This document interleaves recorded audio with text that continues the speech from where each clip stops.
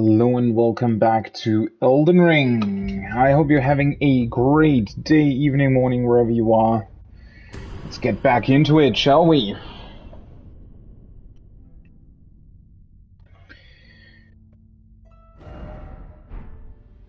Let's see. So I'm at almost 51 hours. That's quite a long time. I mean, I know I keep talking about stuff and everything, right? So obviously, when you're talking, this does take a bit longer, maybe, than when you're playing it on your own. Although, I typically take my time with these kinds of games. I'm sorry, I just have to really quickly...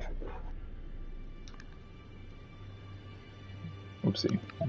Alright, this way.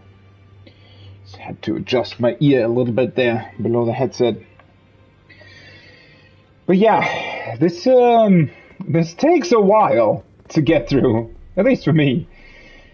So let's get back into it. This morning what did we do? We traveled, why is the map so weird sometimes? I know that you can bring up like this sort of thing, but this is still very awkward that they place the Table of Lost Grace, or the round table hold like this. Don't know why they did that. Oh well, whatever. So, this morning, we checked out this Church of Pilgrimage. We went into this mine, and we cleared this dungeon, or these catacombs. So now my plan is to check out this minor Earth tree, and hopefully find out a little bit about them, why they exist this way, and what their kind of purpose is. Then I want to check out the rest of this peninsula.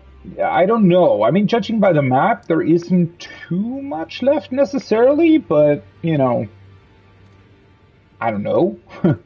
And then after I've done this part, we'll hopefully set our sights on Castle Morn and somehow get past that giant without him shooting us to death.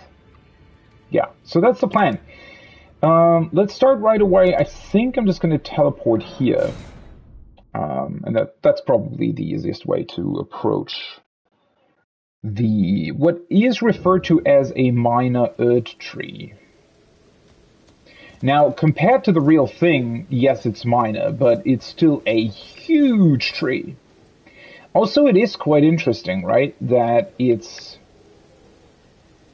they're really standing on their own. Right? It is a large tree, but there's nothing close to it that even, well, comes close to what this is, right? I mean, that's certainly interesting, because you would assume that, well, they sort of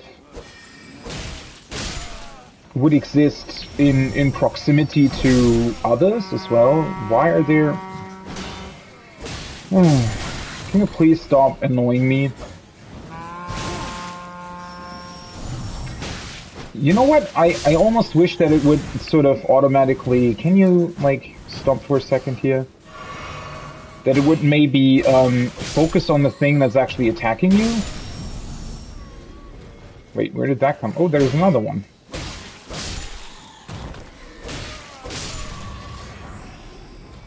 Oh well. Nice introduction to the area again, I guess.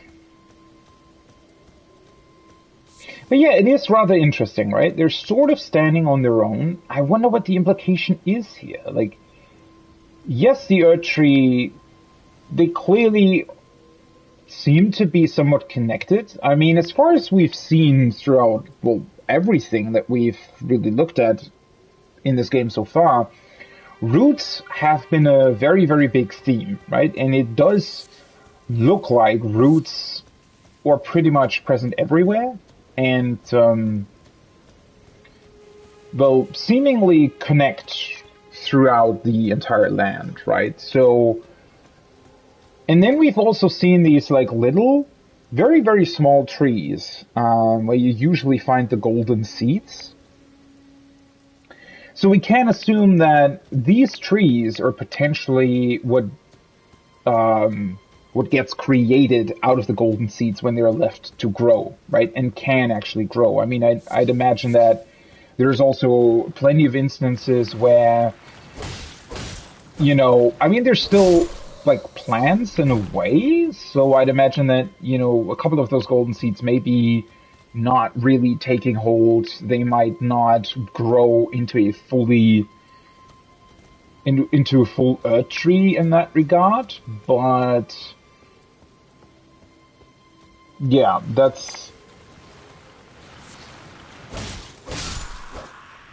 it is certainly interesting.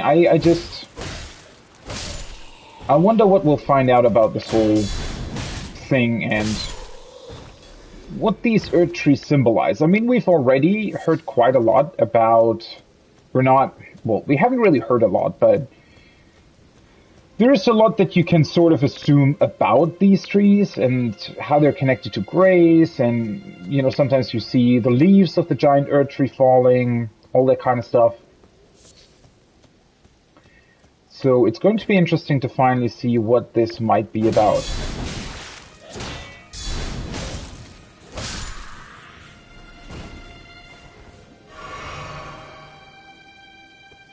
It is rather interesting, though. I mean, these were called sort of guardians of the tree. I wonder if they look like that sort of because they wanted to be this, and then it sort of grows out of them, or are they creatures made by the trees? Are they humans transformed into this? It kind of looks like they're humans that have been transformed into guardians of the tree, but then you have to wonder, well, was that sort of on purpose? Or did the tree sort of suck them in, right? These are always some kind of, you know, questions that come up there. And that seems to be some sort of giant guardian to the tree. That looks rather interesting, doesn't it? So the those plants that grow on the tree there, or the leaves rather, they kind of look similar to this one item that we found. That can control... Oh. That might be a rather interesting connection, right? So the item that we found earlier on the cliffside that's next to the church I just traveled to, right? Where we just started from. There is an item that also has these kind of green and red leaves on it, on the actual picture. And you can use it to take over enemies. Or at least that's what the item description says, right? And, well, now I'm kind of wondering if that's what the trees do, right? Is that what these minor earth trees are doing? Do they have the capability of essentially controlling or mind controlling their servants or the humans that pray to them, or however you want to think about this, right? Because that's especially when looking at sort of the imagery that we've seen in the dungeon so far, where it looks like people are sacrificing themselves to the roots of the trees. Ever since I saw that, I was definitely wondering, well, are they doing this like on their own volition? Are they really believing that strongly in these kinds of trees? Now this makes me think that maybe the trees have some sort of way or some sort of influence over people, right? Where maybe it's a very natural thing, right? Maybe they have some sort of substance, mind-controlling substance in their leaves or something, right? That would be quite interesting. At least there seems to be something of that sort here, right? Oh, I was wondering about that. So we can summon spirits here.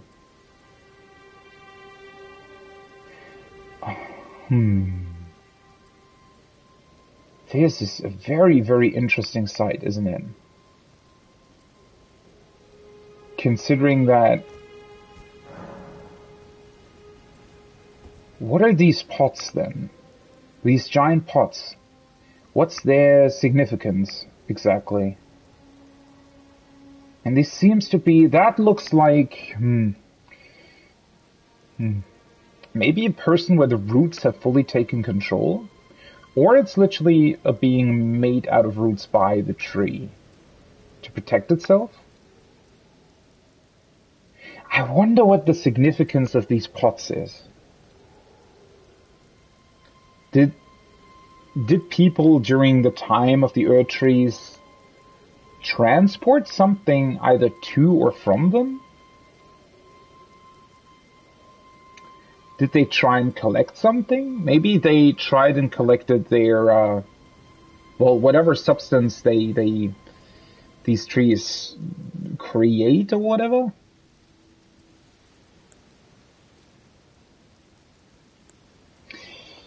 Let's see. I mean, since it's... I wonder if it's weak to fire. That might be a thing that we could use. I want to try out these rancor pots, definitely. And, well, yeah, I also want to summon my spirits. So I've seen a couple of those smaller guardians running around as well. Kind of wondering if I should get rid of them first, but... I think it will be fine. Is this thing even hostile towards us? I mean, it probably will be at some point. I just wonder if we have to initiate that, or if it will just... Because it looks sort of peaceful, or is it just looking the other way? Wait, yeah, it might be. That is a giant-ass weapon, by the way. Ah, it's turning around. Earth Tree Avatar. Wait, it's literally... It looks like a... Yeah, of course. Yeah. It's not that I rolled or anything.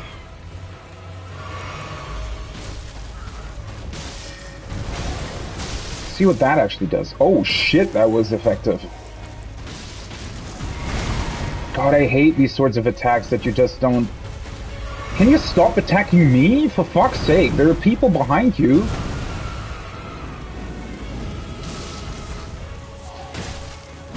Oh shit, I didn't even notice that.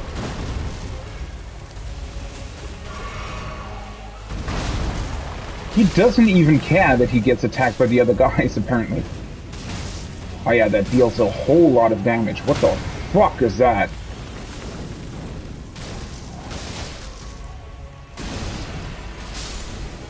Whoa, okay. The fuck? I did not notice that. Oh yeah, this will be, I hate that. There's literally no way to properly use your spells and stuff, because they always have these insane attacks that happen in like seconds.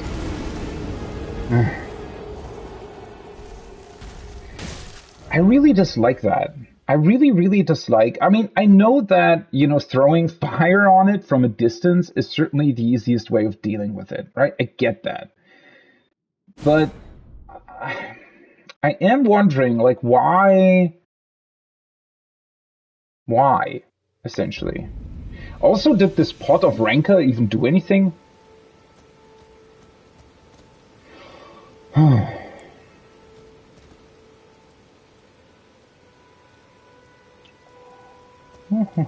Let's see. Yeah, let's just summon these guys again. Let's use this to replenish my FP. Let's try this again.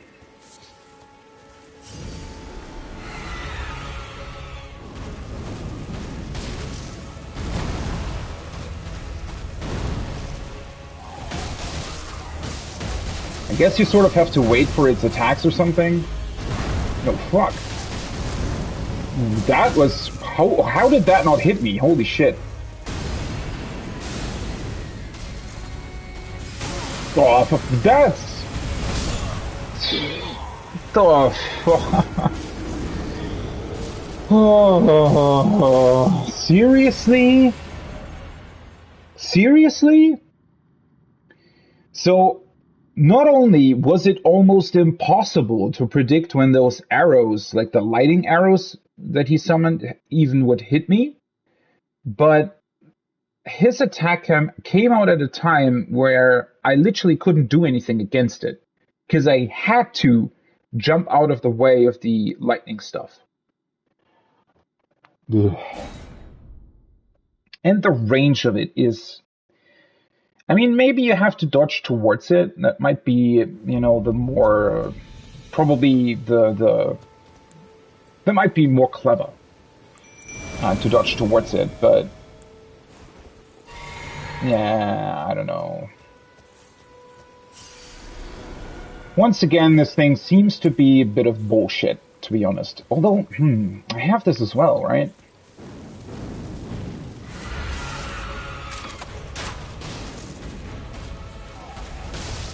Can you just, like, it's literally just running after me, right?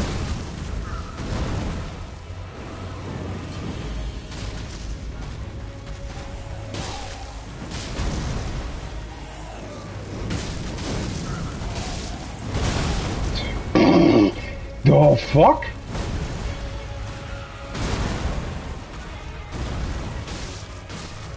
That's...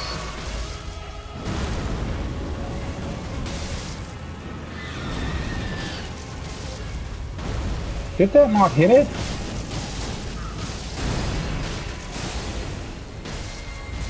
No! Fuck!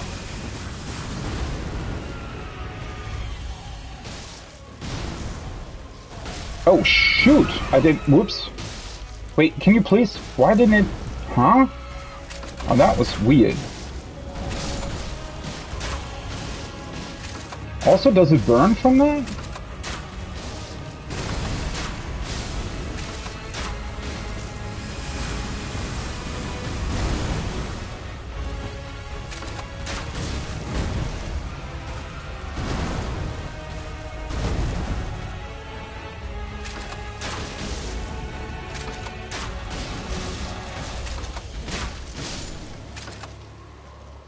Bye-bye. Well, if this thing has bullshit range, then I'm just gonna kill it from range. Oh well, I mean... Opaline Bubble Tear. And Crimson Burst Crystal Tear. Interesting. Overall, kind of a fun fight. I did like this one. At least it didn't have... Like, its range is kind of insane, yes.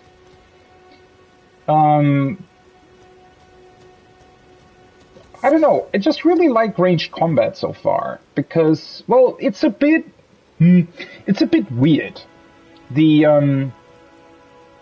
I said this before, right? It's just fairly inconsistent to try and gauge whether or not an enemy will actually attack you or your spirits.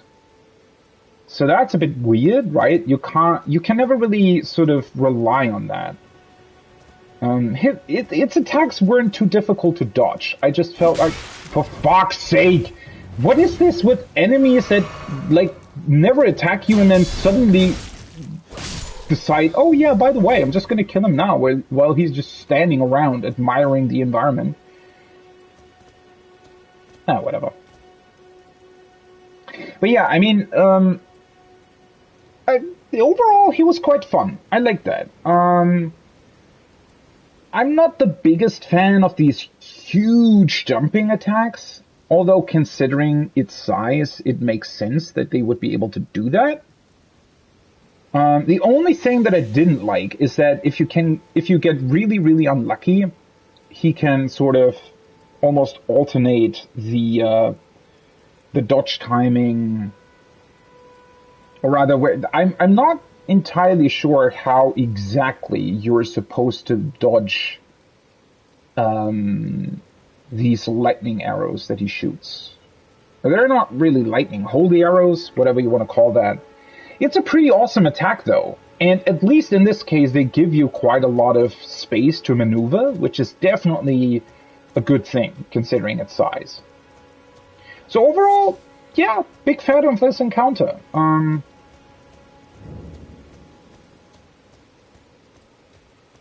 Also, the fact that it really, you know, it's really beneficial to have fire magic in this case, I guess. Pretty cool.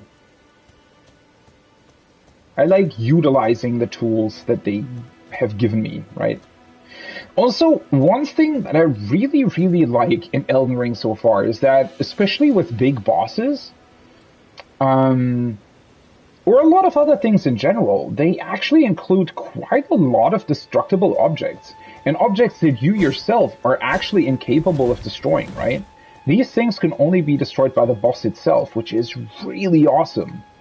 I really, really like that.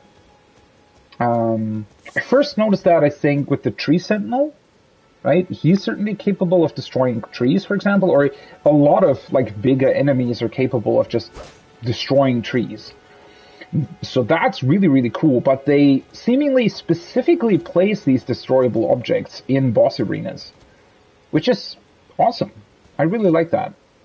Obviously, you know, it depends. So the reason why I like this so much is because it's really meant for fighting a large enemy, right? And I really like that. It's just a big open area, and that's always fun. It gives you a lot of flexibility in how you approach it. Actually gives you the flexibility to attack it at range, stuff like that, right? Which is always a problem, and that's why, for example, I didn't really like that white bear that I fought in the cave. Because the bear was literally 1/3 the size of the entire cave, and when he was charging through it, yeah, it just made it awkward, right? It made the camera position awkward, it just didn't feel great, and I felt like had that fight taken place in an open space like that, that would have probably been a lot more fun. And it was in this case, so I really, really like that. Well, the only problem now is that, I mean, cool, we killed some sort of giant, well, root-looking thing? I hear something.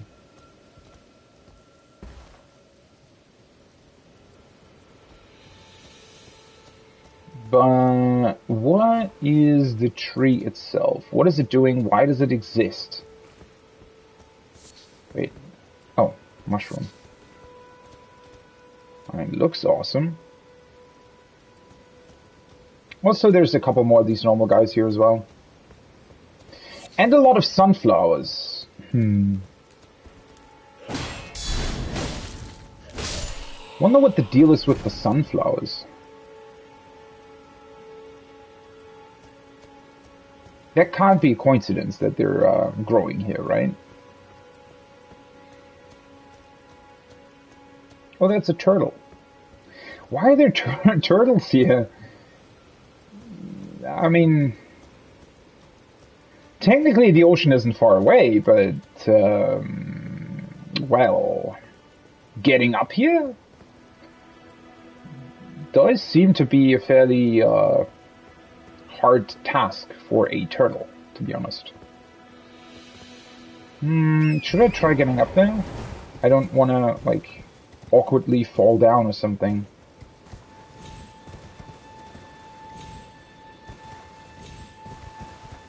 Huh. That was almost Skyrim climbing, wasn't it?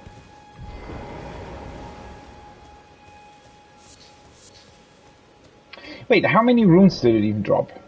4,000 or something, right? 3,500? Something like that? Why do I hear this sound? Isn't that usually when a scarab is near?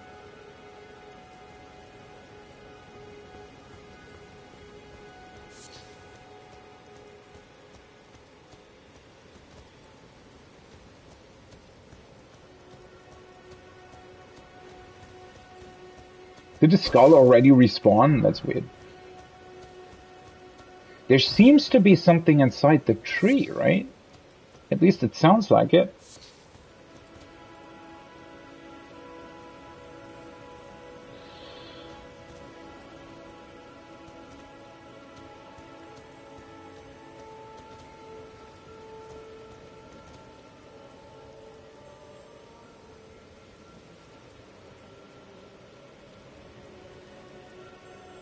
Why?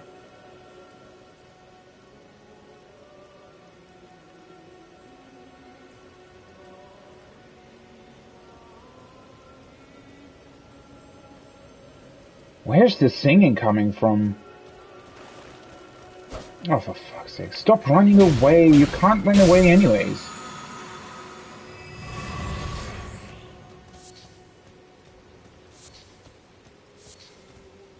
What's up with the singing? That's not the first time that we've actually heard singing, is it?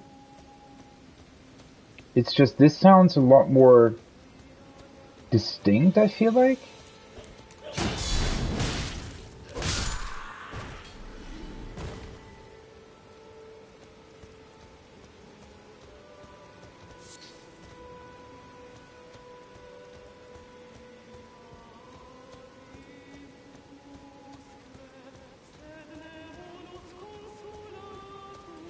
It's actually...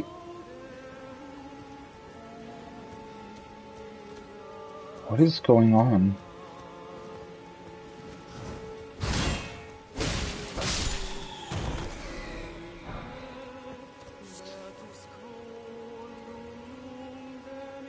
Somebody's sitting up top there or something?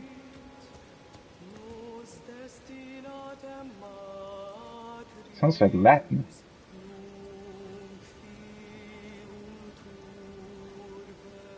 Oh, I don't think it is.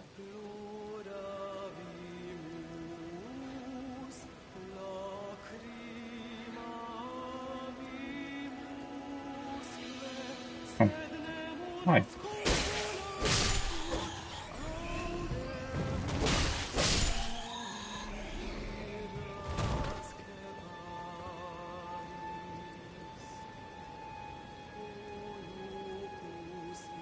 Is it that thing?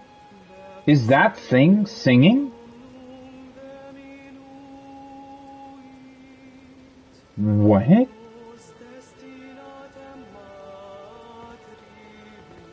The hell is going on? Wait, is it? Why would that thing be able to sing like that? What does that mean exactly? It's not up here, certainly. Okay. I thought these things were like bats or something. Why do they have what is apparently, I don't know, their leader or something? Why do they have something that can sing like a human? I mean, that looks like their, I don't know, mother beast bat thing, whatever. Why? Why is it singing?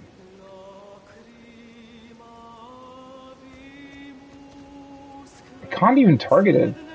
Yeah, well, I can.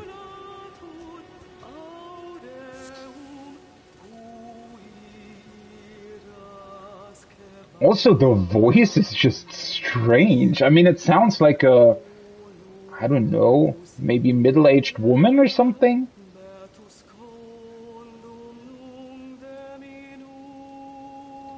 That sounds like way too clear. Are these supposed to be some kind of like ocean sirens or something? That draw you into their embrace, or... What the hell is happening?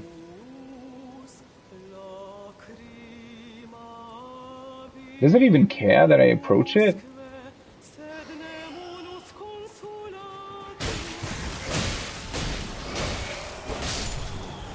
Wait, it can poison me? I mean, it was definitely this thing, right?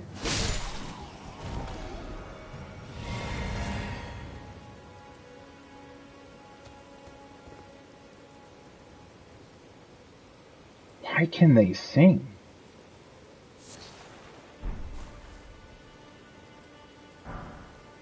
Golden Rune 6. Was it like singing to its children? Now I feel bad for killing it. That is weird. Also, I need something against poison, I just realized. Holy shit. So the poison's not really, like, not necessarily very potent, the amount of HP that you lose is, you know, somewhat okay. It just takes an insane amount to actually stop. Wait, do I have something against it? Yeah, let's just use this. Because otherwise it will take way too long for that to go down. Well, that was very interesting and somewhat underwhelming at the same time. Because I was hoping for, I don't know, some kind of priest praying to the Earth Tree? But clearly that's not what happened here.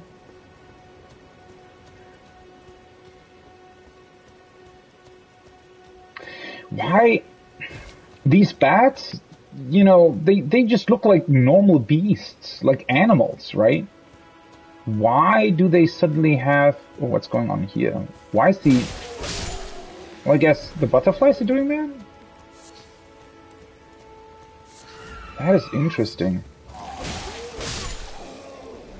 Are the butterflies, burning the grass?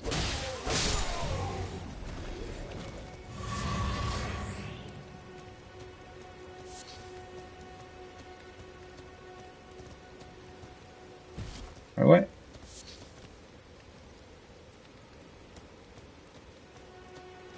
I mean, there seems to be pretty much everything related to the tree itself. What the fuck is going on? Okay, yeah, that thing moves. I mean, it looked like it from a distance. And it has a bell?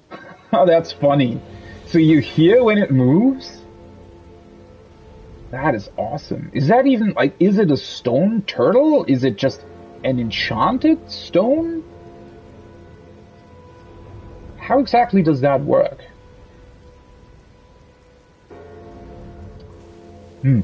Well, that'll be something that I can deal with in a second. Let's just look at this first. It's that's almost like a cat's collar or something, right? With a bell on it. Can literally tell when this thing walks. Why is it walking towards me though? Or does it just look like that? I wonder if you can sort of lure it towards the cliffside and then just jump on it. It doesn't necessarily look like it has any sort of defense mechanism, although I don't really want to say that too early. Probably has some sort of insane magic to it. Time for sleep? Really? I'm just somewhat confused by these trees, right? I mean, clearly there was a boss enemy in front of it, but other than that, I mean, it was fairly insubstantial, I guess.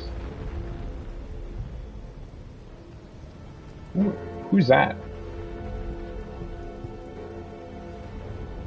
Wait, are they like No, I think they're just there at random, I feel like. Oh, there's another Everjail as well. What a cool design though, right? That is awesome. I kind of wish it... I mean, you can't really target it, so I don't think that it's necessarily an enemy. Maybe there's literally just sort of a trick to it, right? Lure it to some place where you can jump on it. Just looks absolutely awesome.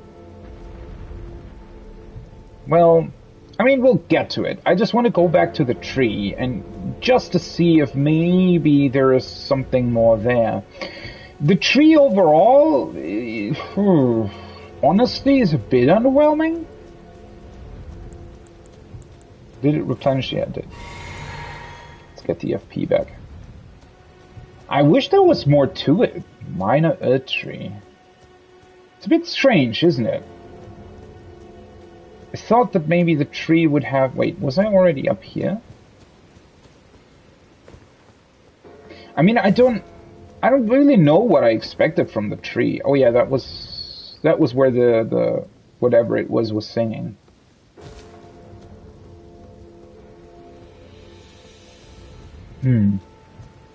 I don't know. I thought maybe these trees had some sort of entrance to them with either a specific item or, well, something. Maybe a portal to the other trees? I don't really know what I expected. I mean, the boss was cool. I should probably look at the items that I got from it, but, you know, other than that. I'm just wondering, isn't this imagery... I mean, it is somewhat similar, right? It's definitely also the sort of pink, reddish, and light green in its colors. And I mean, it has this tree symbol behind it. So I assume it's the same leaves that we see on this tree, right? And if this is... then again, I mean, this is referring to this Mikella.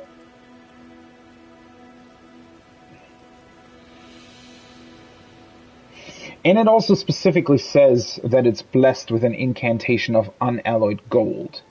So I guess this is a specific thing. Yeah, it's probably unrelated to the tree in general then. It's just that they've taken this branch from the tree, and that's why it looks so similar in terms of its color scheme as well.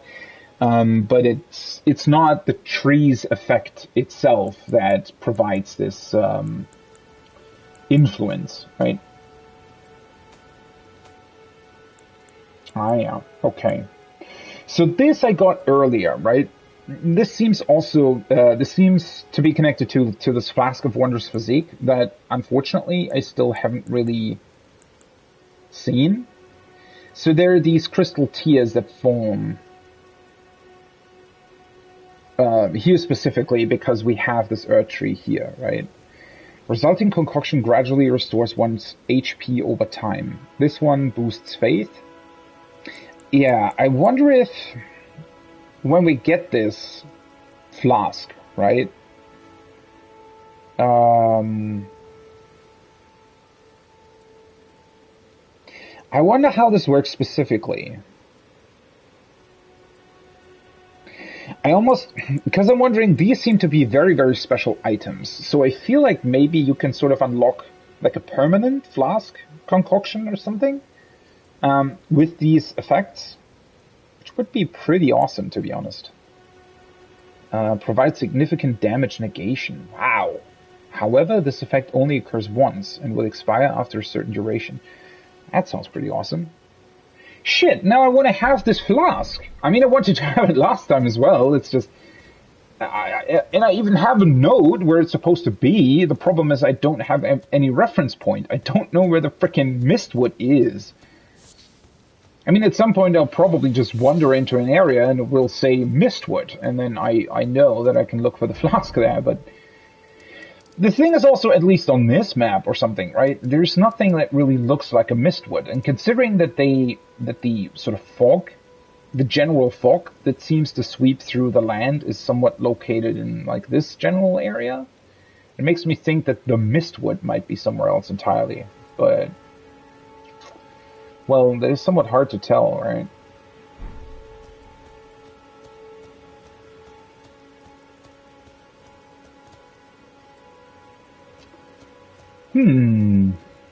Well, how do I want to continue this? Oh, wait, I'm looking into the completely wrong direction, am I not?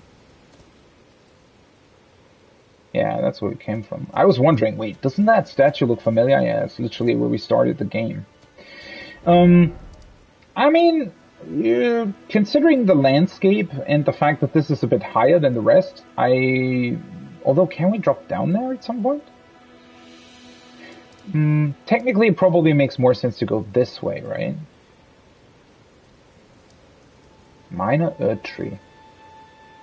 It marks it on the map. I mean, yeah, what was the boss called? Shit, I should have written down his name. But it seems more of a, like, protector of the tree, right? That's what's confusing to me. Is this tree... Like, why are we fighting it? Shouldn't whatever is near to the tree, shouldn't it be friendly to us, or rather we should be friendly to it. Isn't that sort of the idea here?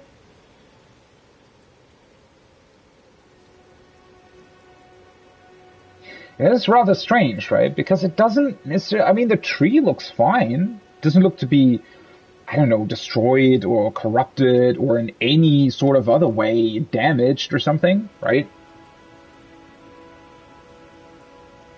I really don't know what to make of this. One thing that I want to write down, though,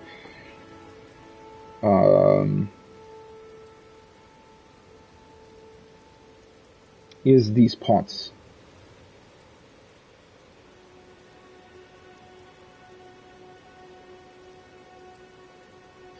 Also, I don't like the name Minor Earth Tree, because minor just doesn't really, in my book, doesn't really cover what this giant tree is sort of representing to me, right? I thought the name Great Tree was actually pretty good. We have the Earth Tree, and then we have Great Trees. It was referred to it, or something referred to it like that. Or maybe it was something different entirely.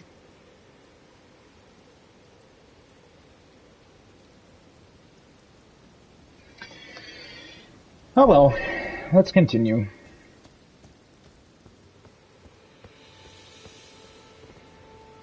Hey, wait, why are you alive?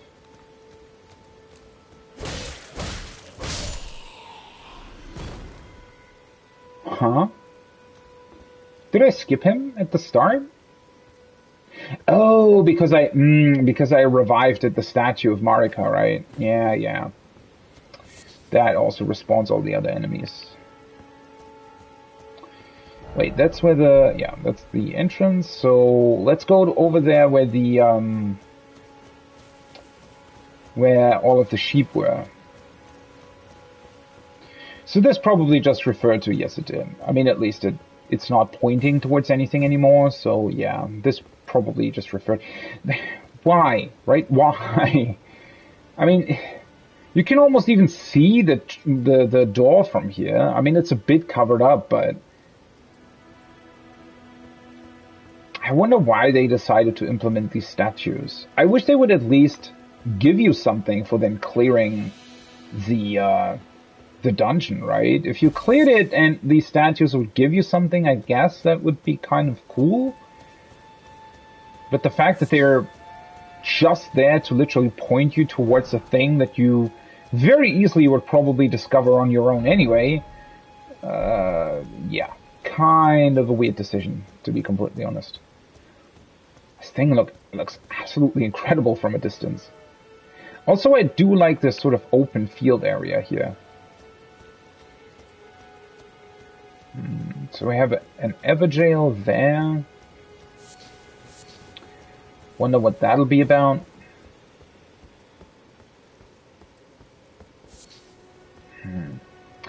It's interesting, that thing has a tree on its front, right?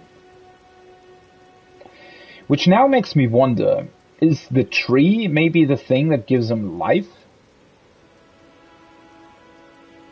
Did the tree somehow use its, I don't know, magic and roots to bring this whole thing to life? Or is there something else inside it that controls it?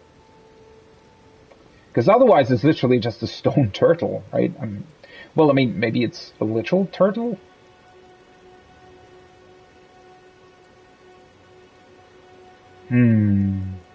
Let's go over here first. Want to check out these ruins here.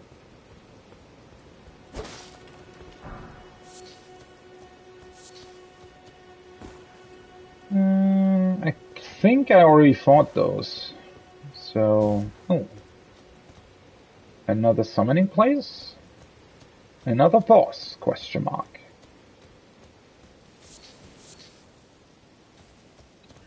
Is that another frenzied rat? Potentially, huh? Just want to make sure that I don't really miss anything. There's a couple of wolves here. This is literally just leading towards the coast, right? It's a very cool perspective on where we've been already, right? And also, it's very cool that they show you, oh yeah, by the way, there's another minor Earth tree, like, on the edge there, right? Which clearly means that sort of behind there is, like, a lot more stuff as well.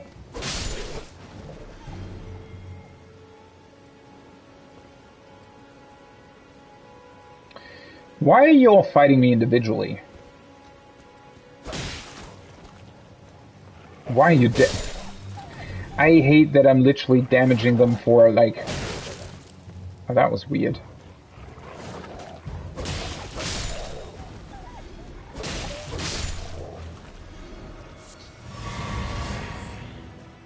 Hey, that replenished both of my flasks.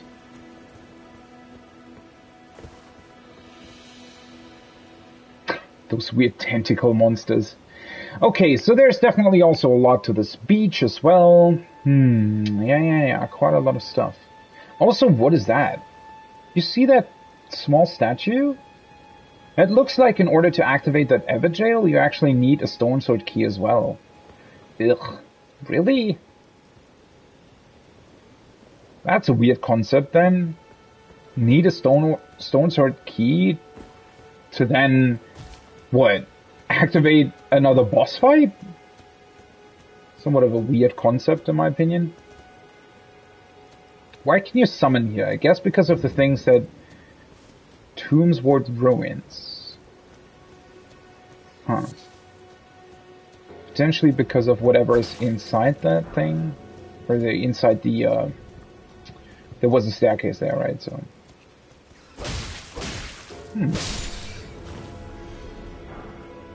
Interesting. This rat isn't frenzied.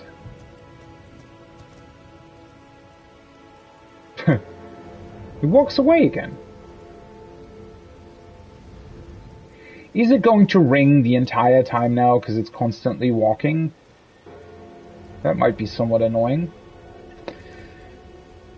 Why can I summon here? It must be because of the cave, huh? Not really.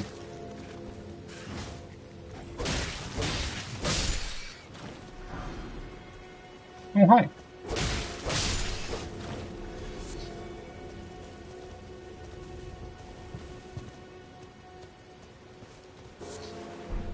A beast liver.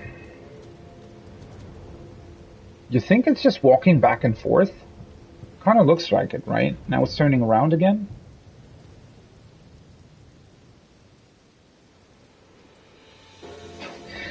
The fact that they... I mean, it's really, really cool, right? The idea of attaching a giant bell to its belly, or whatever that might be, right? Potentially belly, whatever. It's quite the funny idea. Oh, fuck, no!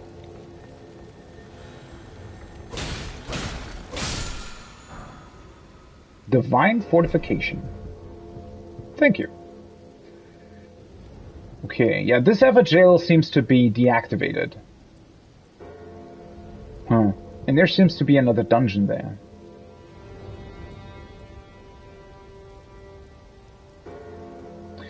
Those enemies also look kind of weird. Are they like spirits? I thought they were just these normal demi-human apes.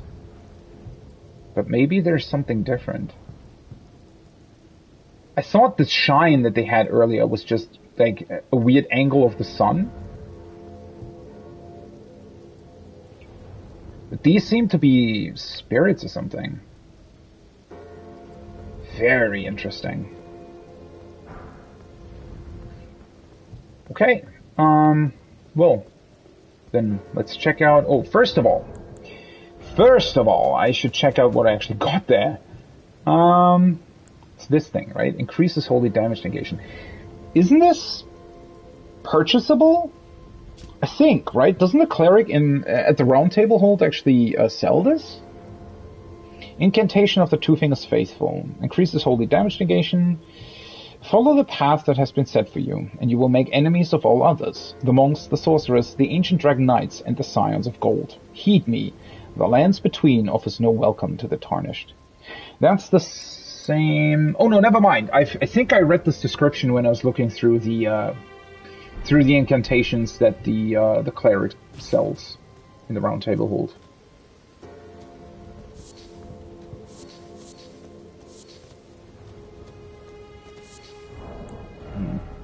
Can I craft something?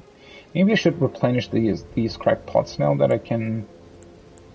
And one thing that I should definitely replenish are my firebone bolts, because they are very beneficial to have.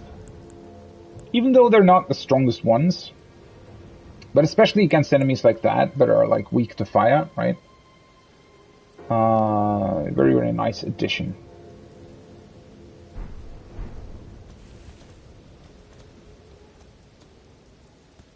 Okay.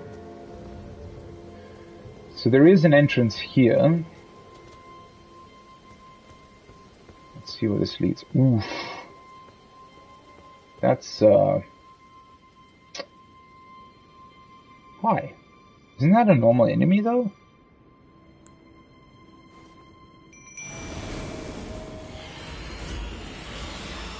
Oh, they're even powered up. Oh.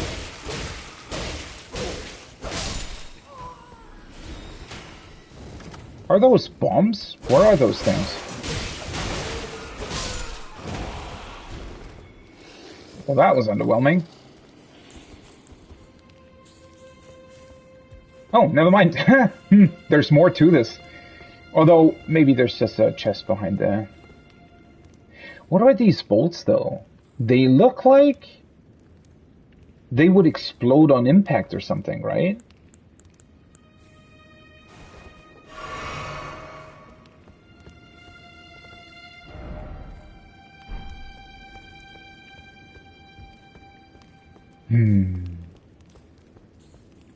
Why can you summon here? Yeah, there's just a chest here. Well, that was unnecessary. Unfortunate. No trap either. Winged Scythe. Wow, okay, that thing looks awesome. Didn't even notice he dropped something. Red Branch Shortbow. Oh, nice. I mean, I'm not... kind of want to keep my crossbow for now, but... You know what? I was kind of debating with myself, right, how to do that in terms of crossbow and bow. If I'm building a set for myself that I can use on horseback, having a bow on horseback might be a really, really good idea, right? So switching between the halberd and the bow while I'm on horseback, I like that idea. And that also gives me a reason to actually use both a crossbow and a bow. Yeah, I like that. Okay, so what did we get here?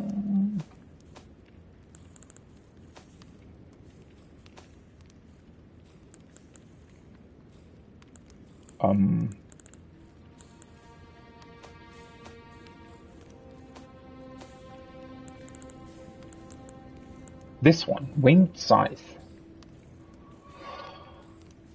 It requires faith, causes blood loss buildup. Ooh.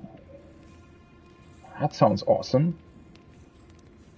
This might be a weapon I might want to switch to at some point. I mean, it inflicts quite a lot of holy damage. Well, yeah, it actually inflicts a lot. Sacred Scythe, resembling a pair of white wings, deals holy damage. According to pagan belief, white-winged maidens are said to be death's gentle envoys. Unique skill, Angel's Wings. Jump and imbue the wing blade of the armament with light, and then deliver a slashing attack on the enemy. The white wings impede recovery actions using a flask of tears. So it's more of a PvP item. It looks awesome, though. I mean, you can always change, but it has a unique skill, right? So you kind of want to use it.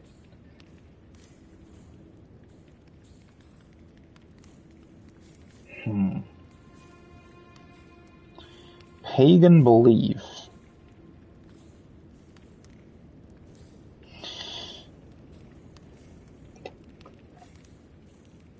Wait, let me check that, just so that I don't miss any meaning here.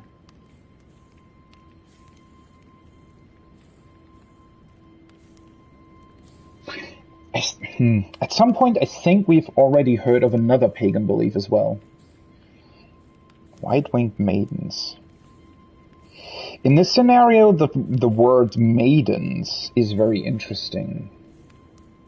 White-winged maidens are death.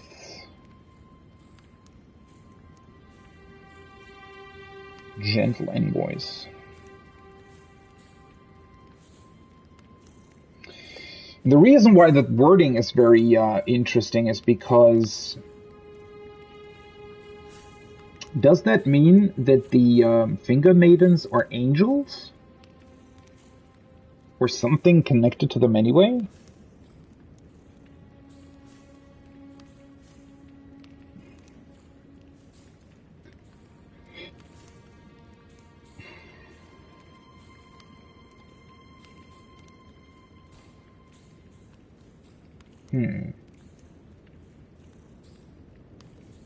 What a cool weapon, though.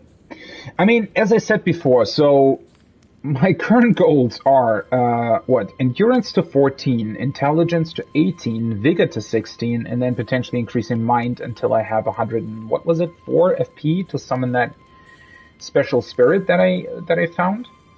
And after that, after all that is done, I can probably try and level Faith to 28.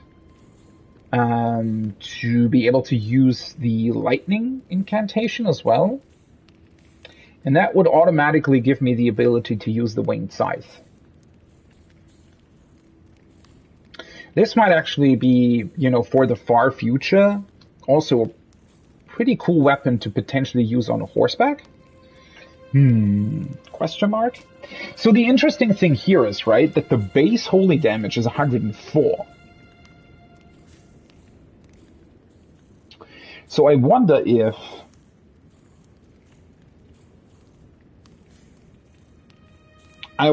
with that higher sort of base damage, if it actually deals quite a lot of damage. Because I'd imagine that quite a couple of enemies might not really have that much holy defense. Also, considering that it is holy damage, it might be really, really beneficial to have in dungeons with undead enemies and stuff.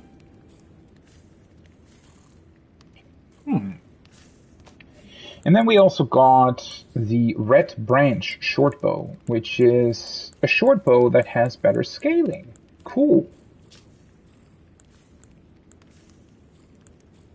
Shortbow of polished red wood, fashioned by a master craftsman and wielded by pages. A bow which requires dexterity rather than strength to master.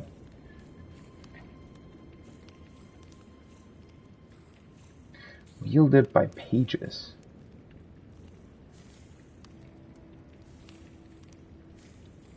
Okay. Really, really interesting.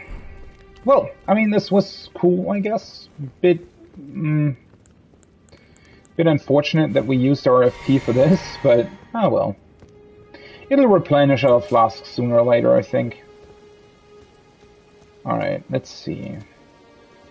Well, I mean, I don't have a Stone Sword key right now, so I won't be able to activate the Everjail. How do we get down to the beach? It's kind of hard to tell what I want to look at next, but I mean, since we're already walking in this direction, let's just check out the Everjail. I don't think it's... I mean, well, we just can't really do anything there.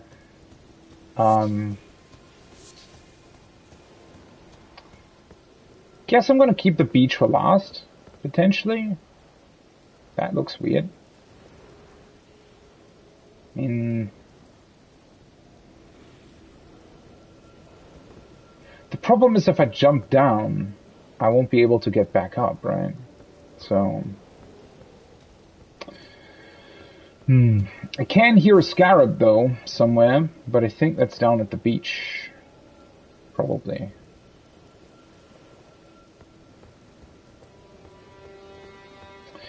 I also wonder why they include so many of these worms. I mean, what's their deal?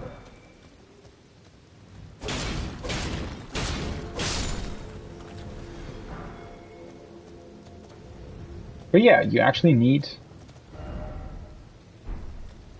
a stone sword key, which I don't have currently. Unfortunate. I'm still really confused why these guys don't even do anything. Also, they don't react to you killing their, like, others.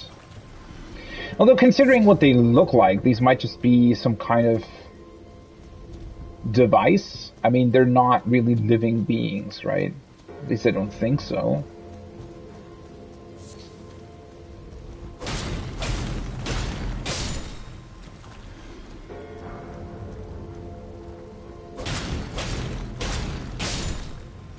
Am I just killing them too quickly, that they can never really do anything? Oh wait, that looked like he was about to do something.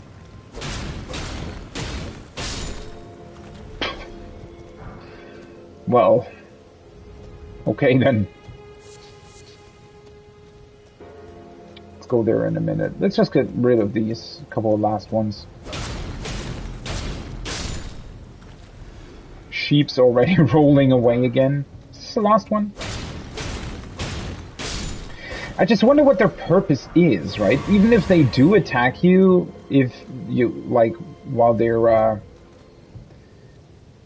even if they do attack you at some point, when you attack them, if you don't do that, there's literally no point to them existing. Other than just looking kind of awesome, or frightening, or just weird. Also, I never noticed that when you're in close proximity to a Weeping Evergaol. Oh, well, it's a fitting name, huh? If you're in close proximity to one of those statues of Marika where you can resurrect, it'll actually display that on your buff bar. Never noticed that before. Also, still confused why I have a permanent debuff that apparently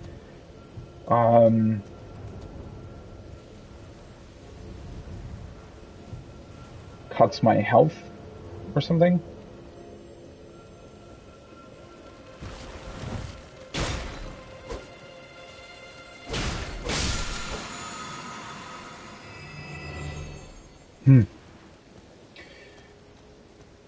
This is also a little bit disappointing.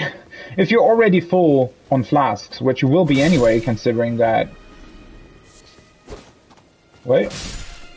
Considering that they replenish pretty easily while you're roaming the overworld and fighting just sort of normal enemies. Seems a bit of an overkill to have scarabs that are purely there to replenish flasks. Why are there so many messages? Just because of the giant tentacle monsters? Okay, let's check out this other cathedral here. That's to the right. Also, I think a couple of these spirit dudes that are potentially here, where I don't really know what they mean or why they're here, they also look to be close to this thing.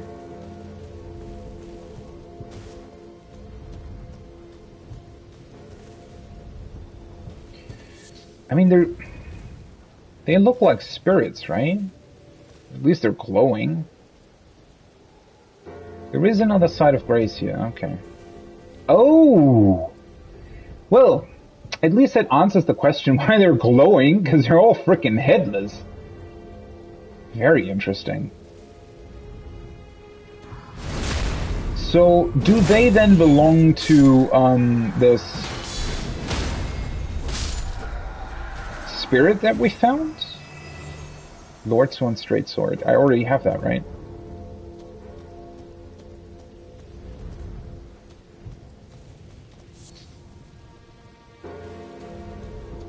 Interesting. Because the spirit that we found earlier, right? Where did we get that exactly? Well, in one of the catacombs, right? That where you always get the spirits or the spirit ashes, whatever. Also, this is another statue of Marika.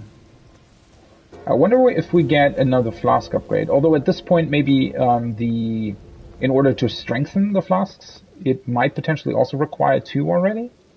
Well, at least this gives us an access point to the beach. Oh, what the fuck is going on there? It's an entire group of those demi-humans. But yeah, it might be that in order to strengthen the flask, that we also need 2 upgrade materials now. Because otherwise this, giving us a +3 already, that would be quite a strong thing, I feel like.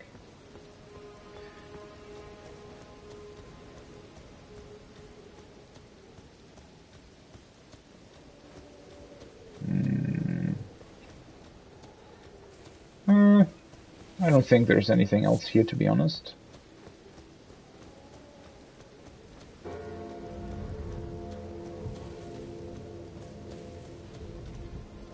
Okay. The 4th Church of Marika. Wait, this is the 4th one. Let me take another look at that note. Flask of Wondrous Physique still remains in the 3rd Church of Marika. Why is this called the 4th one? This doesn't have a name. This is called Kalu Baptismal Church, even though it also had a Marika in it. Or a giant Marika statue, for that matter. This is called the Church of LA. Why is this specifically referred to as the 4th Church of Marika? So we need to find the 3rd one, then. Okay.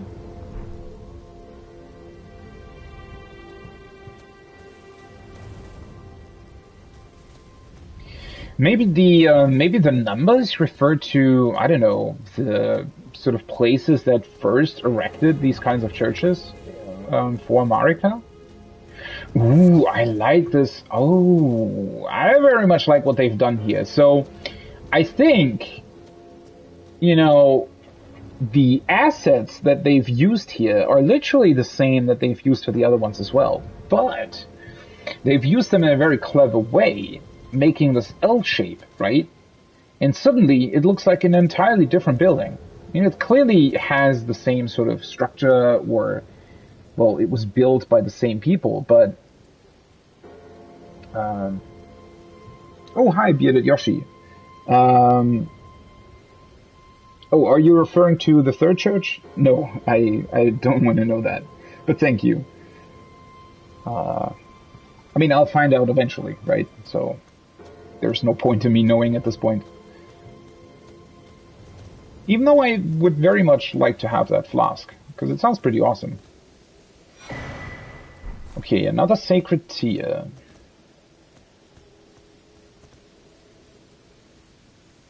So I was wondering, right, in comparison to whoever that other dude was in the other church, whatever she has behind her, I don't know. I mean, it somewhat resembles the Elden Ring symbol from the main menu.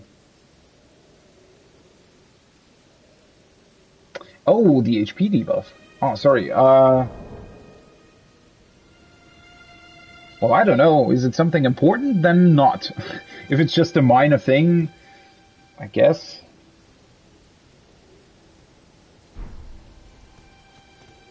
It's just kind of awkward, because the game just doesn't really give you any hint towards what it could be. I wonder what that's supposed to be behind her. Because it doesn't really resemble roots. Could refer to the Elden Ring. But then why is the other statue so different?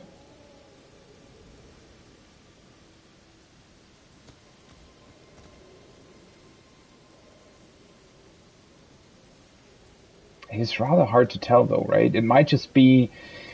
If you look at it like this, right, without... I mean, let's assume that the Elden Ring symbol is quote-unquote just part of the main menu, right? Technically, I guess our character in game wouldn't really know about it. If you saw a statue like this, you would think that whatever's behind her might just be some sort of artful way of elongating her dress or whatever she's wearing.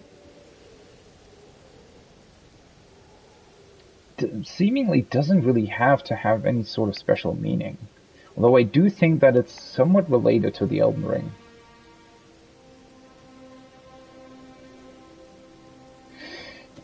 Yeah, I wouldn't even know how to describe that exactly. Whatever she's standing in front of.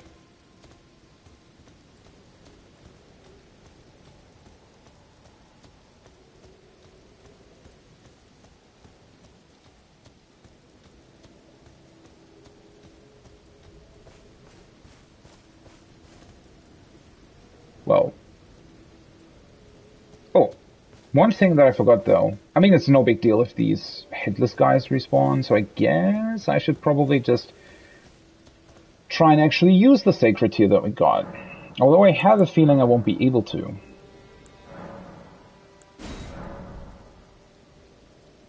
Okay, never mind. That is weird. So, does this always just use a sacred tier? Use 2 golden seeds.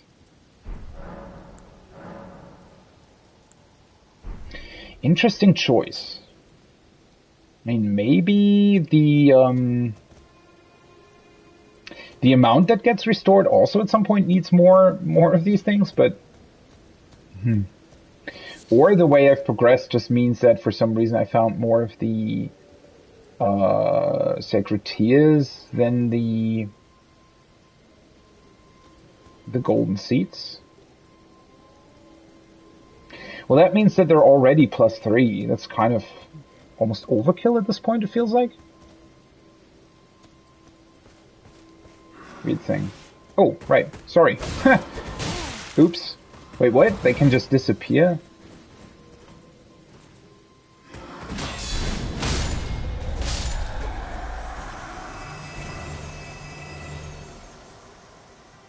I can drop bolts, though. Well, I mean, being a spirit and all, they have to have some sort of special ability, I guess. Do I want to continue alongside the beach? I guess so? Yeah, let's check out the beach first. Wait a second. Where was it? I think you could go down somewhere over here. Yes. Wait, can you? Yeah. I can come up this way, or back up this way, rather.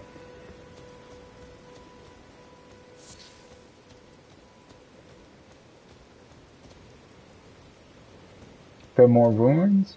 Oh, right, that's the, what looks like a green lake over here? Probably poisonous, judging by the map.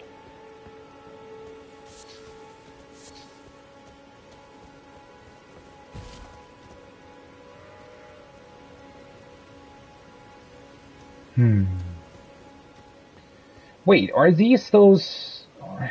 From a distance I thought they were demi-humans, but these look like the undead that I found in that other catacomb. Which might mean that we're not actually able to kill them, potentially? Let's see. Hi. I do get runes for them, though. Are you getting back up? No. Well, okay. Why is there... That looks kind of awesome, kind of weird at the same time. Just a giant horde of these weird... Well, whatever they are. What's their deal? What are you guys doing here? Oh. Wait, is that... It's a crab with glowing eyes.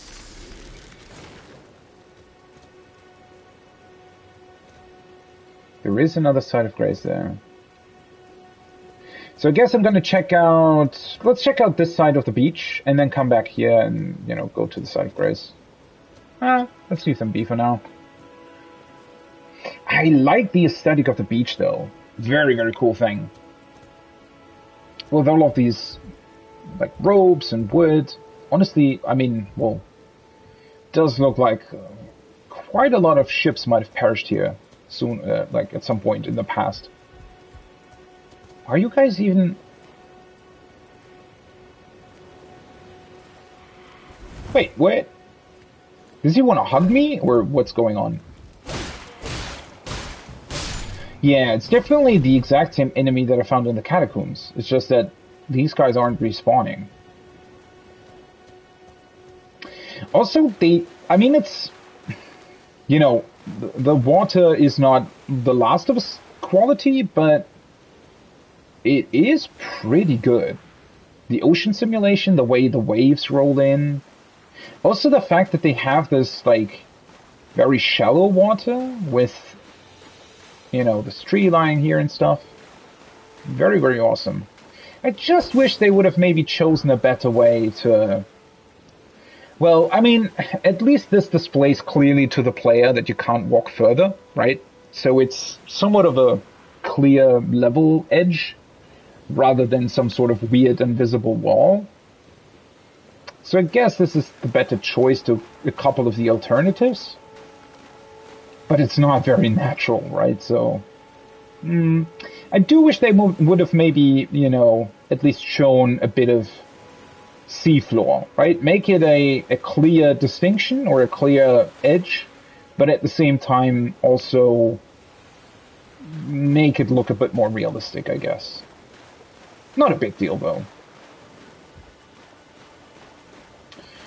These gentle waves rolling in, a bit higher waves in the distance, those destroyed boats over there. Yeah. It's a very, very cool beach aesthetic. Especially since a lot of games I feel like are actually... You know, beaches usually look pretty good in games, right? They rarely look like this, even though there's quite a lot of beaches. I mean, obviously not with that much, like, destroyed ship wreckage on them, but just these, you know, old trees lying there, and this general sort of more gray color. There's actually a lot of beaches that look like this, so it's pretty cool that they... It's just a very different aesthetic that you usually don't really see in games, I feel like. At least when beaches are concerned. Do I have something that might kill a couple of them at once? I mean, I could literally just throw fire into them, huh?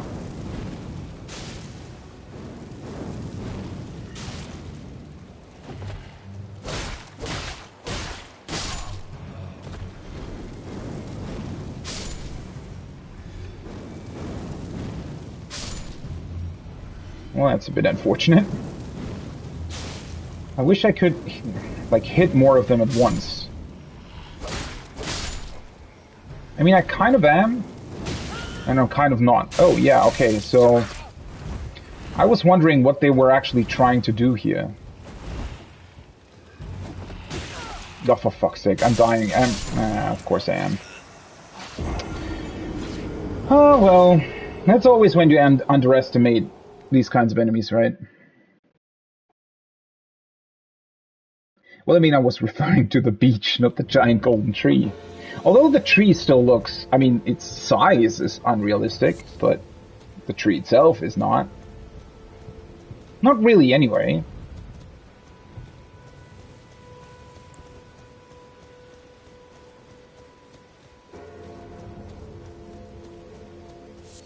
Well, I mean, since they're walking around on a beach...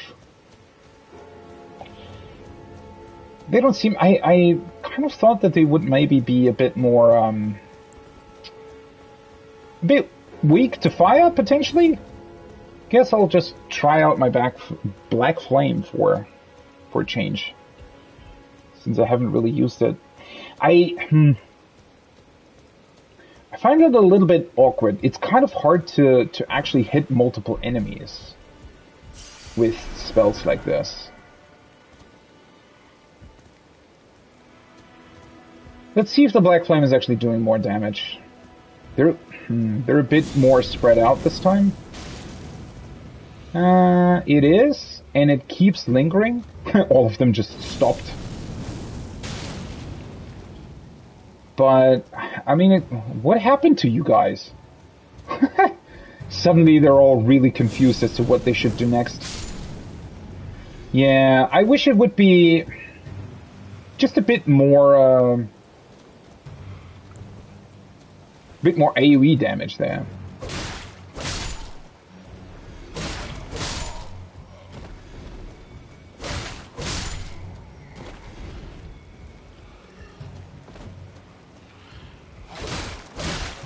Oh, nope. Don't grab me. They look weird. Oh, whoops. It's actually quite hard to judge when they attack you. So just, like, moving like this for a very long time, and then suddenly they start running toward you. I'm already out of FP. Well, I mean, I can replenish FP, that's not a big deal.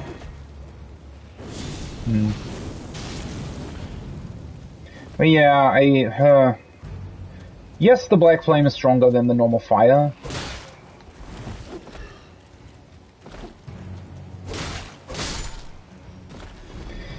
Also, I feel like it's somewhat inconsistent whether or not you hit multiple enemies with it. I mean, in this case, well, yeah. In this case, obviously, I only hit one, but... Can you please just target the ones I'm actually facing? Can I, like, get a better angle on them? Oh, shit. Did not think he would actually follow up with something else. Can you... Okay. Yeah, the sort of AoE that you can get is very, very small.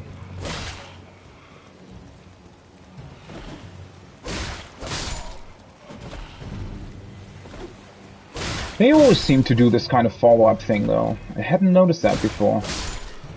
Well, this is fun. I wonder if there... I mean, I don't think there is a point to actually killing them. Oh, for fuck's sake. My attack should have already been through.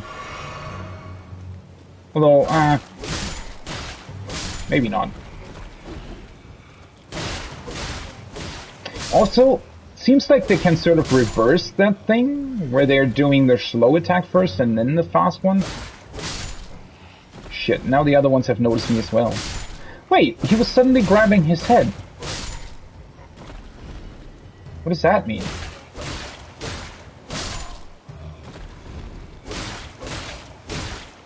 So it's like 30 runes each or something? What's the deal with you then?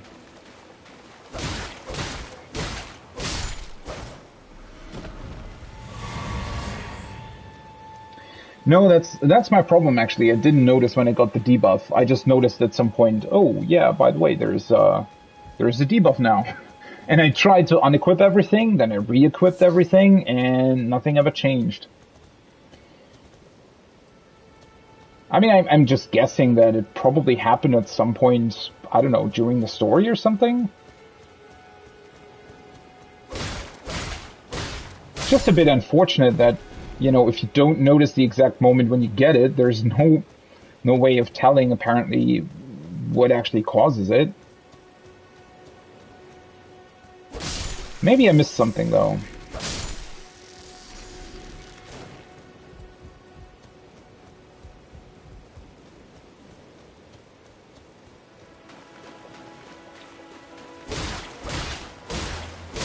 Oh, right, it did replenish my flasks, though, right? So let's get the FP back in case I get another flask replenish.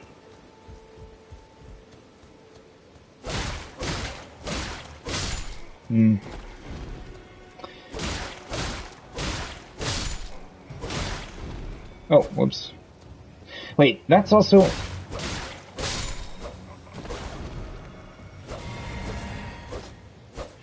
I was never... Not a big fan of that. I mean, I guess there has to be a sort of an end to your combo, but the fact that it takes so long to then get in the next hit...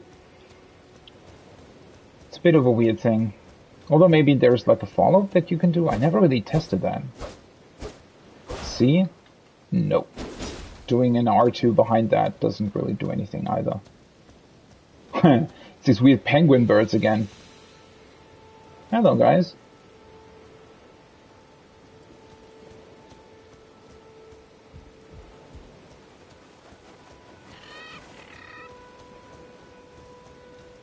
I wonder if there's actually anything at the end of this beach.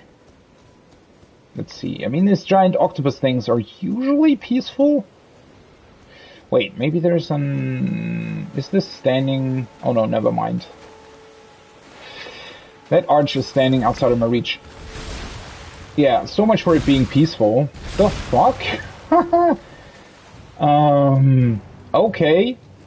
Can you, like, stop that?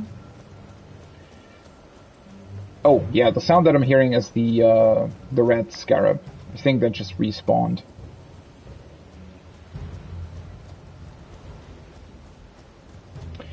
Interesting, though, that in this case, these seem to be a lot more aggressive. I wonder why.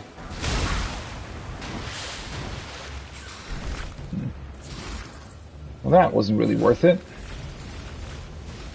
Also, why am I running? I can literally summon my horse. I don't think there is...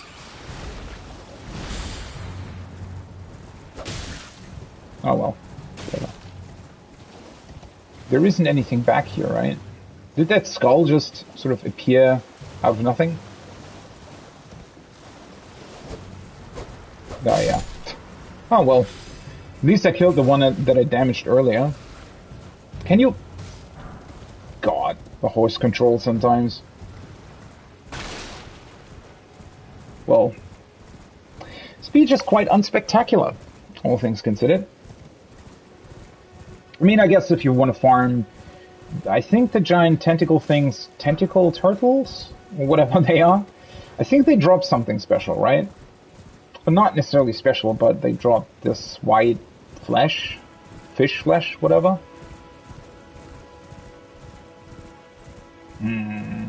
Well, let's unlock the Site of Grace first, and then I guess I'm gonna turn back around and actually take a look at this weird stone turtle bell thing.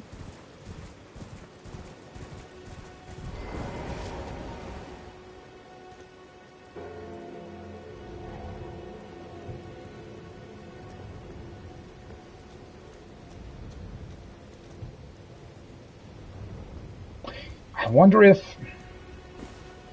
Who are these guys supposed to be? I mean, they're clearly sort of undead corpses. Are they just some sort of generic corpse that... I guess they can't die, right? So that's why they're roaming around the world? Considering how many ships potentially perished here, these might be... whoever was on those ships, so the crews of the ships that perished here? Something like that? Just undead sailors?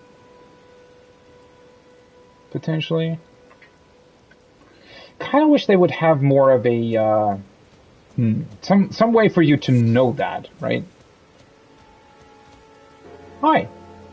Oh, hey, that's actually a merchant with a different color this time. Because the last two that I found were both gray. Isolated Merchant's Shack.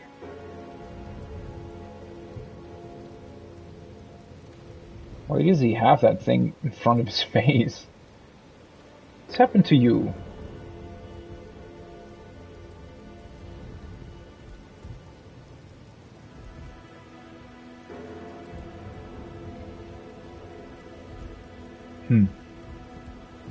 Hello there. Well,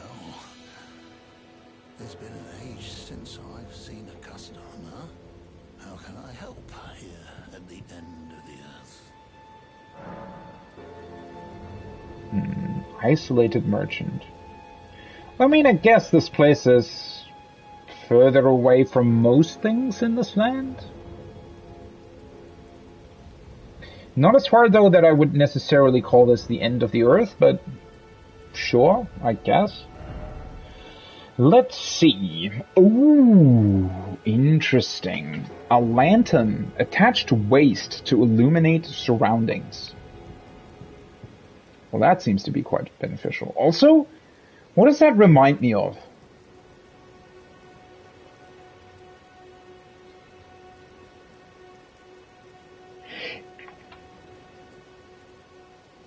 Wasn't there one in... Where was that? Wasn't that Bloodborne? I feel like I I kind of remember a FromSoft game having a lantern like this. I just don't remember, was it a FromSoft game, or am I remembering something else?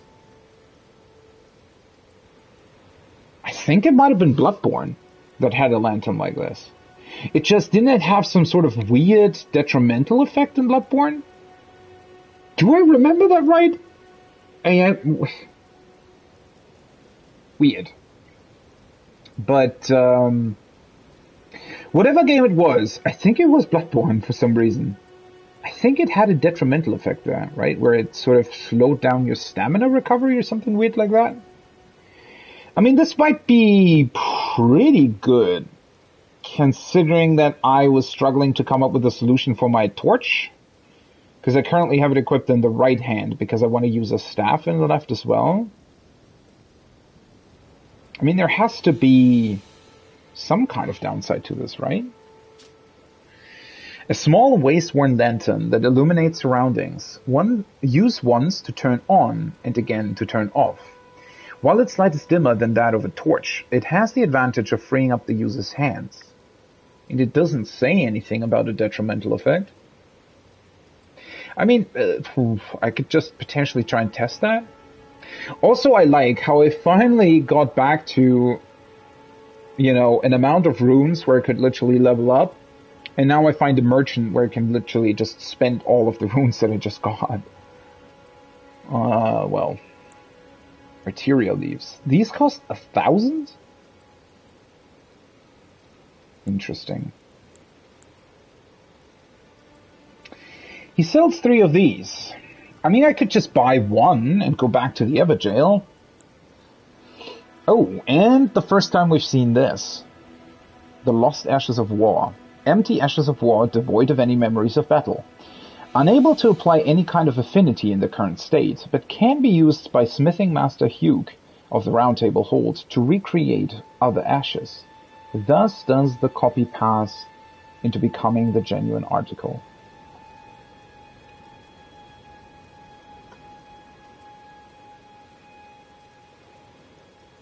So I'm guessing that the main use for these ones is so that you can get the same affinity on both weapons. Like if you're equipping both a weapon in your right and left hand. But can't you, since you can only ever use one skill, wouldn't you be able to just equip, for example, 2, I don't know, magic affinities, and it'll just... I wonder what the actual use is of copying Ashes of War. I mean, obviously there has to be one, but maybe it's a PvP thing? Or maybe there are other things later on where you can actually either use multiple skills or where something like that might be fairly beneficial. And it's Zweihander. Just about the largest sword a man is capable of swinging. True to its name, it is designed to be wielded in both hands, but those of merely ordinary strength will struggle to do so. The long blade is heavy and sharp, sending foes reeling back with its broader strokes, while also capable of a devastating, piercing thrust. It has the stamp upward cut. 19 strength. Okay, that isn't too bad. Okay. Arrows, great arrows, bolts, ballista bolt. And a sacrificial twig. A talisman fashioned from a dried twig, so slender that it might snap at the slightest touch. Prevents rune loss upon death, but will be lost itself in exchange. Believed to be a twig pruned from the Ur tree long, long ago.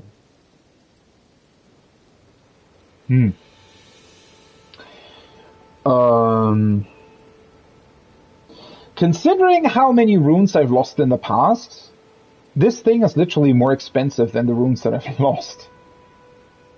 The hell?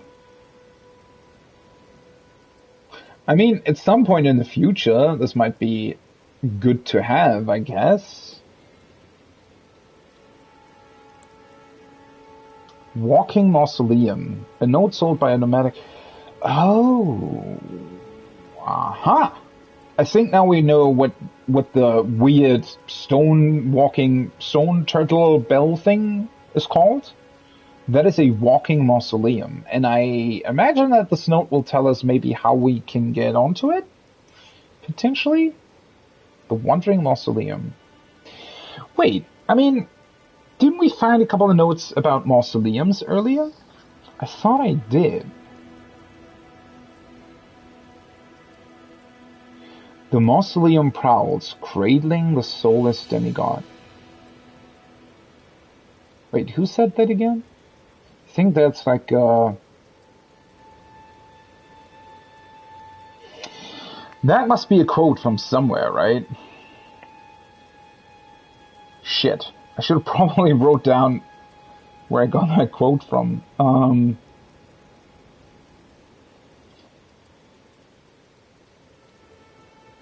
Well, now the sentence makes more sense, though.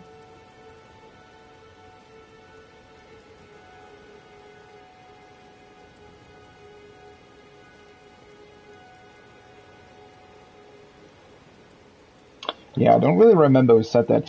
Okay, so... well, let's just buy this. I mean, there has to be something to it, right? I don't think that it necessarily contains like a demigod or something. That would be weird. Let's get the lantern as well. I mean, this seems to be a fairly unique item. So this is probably the only place where you can get it, I'd guess. And since I've already spent quite a lot of runes anyway, let's just buy all three of them, right? I mean, at this point, I don't really need the Lost Ashes of War, and, you know, we can always come back here anyways. I don't really need anything else that he sells, so let's just get the Stone Sword Keys. And whenever I need to use them, I'll just use them. So that means I need another 340 rooms. So that's 200, and then another 140. Perfect. Thank you. Have a safe journey. You too, sir. That was really good. Okay, so... well, I guess I should read the note that we've gotten. Also, I just noticed the color of the feathers on the notes tells you which merchant sold them to you. In a weird way, though, because, I mean, he clearly had multiple colors on him, but didn't I buy these two from the first one that has the red? That's wearing the red stuff? Why are these slightly, like, bluish? These are gray. That is weird. I wonder if there's some significance to that as well. To stop the Mausoleum's stride, you'll need to clean up around its feet first. Wow, okay. Well, that's fairly straightforward, to be completely honest. So that means I probably have to get rid of the headless spirits that were walking around next to it. Yeah. Maybe that'll make it, I don't know, bow down or something?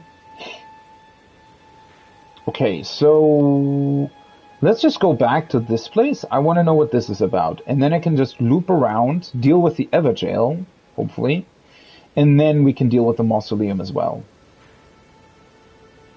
I think that's a good plan. Oops, sorry. Didn't want to destroy your resting place at the end of the world.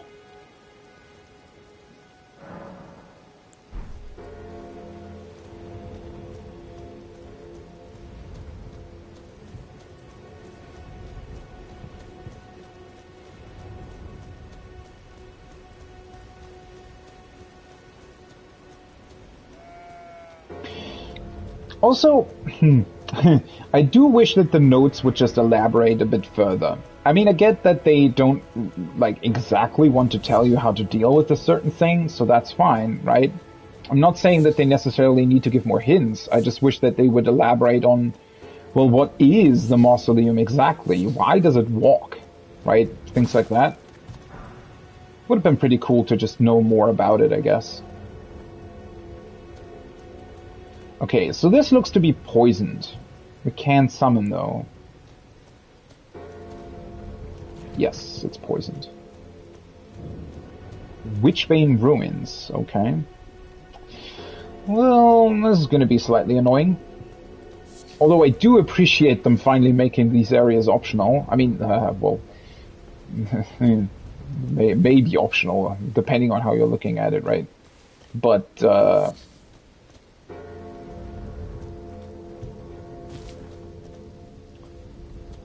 you know, having this area like this is a lot better than what we had in, I don't know, Bloodborne, for example. Also, what is that thing? Is that like a... What is he even wearing? I guess that's just his armor? Does he have, like... he almost looks like a puppet of sorts. Oh, they all do. Yeah, they look like wooden puppets. With 4 arms. Well, that's certainly a new type of enemy.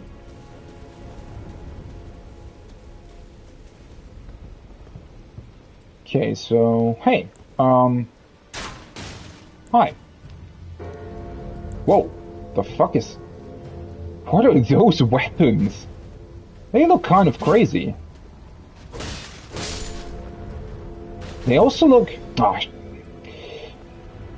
I don't like that it despawns the weapons in this awkward way every time. I want to look at them. What are these guys? I mean, they're clearly artificial, right? Some sort of animated wooden puppets. The weapons that it was wielding, though, they just looked very, like, very polished and very new for some reason. Why is there a summoning pool here? I wonder why they always give you summons for these kind of small ruin places. Unless they have an actual sort of stronger boss in them or something. Seems to be a bit of an overkill, to be completely honest. I mean, not that I'm complaining. I like using the spirits, it's just...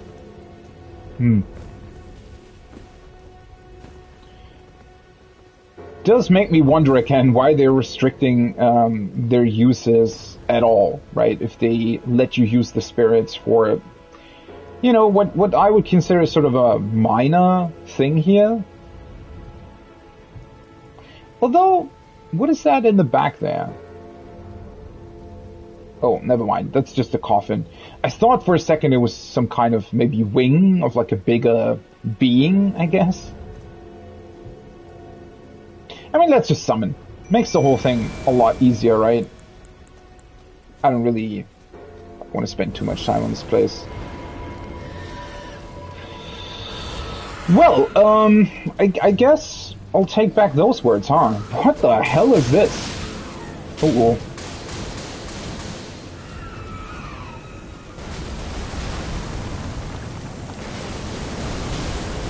what is this exactly?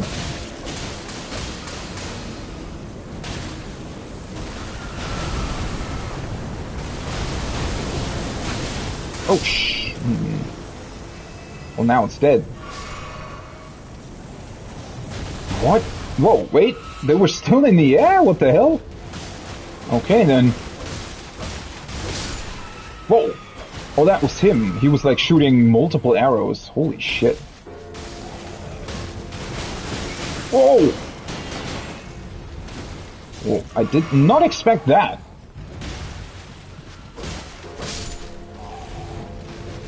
So their attacks can be kind of crazy, I guess.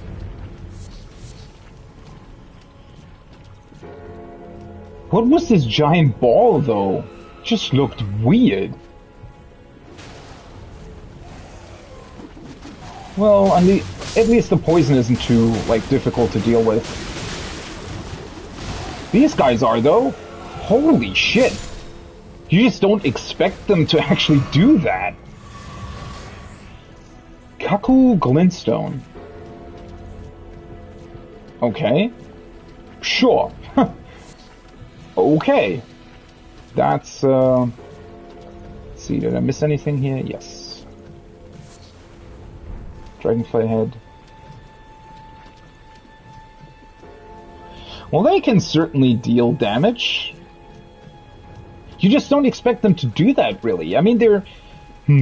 So, what exactly is happening here? Wait, let me... Let me use one of these. And a flask. Also, I should probably replenish my FP. See what else is down here, but... I wonder what this... Was this giant ball of faces? Was it... well, no, it wasn't controlling the puppets, because they still existed and still fought. So they're sort of autonomous puppets for whatever reason. It's just kind of weird that they just suddenly exist here, right? I mean, who built them? And what was this thing here? That even didn't necessarily look alive either, right? It just like a giant ball of metal faces almost that can shoot magic in the air.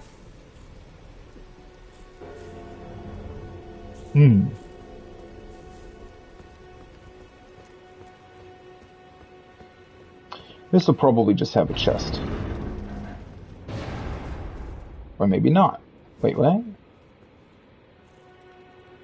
What happened here? Is that a chained up person? Is that a person? With a giant head? Or what? What the hell is going on here? Ambush shard. That looks awesome. So many things to look at. Oh, never mind. Is that like a mask or something? A mask with green crystals on top? Or is this person literally made out of crystals?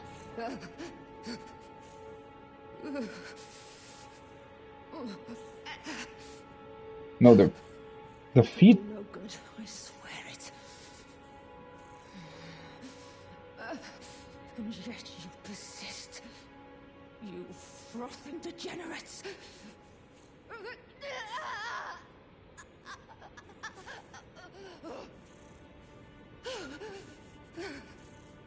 Can we, like, save her? Or tell her that we're not the people that potentially tortured her?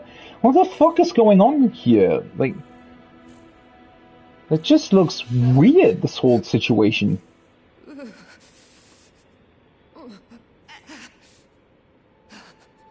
It will do no good, I swear it. What? Huh? Can I not try attacking? I don't want to attack her. What the hell? What's going on here? Why is this person... How are they even chained up? Oh, I guess... So I guess they're just ropes attached to some sort of bolt that sticks in the wall, and the bolt created these crystals or something? But then, I mean, they're chained up clearly, but or roped, whatever. But I mean, unless the weird mask is doing something terrible to them. I don't want to kill them though. What's happened here? What is the... What exactly is going on here?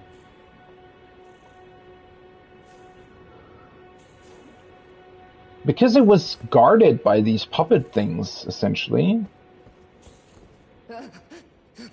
Can I literally not do anything?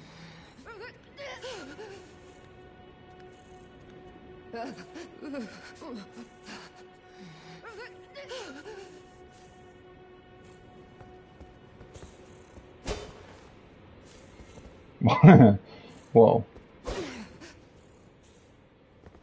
What?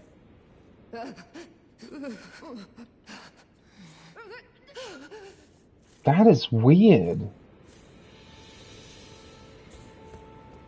What is going on? Can I not, like, do something to free her? I mean, I can't even target her, so it... Can you even kill her? What's the deal here?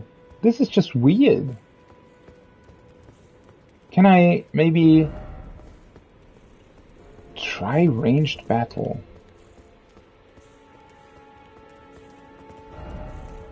Time for night. This can't be the solution, can it? That would be incredibly awkward if you just have to kill her or it or...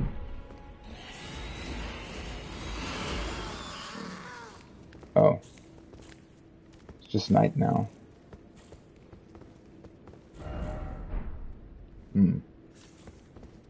Do I trust the message in this case? What kind of a weird situation is this? Why can't you just, like, talk to her? What the hell? Just... Like, what's the... What?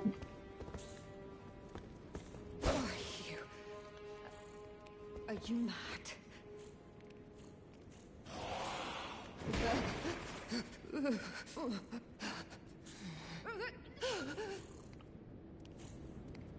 That's just weird. Those dialogues don't even seem to be, like, belonging together. What? I don't want to kill a potential friendly NPC. I just don't... I don't want to keep her here either. What the hell? Tarnish the head, yeah. I want to free her. I don't want to kill her.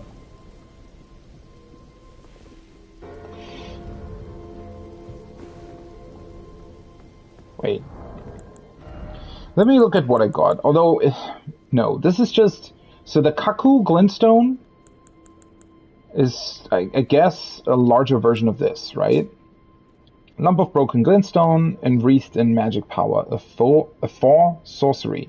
Used by the Knights of the Kaku. Craftable item. Launched straight ahead using FP. A magic bolt springs forth from a point of impact. Knights of the Kaku? I feel like I've heard the word before. Although I wouldn't really be able to tell what they were about. At this point, we've heard so many different names that, you know, everything seems somewhat familiar.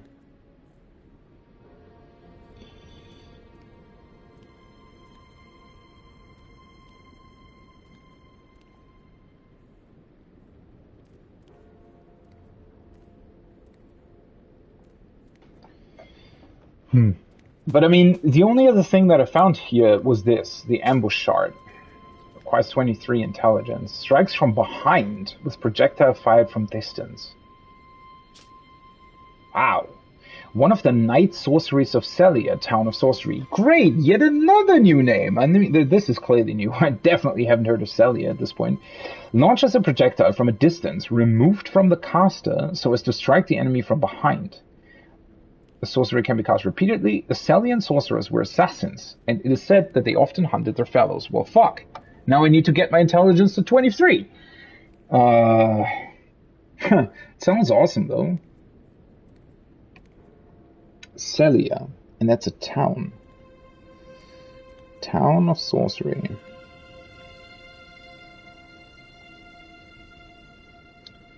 Sorcery.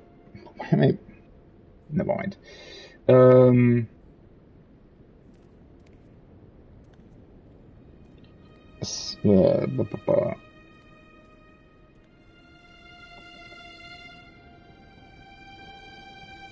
Assassins that hunted their fellows. Why? For sport? Or to prove who's better? Seems to be a bit dumb, to be honest. If you're assassins, then why would you hunt each other? So, this can't be, like, what?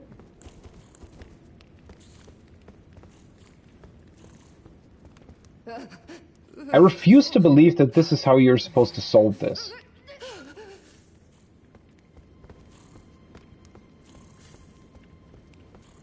Yeah, there isn't really anything that I can do, though. I can't talk to her. I can't really tell her anything else. I don't think that my spirits are influencing this, right? That would be weird. If the fact that my spirits are still here somewhat influence the dialogues that you can get. This is just weird, though. Also, I've never had a situation like this in a FromSoft game where they have like an NPC that's clearly not hostile towards you in a situation like this, nonetheless.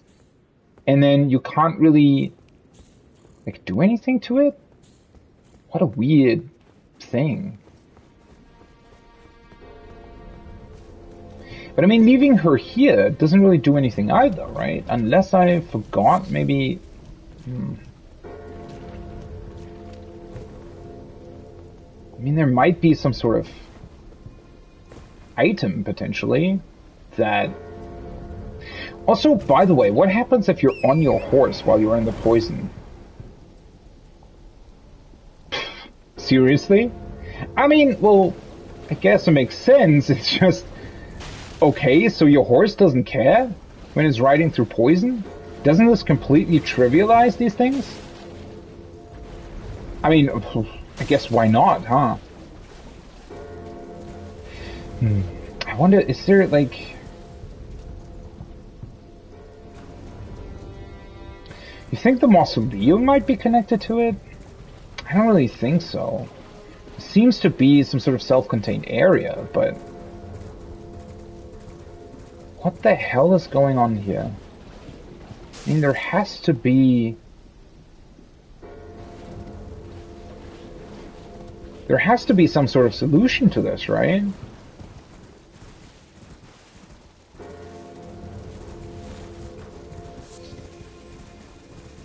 You know what? Let's just mark it on the map. I really have absolutely no idea what this is supposed to mean. or how this is supposed to work. I think this is where she's at, right? Is this the same symbol that I placed here? Yeah, so there was an NPC here as well that I need to return to once I've killed the dragon. This is just like, what? What exactly is the point here? Such an awkward conversation as well, wouldn't you? Like, she seems to assume that we are her, like, well, whoever captured her, right? But, well, we're clearly not, so why wouldn't we just tell her that? Yeah, I don't think that there is some kind of item lying around somewhere for whatever reason. Well, I mean, if we don't find anything else in the future, then I guess I'll just at some point come back here and kill her, if that's all I can do. Unless... Hi. There it is, the tower. Finally I can return to our home, bathed in rays of gold. What? Talking about that? I wouldn't call that a tower. Also, he's looking somewhere completely different. Where the hell is he? Oh, I guess he's looking at that tower then. Seek tower and then visions of castle. Ooh. You think this is a hint? Finally I can to our home bathed in rays of gold. You think that's a hint towards the tower potentially being connected to the castle in some way? That would be pretty awesome. Okay, let's go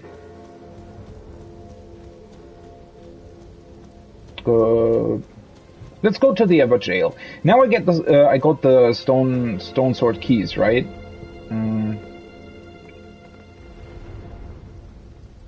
Oh yeah, I completely forgot about this area as well. But yeah, now I should be able to activate the Ever Jail.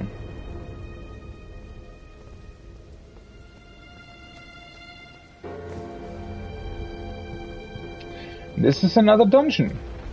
Well, guess we'll do this first then.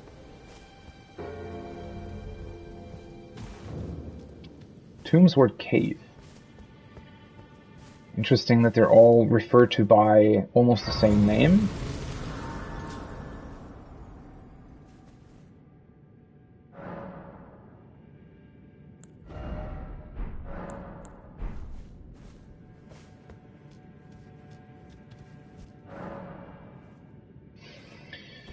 Okay. Oh, you know what? Isn't this a place where we can finally use that lantern? I wonder how you can equip it, because it's not here as I suspected. It's here.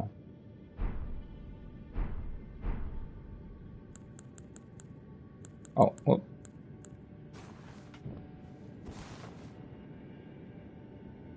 I like it. Very cool. Very, very cool. I mean, well, yeah, it's less light than what the torch provides, but it's still, I mean, a big difference, right?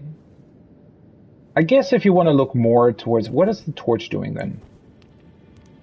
Well, yeah, I mean, there is a difference. It's just not as big as I thought it would be. Well, that's pretty cool, because that might mean that I'd actually be able to get rid of the torch. It weighs 1.5, right? And I want to equip the staff in the future, which weighs 3. So maybe 1 point in endurance might actually be enough. That would be pretty cool. Also, considering that this is something that I probably... well, no, I don't care. I wanted maybe... I thought about changing its position on the equipped items, but... yeah, it's well, no big deal. Who the hell are you? Oh no. This area is poisoned as well. Seriously? Oh, I can craft... I need those dragonfly heads. Those are actually hard to come by. But I guess we'll equip this. I don't really have anything else to deal with poison, right? Yeah. I also haven't gotten the incantation that deals with poison as well.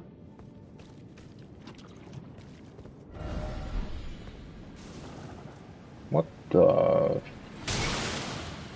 Seriously? Can you stop that? Oh, holy shit, that's actually poisoning a lot.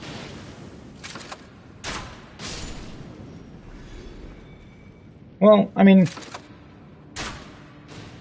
it's clearly the easier way to deal with this. Yeah, let's actually do that. Let's unequip the torch. That's just unnecessary to have at this point then. Yeah, the problem is, if I want to equip this, it's still heavy load, so I definitely need to increase my endurance. I do wonder, though, is there... I feel like there has to be some sort of negative effect of the lantern. But... it's hard to tell what that might be, to be honest.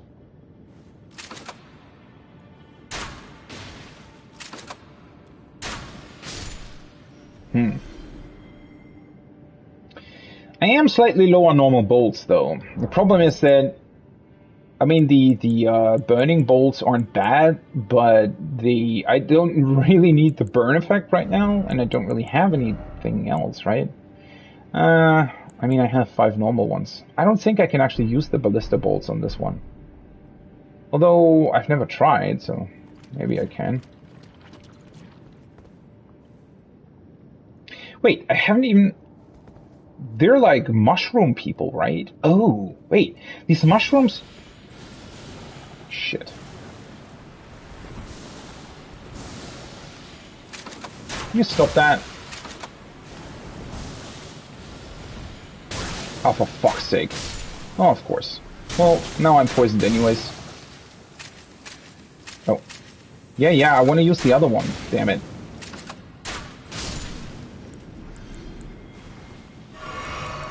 Almost underestimated the poison there. I didn't realize that those two had seen me. I didn't even realize they were there. Wait, are they maybe like hiding in the poison or something? That also looks kind of weird. That glowing plant over there? Or maybe it's probably just a bloodstain. So what's the implication here though? So these mushrooms are connected to poison or what? Why do they always appear next to those spirits then? How are those things connected?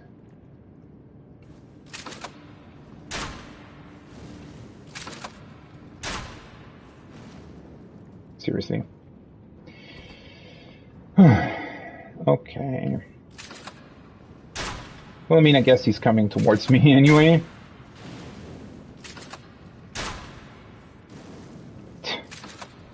Sure. The crossbow actually has like a weird arc to it.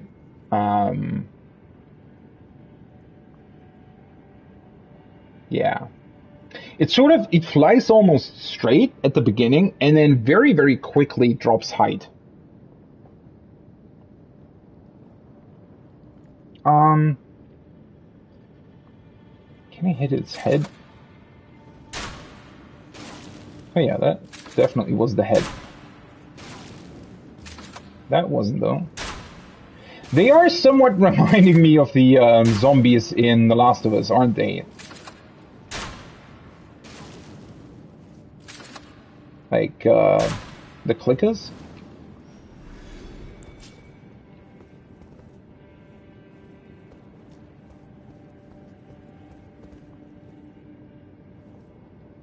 That looks like the way to continue, though. Let's just quickly grab these poison blooms. I wish there was another crafting recipe to... The fuck are you? Oh shit, seriously? Why do they always have to have so much health? Whoa! And why do they have to be like that?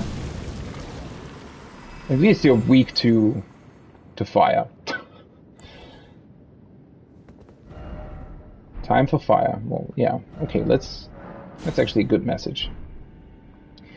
Yeah, what a weird cave. I don't really know what to make of these. Like, all of the mushrooms, and then, I mean, the mushroom people, I guess. They're growing those mushrooms on their heads, probably because they've been here too long. Something like that, I'd imagine. Full calling finger remedy. Okay. Sort of suggesting, hey, why don't you summon somebody else? It seems to be a tough place. Well, there is another one. Can I hit you from here? Seriously? Why? Why does it have to be so complicated? Well, at least now it's coming towards me. Well, now I think that it might continue over here, huh? Oh, these weird flowers are in here as well. Oh, hard to tell. Well, I mean, I could just walk over there. It's not a big deal.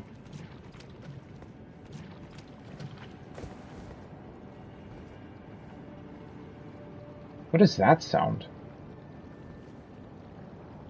Oh, I guess it's like a poisonous waterfall or something? Well, this kind of looks like a point of no return, though.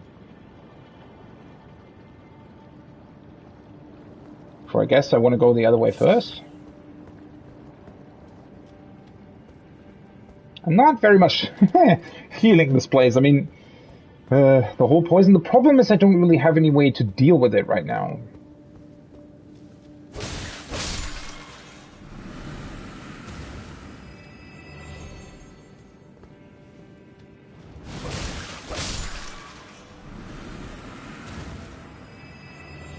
Hello.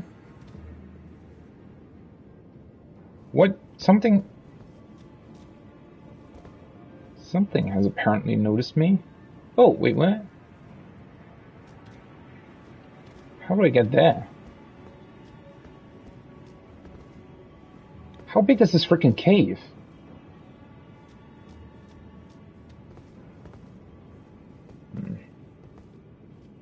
I don't want to use up all my FP. I guess I can just hit them. The problem is all of them will get up. Right? Yeah.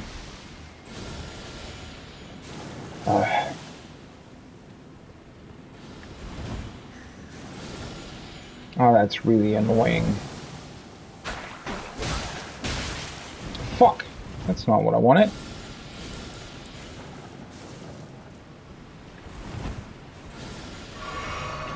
Oh, the thing literally circled around. Well, that's annoying. Seriously?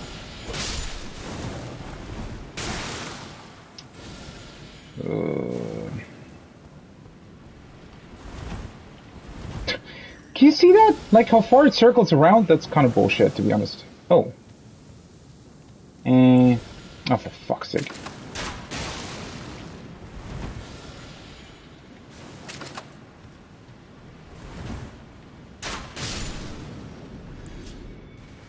Let's just do that. Poison bone darts. Yeah, well, thank you. I don't think I can actually poison these guys. Although, yeah, well, nah, that would be weird, right? Considering that they're chilling the entire time within the poison. But wait, how do you... If this leads to some sort of boss room or something, then I guess the other way... Oh yeah, it does. Okay. So the boss is here. That means that the other way should loop back around to this place then, huh? Well, at least everything here is dead. So if I drop down there, I should be able to go back around without too much trouble, hopefully. I just wish, once again, I wish we just had more information about places like these, right? Why are these people here? Why do they still exist? How was it possible? I mean, well, the fact that they look like mushroom people probably means that they've just been here too long. The thing that I'm most confused about, though, is that these mushrooms are the same ones that are always next to those spirits you can talk to. So I'm really wondering what the deal is there. Fuck. This looks really annoying because I think there is no, like, safe spot here.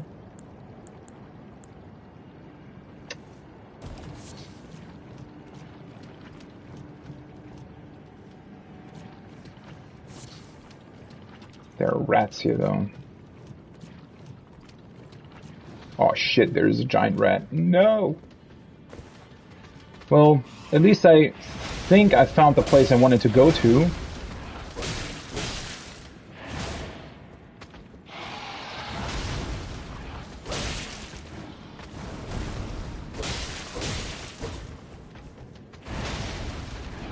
Oh, that was... That last move I didn't expect. Okay, so... I think we can come back, actually. This should loop back around to the other item, right? Hopefully. Yes. There are these flowers here, though. At least these are somewhat easy to deal with. Oh, shit. Unless you don't hit them, of course.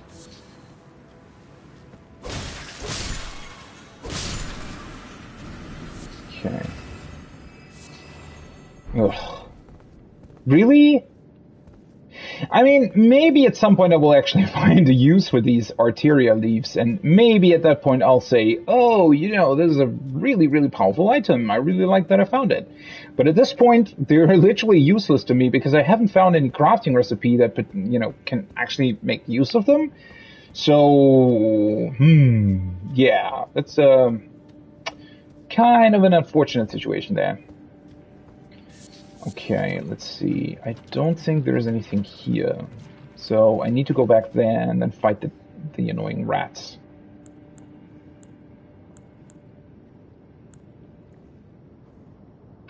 Definitely need more ranged stuff, though. Maybe I could just throw the kukris at them? I mean, why not, huh?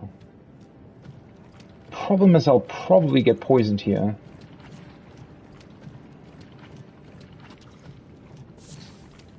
Well, maybe... Oh, there's another giant one. Seriously? Oh, for fuck's sake.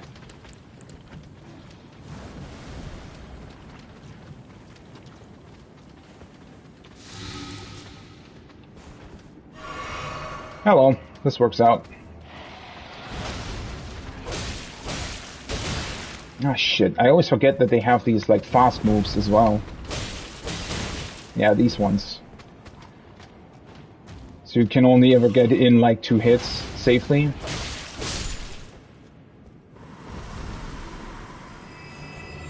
Oh, this wasn't too bad. I didn't expect there to be another big one. Also, yeah, this is certainly one of the more negative gameplay aspects of poison, the fact that you always have to wait for it to wear off if there are safe spots like this. I think I actually thought another... not thought. I saw another safe spot over there as well. Next to where this rat actually was. Also, maybe I actually shouldn't sprint through this, but... oh well, never mind. Immunizing white cured meat. And a cookbook. I sure hope that this cookbook actually has something against poison in it. That would be pretty awesome. Okay, let's take a look at this. So we found this. Temporarily boosts immunity. Okay. The white-sliced meat dried out after pickling in a green medicinal solution. Temporarily boosts immunity. Lasts longer than traditional cured meat, but with reduced effectiveness. Wait, there is, like, cured meat that you can craft that also boosts immunity?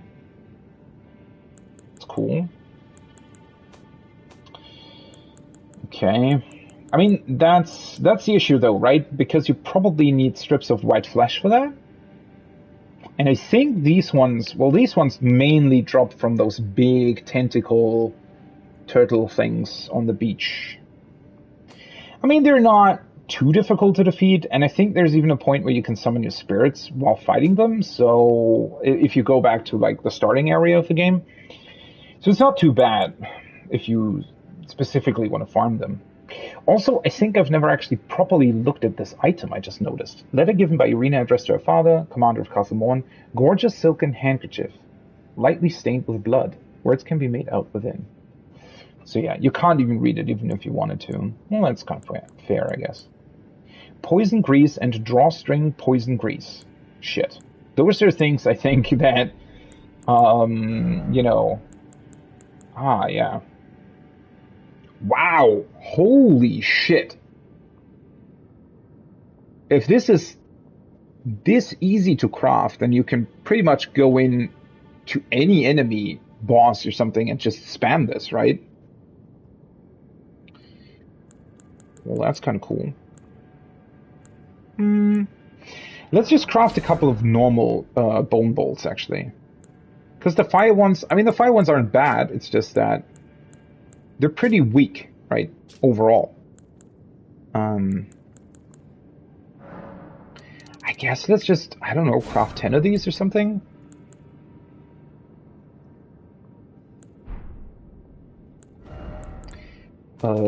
That's pretty awesome, actually. So, well, I sort of held off on using the other greases, because you never really know. You know, there might always come a boss where you then actually need them. But this seems pretty awesome. If you're actually able to poison a boss, it might be very, very beneficial. Solidified grease made from a mixture of poison green materials. Craftable item. Yeah, it's pretty awesome. Okay, so the only issue here is that, well, I only have 1,200 runes. So I think... Oh. The problem might be another one, though. Oh, fuck. What did I do? Sorry. Something got stuck in my throat. Oh no, never mind. I can actually replenish my FP.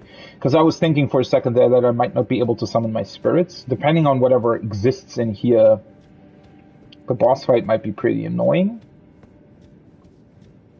Because I kind of don't really want to run back through the cave, but if I have to, then I guess that's what'll happen.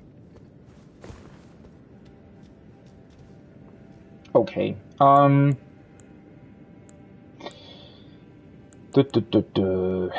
Let's see. Let's use this so that I'm able to summon my spirits. Do I have something else that works with poison? I mean, I guess I can equip these ones as well. And just craft 3 more, or 2 more rather. These might be beneficial to have. This might be beneficial, although I also... Oh yeah, by the way, I could probably... I mean, if I'm literally stuck in like a poisoned lake, then making use of the... Where is it? Making use of this might be a good idea. And that's about it, though, right? I wish I had more of these. Let's unequip this for the moment, because I can't use it anyway. Because I don't have FP left after the summoning, I think. And let's swap these over to the bone bolts. Or rather the normal ones for now. Wait, can I actually... Can these be equipped on my... Oh, never mind. Let's use this for now. I mean, kind of want to just take a look at the boss first anyway. Technically, it shouldn't be too difficult to run back to it, but depending on it... Considering that everything throws poison at you here, it might be. Okay. I guess let's just do it. Oh. Well, this is awkward.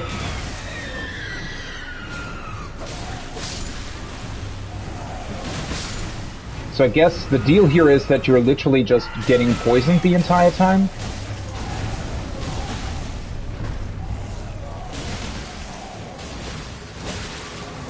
Oh, fuck! Oh, shit. Can you please... Yeah.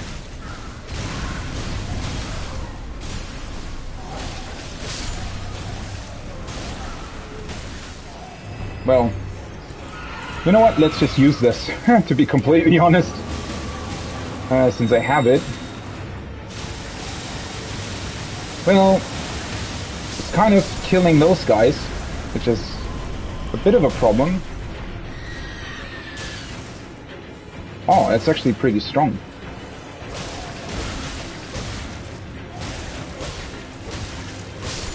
Miranda the Blighted Bloom.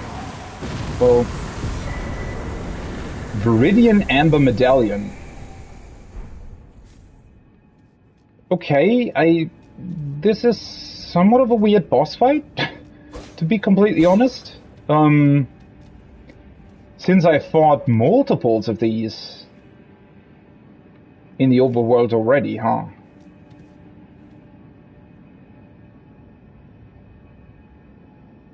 Well, I mean, at least they didn't design...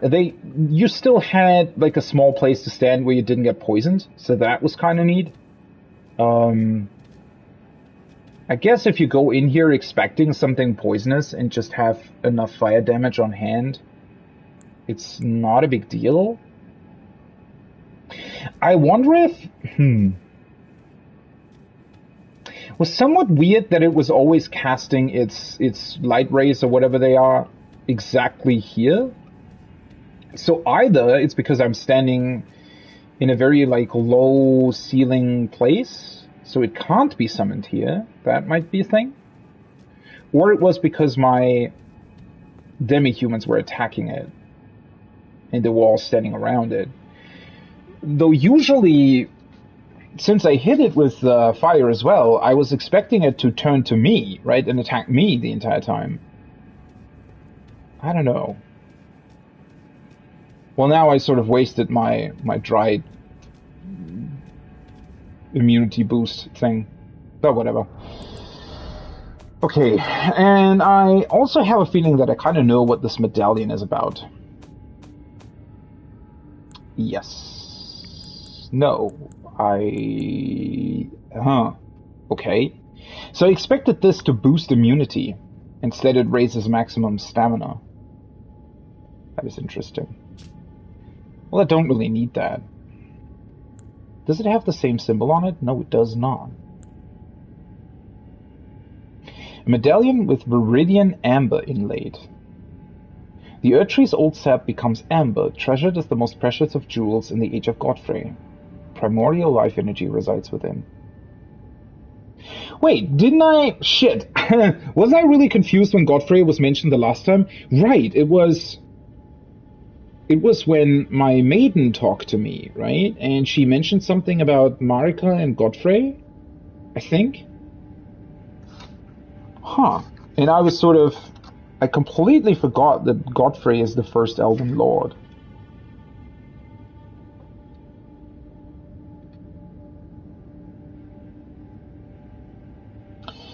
So...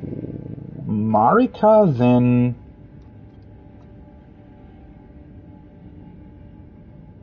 If I have this correctly here, what Marika's saying, or the lingering echo of Marika that we found in that one church where the maiden was talking to us, what Marika essentially wanted from us, or she called us soldiers of Godfrey, right?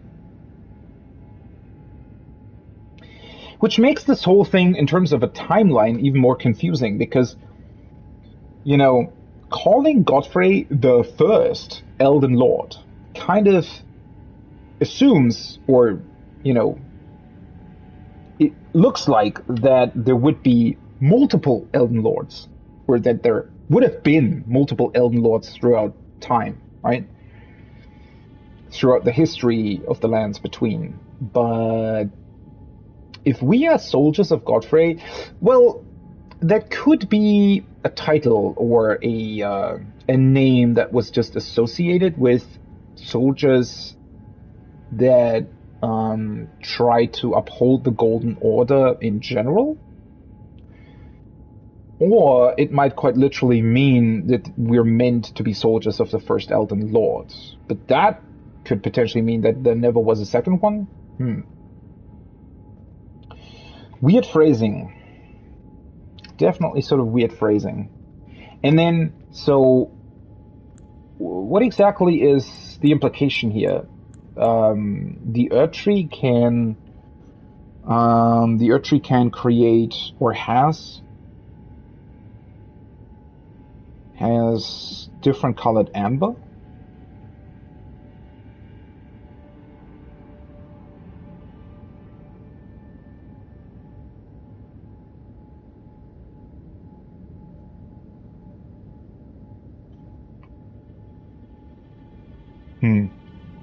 Weird. The Erdtree's old sap becomes amber. Why does it have different colors? How does that happen?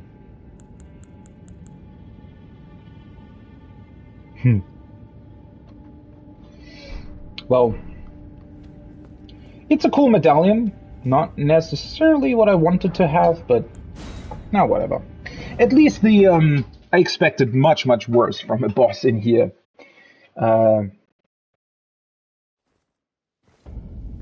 It was literally just this poisonous flower, right, that we've seen multiple times already. I hate that it never really brings you back to... Oh, also, wait, does it turn off my lantern if I travel? I guess it does. Oh well, that's fine. At least I don't have to remember to constantly turn it off. Okay. That is cool. And yeah, the lantern, I think it's quite sufficient. I mean, maybe at some point there will be a cave that is so dark that it requires an actual torch. Kind of don't think that that will be the case. Although, I don't know if I really like the fact that this lantern exists. And that you can get it quite early as well. Well, if you consider this early. But it does trivialize, I mean, it literally takes away a reason for the torch existing, right? And that's, I guess, a bit of a problem. Who are you?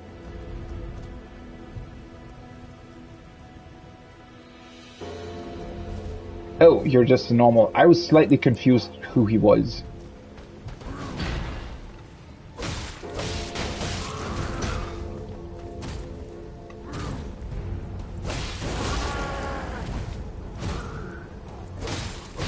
Oh, his sword swing has like a really, really cool effect. I never noticed. Oh, shit.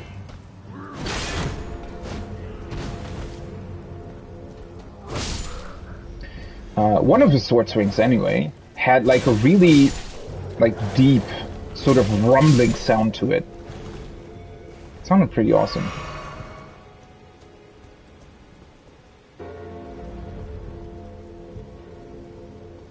Okay.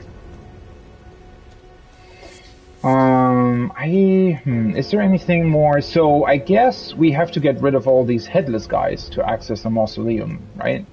At least that's what the note seemed to hint at. But before I do that, let us go back to this Everjail. There's no other cave here. That would be weird. Oh, yeah, and while I'm doing that, bloop. Mark it as completed. This is just weird, right? This, I wonder what... I just feel bad leaving her like that, but I couldn't interact with it in any sort of way. Maybe at some point we'll get an opportunity to interact with her. Although, I mean... if you're not able to just talk to her, it's just a... kind of a weird thing. Whatever. Okay. I'm already running into a completely different direction, so let's go back to where I actually wanted to go. Okay, this should be fine. I mean, it's very easy to get your runes back, so I'm not too bothered by that. Let's just activate the Everjail and let's see what's inside it. Yes. This only requires one, which is also good.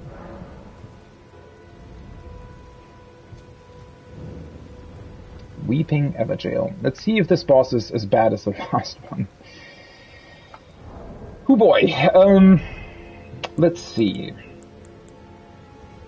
I probably want to unequip a bunch of stuff, right? In order to be faster in terms of cycling. I wonder if... I mean, I won't be able to summon spirits anyway, right? Not that it really matters. Let's just check out the boss. Let's take a look at it. See what it does, how it works.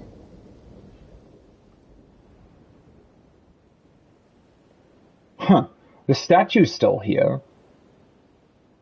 Weird. Dung. What? Oh, please don't tell me this is also connected to some sort of poison. Ancient Hero of Zamor.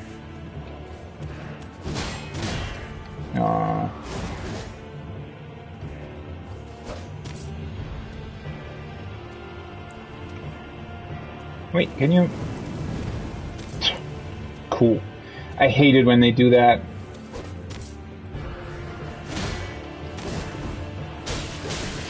Nope. Wow, okay.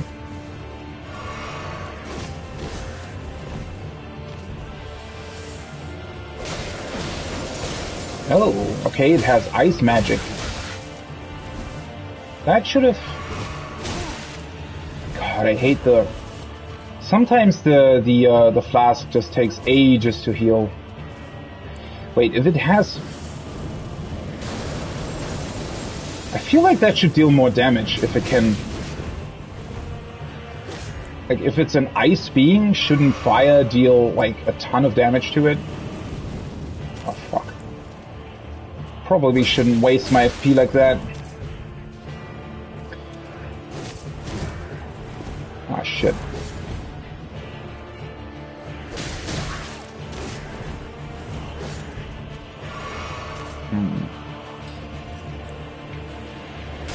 Can you... Oh, that's something different. Ah, it imbues its weapon with ice, okay. Interesting.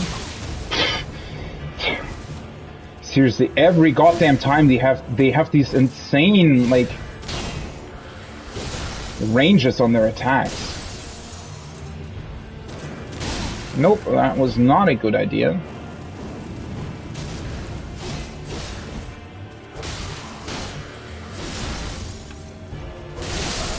Oh. Wait, what? Didn't do that the first time. I wish it would. I wish it would be slightly easier to swap between your magic and. The magic just takes such an insane amount of time to just go off, right?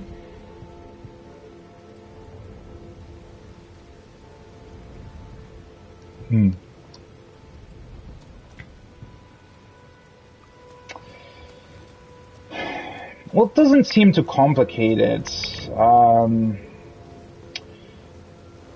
At least it has this one insane charge, but other than that, it seems to be somewhat manageable.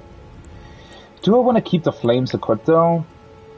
I mean, probably, huh?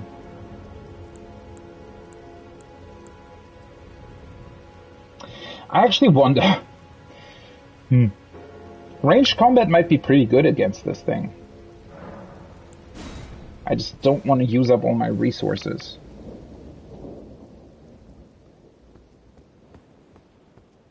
If I had those crystal arrows already... His attacks are weird. You never quite expect him to do something like that. Oh, for fuck. See, I hate that. It literally takes ages to swap towards your, That was bullshit. I pressed circle like ages ago.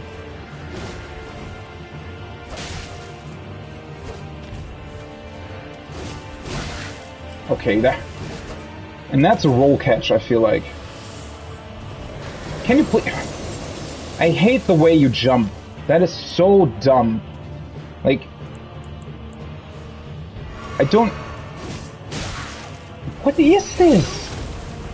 Why is there this insane delay to everything suddenly?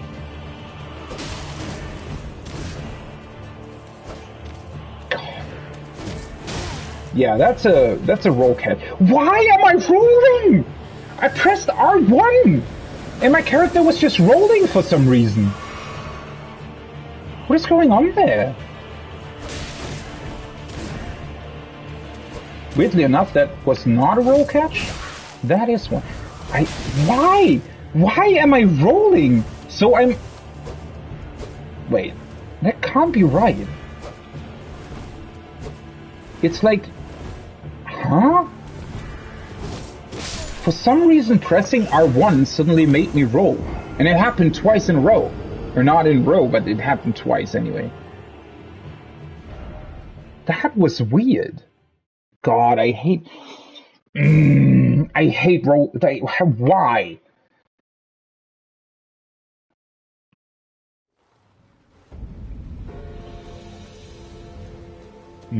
I guess... So in that case, I don't know, something weird is happening in this fight again. It has this really awkward delay to it. Is that the performance? Is it? It just feels really, really weird sometimes.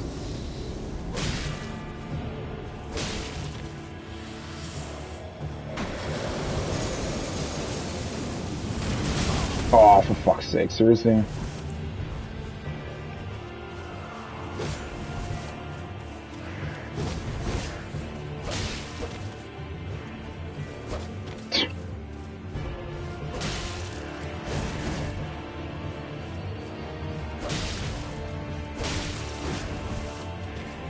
What a weird...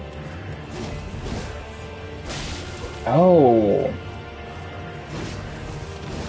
I get it, I think. Okay, at least that doesn't really deal damage.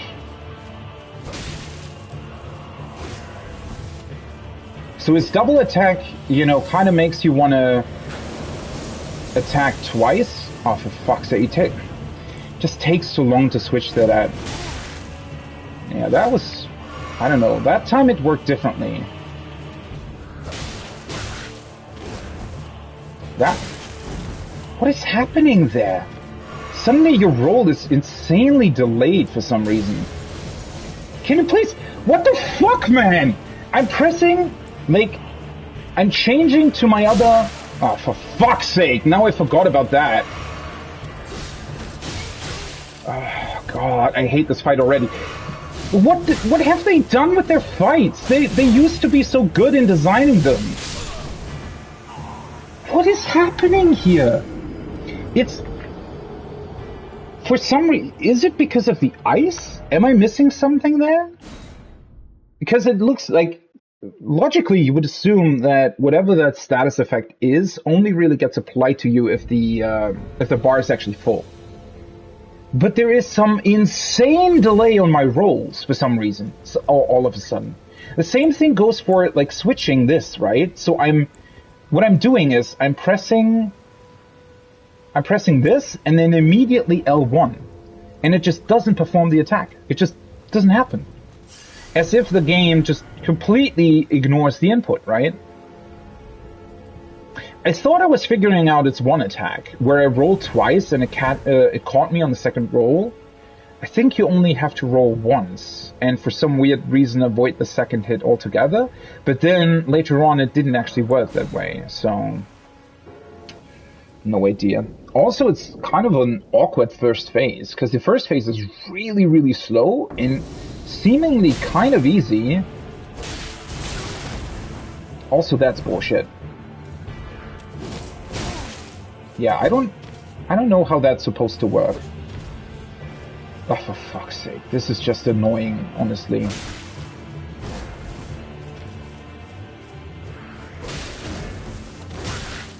I pressed the second roll there. See, this time... Well, I should have only attacked once, but this time... I actually avoided the attack. Why did I avoid that?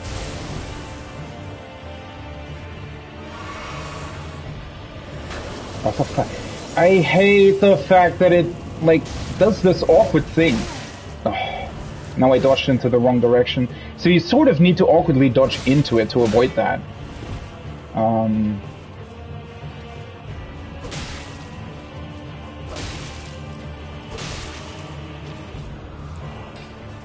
Can you please attack if I press L1 for fuck's sake?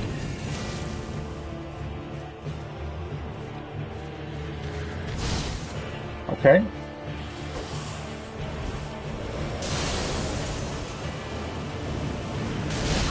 Oh, that is such bullshit.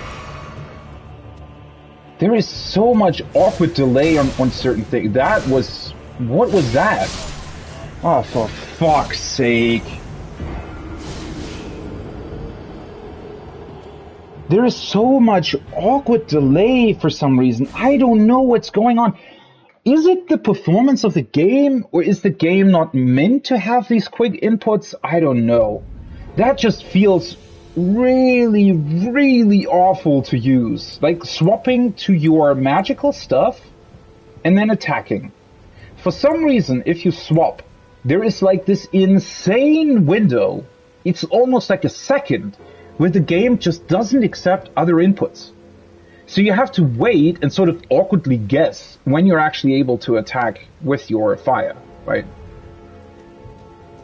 Now, considering how difficult it is to block its attack, although, well, is it really? It's actually not, right? I mean, I kind of want to use a shield and my my magic at the same time.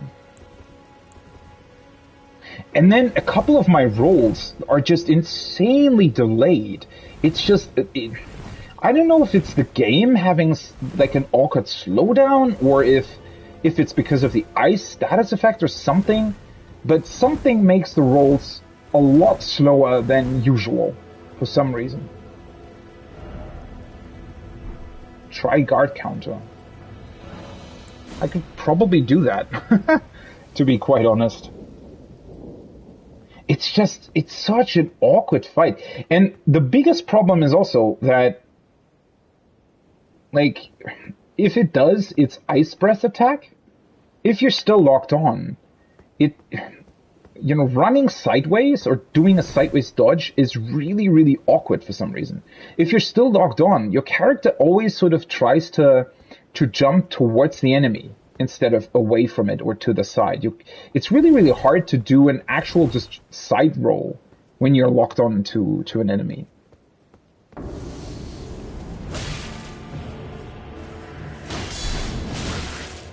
Yeah, well, that didn't really do much, did it? Why? See, that's also so weird, right? So, oh, for fuck's sake, I hate the delay on that. Like, the insane amount of time that it requires to be used is...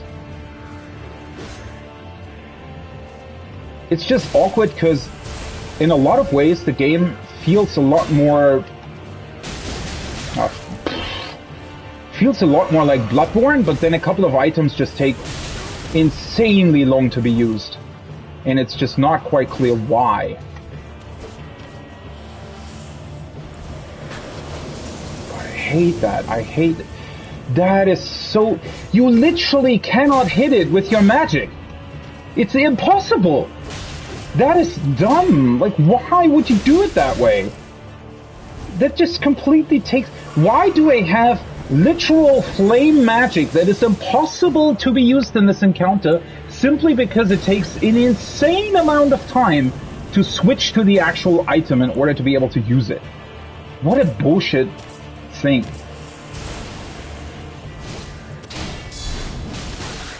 Yeah, the guard counter doesn't do anything at all. What the...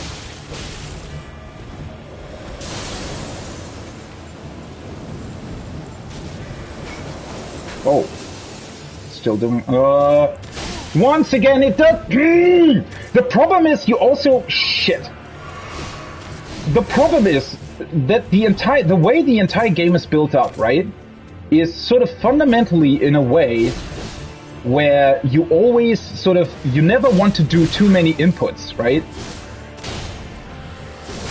Ah, just kill me. Oh, I hate that! I hate it! Why is this game so bad in so many ways? Every time you encounter an actually cool boss that you just want to fight in a really cool battle, every time you're never actually fighting with the boss. You're always fighting the controls or some other weird stuff, some kind of slowdown or some awkward mechanic or whatever the fuck. It's never just fighting the enemy.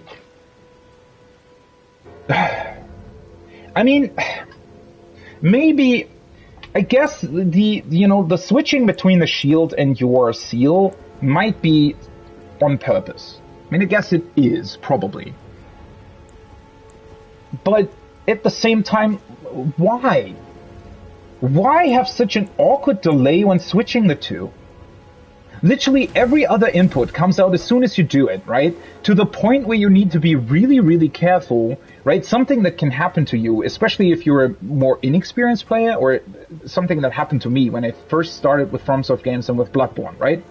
Is that I was kind of spamming circle, right? But you need to be very deliberate about how many times you actually press circle, because otherwise what will happen is that your character sort of continues to do something awkward right there, right? I sort of pressed... well, now it doesn't, if you're, you might accidentally do 2 backsteps or something, even though you only really wanted to do 1 or whatever, right? But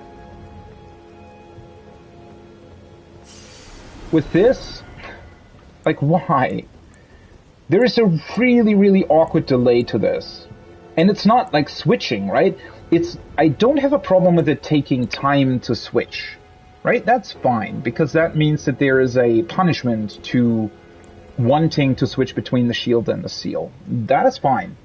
But the issue is, if I switch to the seal and then immediately want to use my flame sling, it just doesn't happen. It just doesn't happen, right? And the problem is, you're waiting for it to happen. So you kind of, in your brain, you say to yourself, oh, well, I activated my flame sling, so now I can't really do anything else, right? And I need to be careful because, well, obviously I don't want to do too many awkward inputs or something, right? I don't know.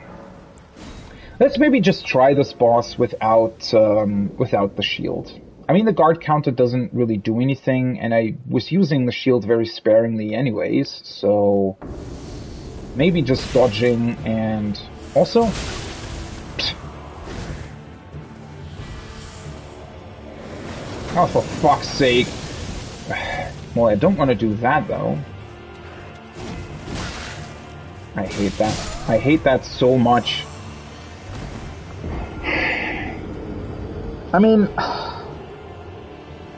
So, the issue with that is what they want you to do, at least I think, or not necessarily what they want you to do, but what definitely worked a couple of times was if you are dodging into the boss, right? So, essentially what happens is the boss punishes you for dodging backwards, right? You want to dodge into the boss, because then you potentially don't get hit by the second hit. The problem is that that's not consistent, because it can have this awkward tracking on it, where for some reason hits still hit, or the second hit still hits you, even though you dodged into it, right?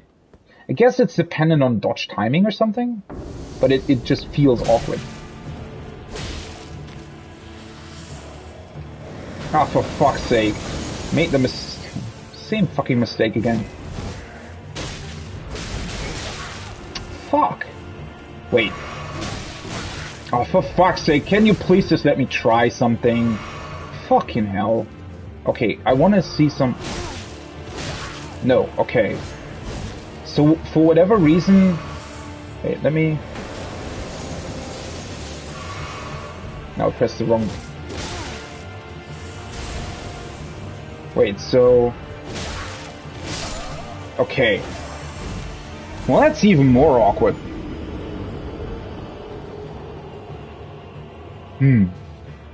Maybe I'm missing something there. So what I was trying to figure out is if maybe this game actually does take a lot more from Sekiro than from other games. Because in Sekiro, just pressing circle without a direction is the best way to go, right? In Sekiro, if you use circle without pressing a direction, that's the best dodge you have. And I think the one that gets the most iframes, although I can't really confirm that, but I think it does. Here, though, for whatever reason, doing this is insanely delayed. So I guess with a roll, you immediately or almost immediately gain iframes. With this, you don't. Which is unfortunate. Well, now I know, right? That's what I wanted to test. It is very weird, though. So that means that I can't sort of just press circle. I have to roll past it.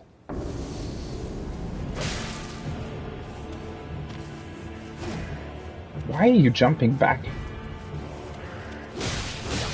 Well, I mean... No idea what that was about. Yeah, now it worked.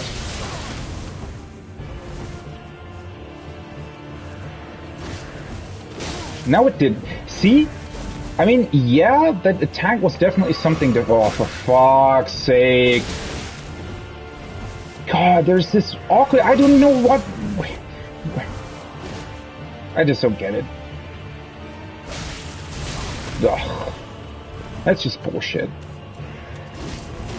Okay, so that's sort of the quick attack, right? That has the...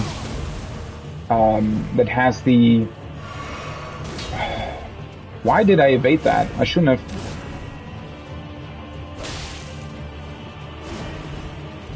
Yeah, for some reason he has like a slightly different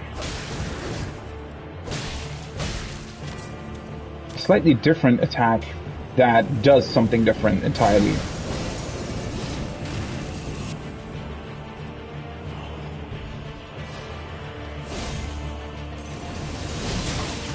Okay, I didn't remember that that was his charge. Great, and now I'm dead. Or I guess, maybe he can just pull out his charge at any time. I mean, I'm losing way too much HP in the first phase already. It's annoying because it's such an easy fight. It's just not a fun one, to be quite honest. His attacks are just, I don't know. There's so many weirdly different timings with the bosses in this game that it's honestly not really fun fighting a lot of these bosses, because all you're really doing is guessing timings. And I realize, saying that sounds kind of like the bread and butter of these games, right? Of course that's what you're doing, but I don't know, I feel like it's almost reduced to that entirely. Or maybe I'm just approaching this from like a bad standpoint. But I don't have that many options, right? I mean, I can try parry it, although I don't think that that's necessarily... I don't think that's really fun either, to be quite honest, because then you have to be even more mindful of the timings. It's really hard to put your finger on what the problem is here. Because, well, figuring out dodge timings is something that you also need to do in the other FromSoft games, right?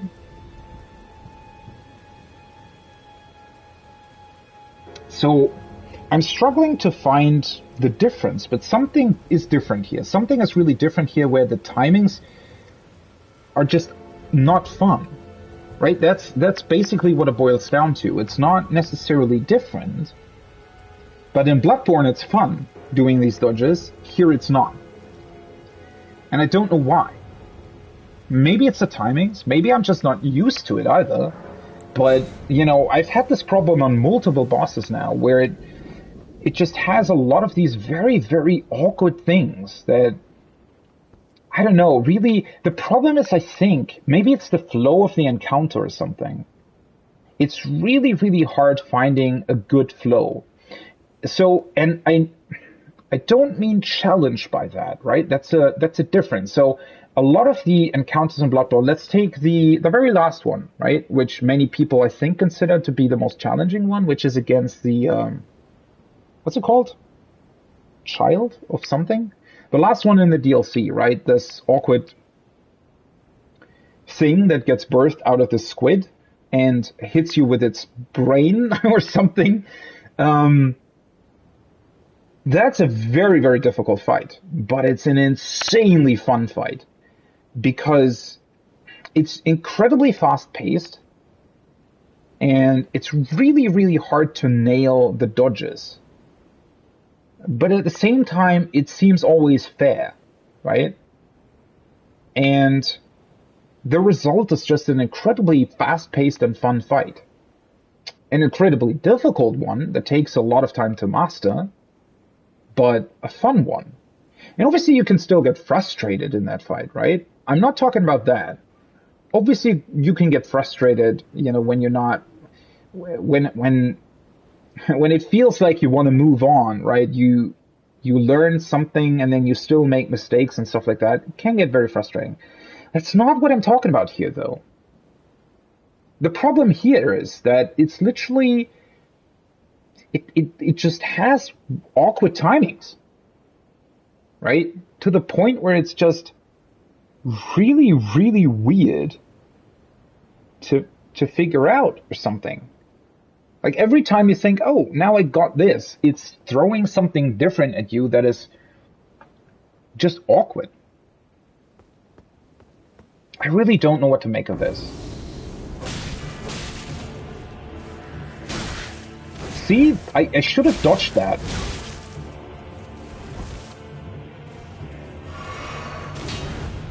I should not have dodged that. I should have dodged that. See, that's what I mean. I don't know, it's almost as if the attack frames are incredibly inconsistent. I should have dodged that. They literally work the same. Oh, for fuck's sake, why am I swapping off of... why? That was my mistake. Just an incredibly frustrating one. Okay. I know that attack now, and he always follows it up with that, I guess. See, I dodged at the exact same time that I did with his other attacks. But for some reason, that specific attack has like a different way in how you dodge it. Apparently. Oh, that was bullshit. Even without switching from your shield, it's still... What are you doing?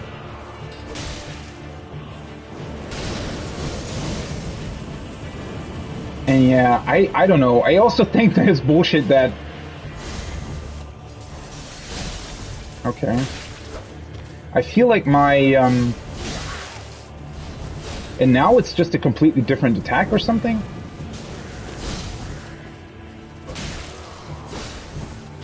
Yeah. See? So it looks like the exact same attack, but suddenly it's a different one.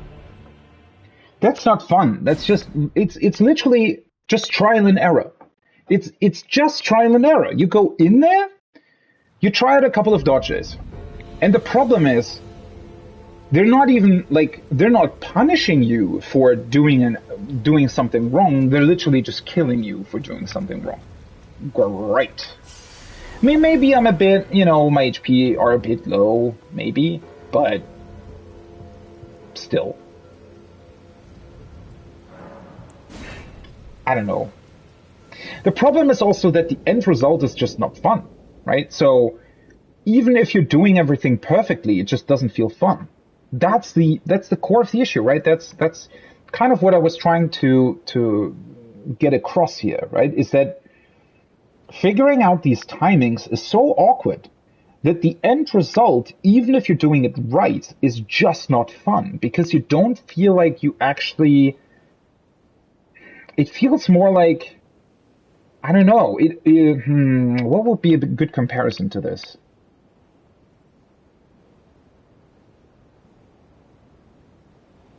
It's kind of hard to... It's really kind of hard to compare it to anything, really. But I guess the main... So, what it comes down to is, instead of having this really fun fight, once you figure it out and you learn the timings... What happens is that once you figure out something, it just becomes sort of this awkward thing of, oh, well, now I know what to do, and now I don't get hit anymore. And that's sort of it. I don't really, I don't know. It never gets to the fun part, is the problem. I really don't know how else to explain this.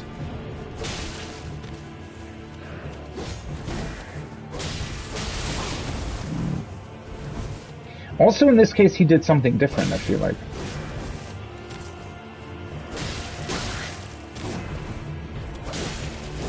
My second dodge there was delayed for some awkward reason.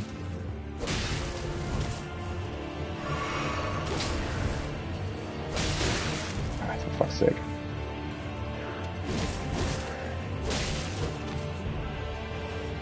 He's also constantly, like... See? In this case... Oh, I hate that.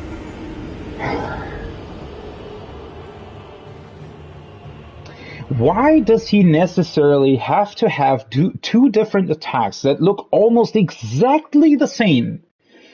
One where you have to dodge into him to avoid it, and the other one, it's literally the opposite thing.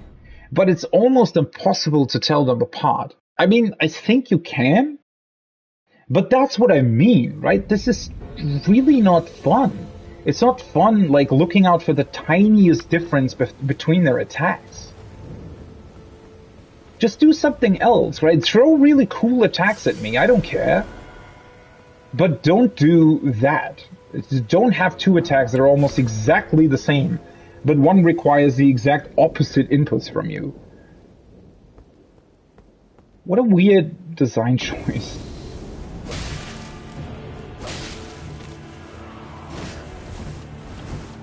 I almost expected a follow-up there. Also, first of all, I should have dodged that.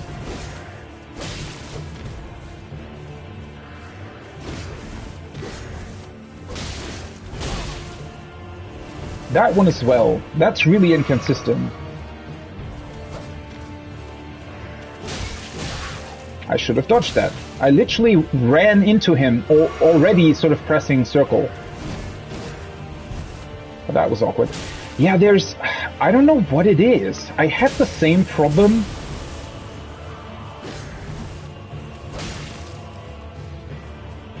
I had the same problem when I was fighting the other Everjail. Ah, for fuck's sake, I shouldn't have done that. What is that? See? So in that particular case, the last dodge that I did was backwards, even though what I pressed was left. Something is something is causing a delay there. And I don't think it's the frame rate. I think there is something awkward going on. And actually, I was... before I started streaming today? So at some point I was watching back my footage from that other Everjail fight, right? And what seems to be going on is that your sort of dodge timing, sometimes the game just gives you a different one. I don't know how else to put this, but what happens is that, you know, you have a certain way to dodge, right? And it has a certain speed. But what sometimes happens is that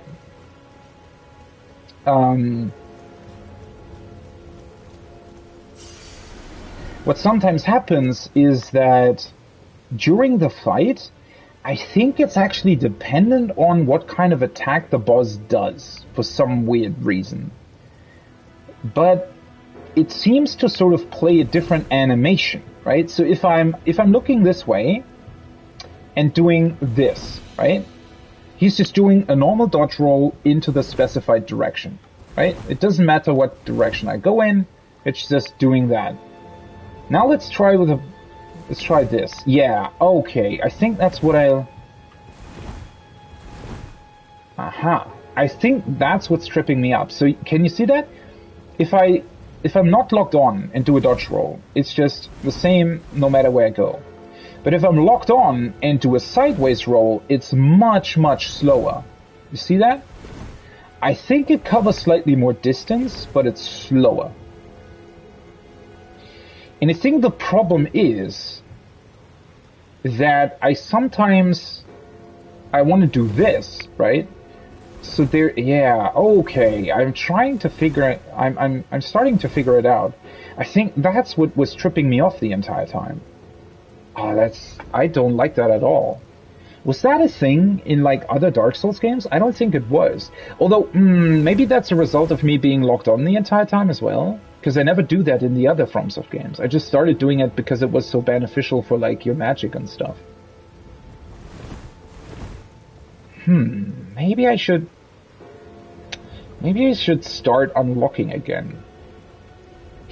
The problem isn't that your character does this awkward sideward dodge. That's not the problem. The problem is that it's really inconsistent. So see? This is sort of left forward, really fast. And this is slightly less left forward. Very slow. Okay. Well, at least now I know. That was what's tripping me up the entire time.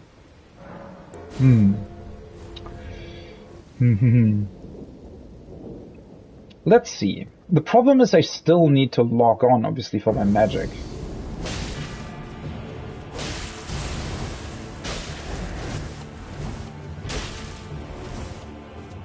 Yeah, the camera obviously gets really awkward with this. Okay, yeah, that's a big problem, though. That is a big problem. Because I think in the other FromSoft games, even while not being locked on, you have a much easier time to actually track your opponent's movements. Whereas for some reason in this, maybe it's actually no, let me see. Camera speed.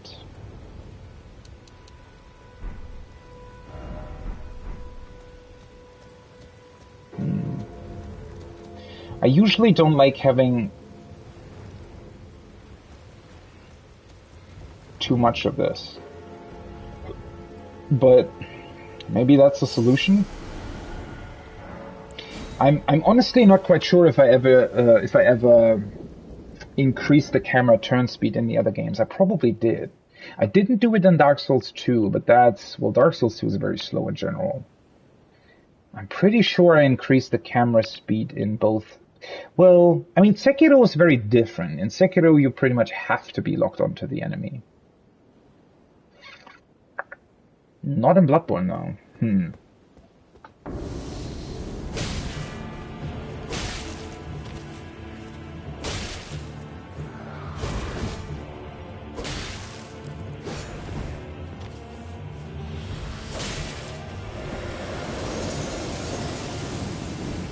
Oh, for fuck's sake. Oh, I didn't want to do that either.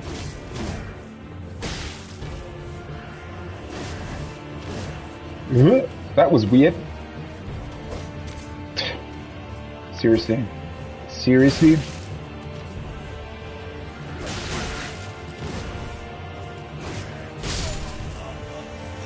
Okay. That shouldn't have... I don't think that should have hit me.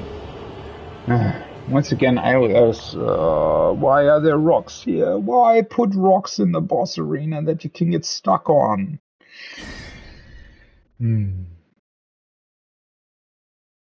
For some reason, one of those dodges almost felt like this awkward sideways dodge as well.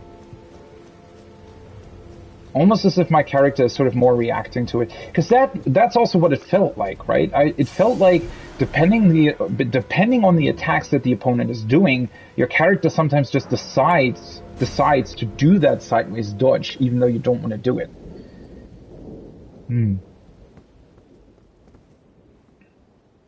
I wonder if I should... I mean, you can't really use the shield either when you're not locked on, though.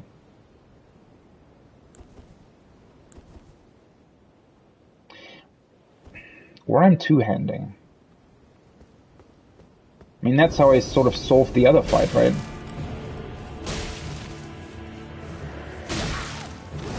I dodged that, though. Who was that? I think he threw me into the wall. Ah, shit. No, I can't do it anymore. Completely forgot about that.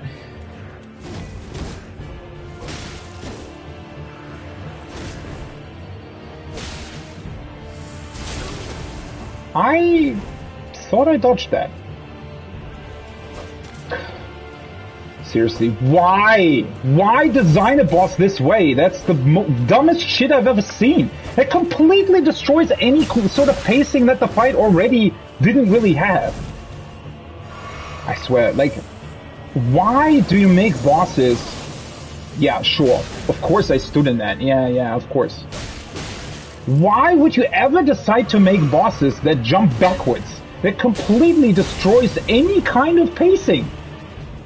Everything that gets the boss further away from you, unless it's a boss with a ranged attack, right? Or with, like, if he, for example, if he would dodge away from you... Ah, fuck. Now it's this awkward. Like, if he would dodge away from you, right? And every time he does that, why did it lock on?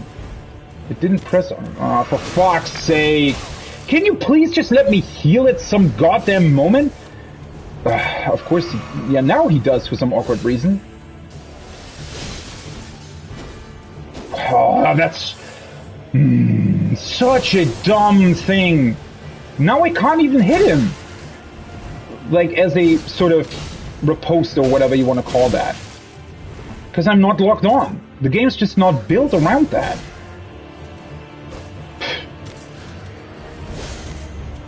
The fuck was that? Wait, what? And now he was doing his charge, even though... Yeah. Okay. Okay. So now we have another issue. So, dodging is much easier when you're not locked on.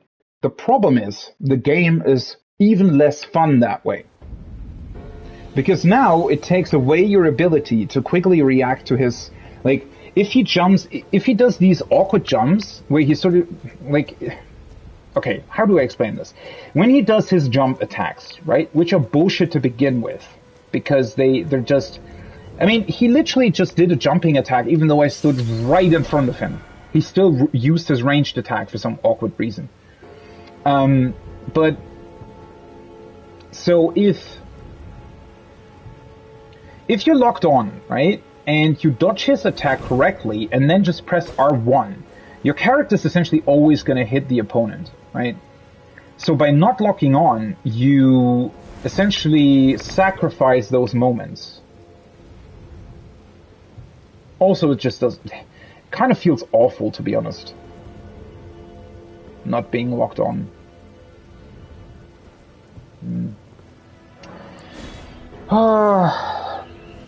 I don't know, it's just... I really wish there was some kind of way to figure out, like, a way to play this game that is actually fun. And it's so fun usually, right? It's just not fun with these particular boss fights, because they're so awkward. I press circle.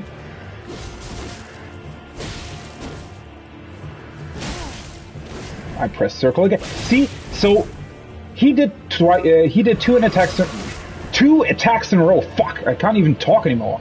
He did 2 attacks in a row there. I pressed circle at the exact same time. I bet that was within sort of almost the same frame. It must have been. There as well. So his timings are just so awkwardly different that even though you, at least it feels like you're dodging at the exact same frame almost, it still hits you. And there is still this awkward dodge delay for some weird reason. I don't know what that is exactly, because I don't think that I was dodging sideways there. This almost makes me want to look at the footage and figure out what's wrong here. I honestly don't know what it is. That's a problem. That's also a big thing, right? So, in Bloodborne, those fights that I was talking about, when you're fighting Lady Maria, when you're fighting that whatever thing at the end of the DLC, or all of the other Bloodborne bosses, especially the fun ones, right? If you're doing something wrong, sometimes it's actually the game, although that fairly rarely happens, right? But if you're doing something wrong, usually you can tell what you did wrong, right? You say, oh, I panic dodged there, right? Or, well, I messed up my parry timing, or something like that, right? Here, you can't tell. I think that's yet another reason that takes the fun away, right? Because I'm standing here, and I don't think that the problem is that I'm not learning his patterns. That's not the issue. I'm pretty certain that, at least in phase 1, I know all of the patterns that he does. It's just that, I don't know, am I that bad at recognizing them?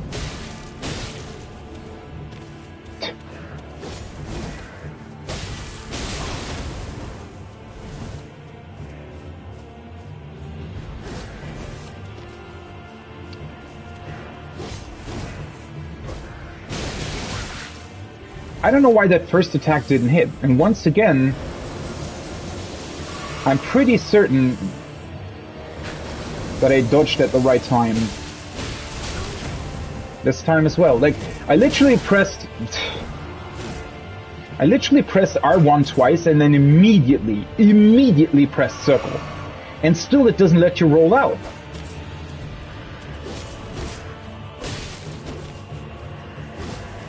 Well, at least I think now I know when he actually does his second attack.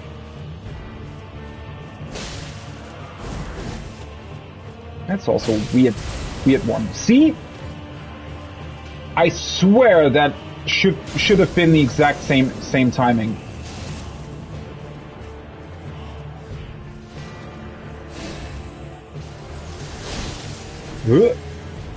And I'm pretty sure that I should have dodged that too early.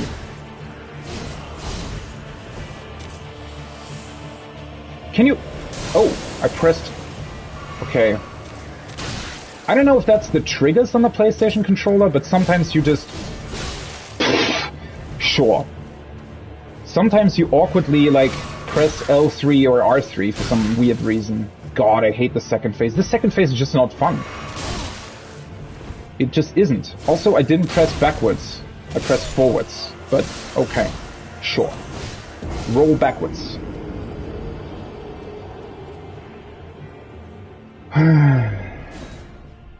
Also, why exactly am I fighting an enemy that uses frostbite? But my freaking fire attacks are doing less damage than my normal ones. How the fuck can that thing have, like, fire damage negation that high?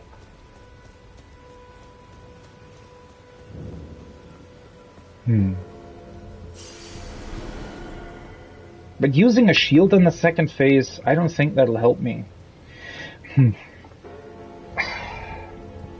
I don't know what's happening there in the second phase. His attacks are just so awkward. They're insanely awkward.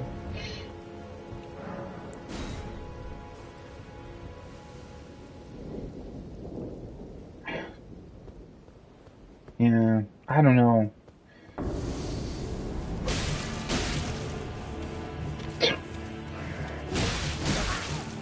I pressed... Just kill me.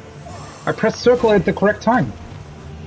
I pressed it at the exact same time I always did when he was doing that. I knew exactly what he was going for. I knew exactly the attack that was going to come out. It just didn't dodge it. For whatever reason. I never... The problem is here, right? Clearly this game is doing something different to Bloodborne, Sekiro, Dark Souls 1, whatever. Because I'm trying to apply that logic to this one. And it's just not working out. The problem is the game literally just doesn't tell me, and I can't figure out what I'm doing wrong here. Why are the dodge timings so different every time? Is it dependent on, I don't know, the distance the boss has to you? I honestly don't know what's going on there.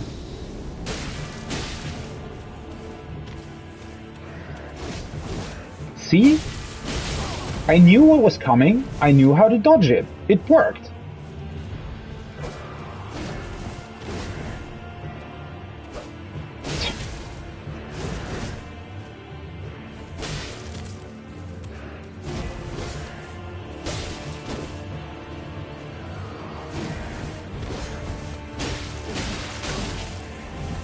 Why is that doing so much damage? Seriously. That's just completely unnecessary, the amount of damage that does. It's just 2 hits as well. Ah, great, and now we're stuck on the mountains again. Nice, it's always fun. God, that awkward back jump as well. I swear. Why include mountains in this freaking boss arena? I shouldn't have dodged that. My timing was completely off there, and yet I dodged it. No idea what... For fuck's sake, I wanted to... Oh, I hate the fact that you need to hold triangle. What an unnecessary thing, really.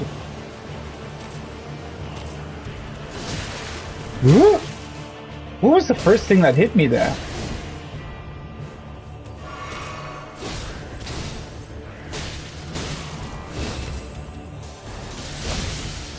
Well, how did that not hit me? But of course, there, you still do the dodge, right? The dodge came out like almost 2 seconds, I think, after I actually pressed it. For some awkward reason. Oh, fuck's sake.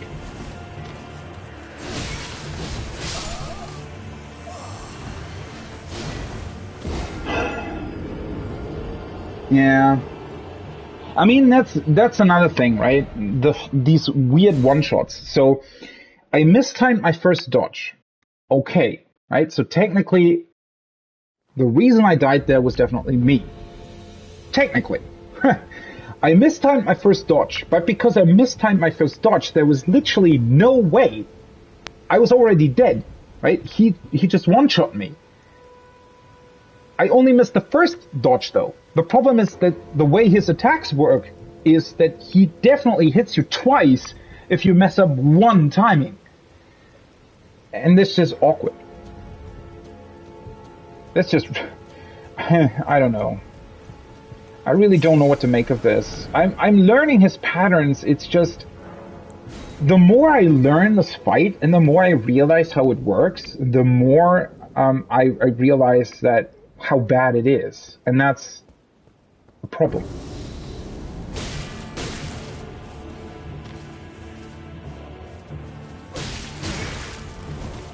Yeah.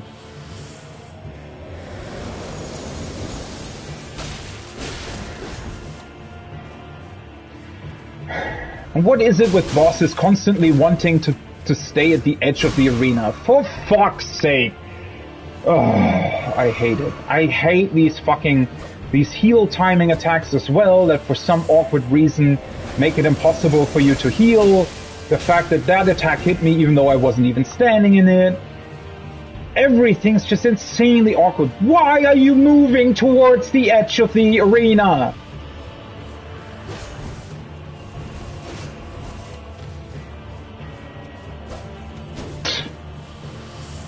Yeah, of course. Do that attack while you're literally standing at the very edge of the arena so that it's completely impossible for the player to do anything against it. And then stand in trees. That's even better.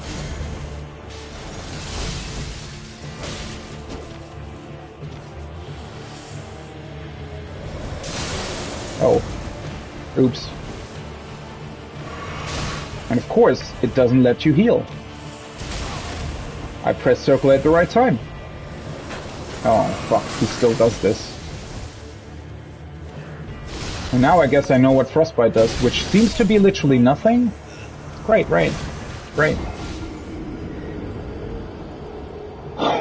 And then, of course, I don't know what that's dependent on. I feel like it's honestly like it has to be some awkward bullshit with how the arena is slanted or something.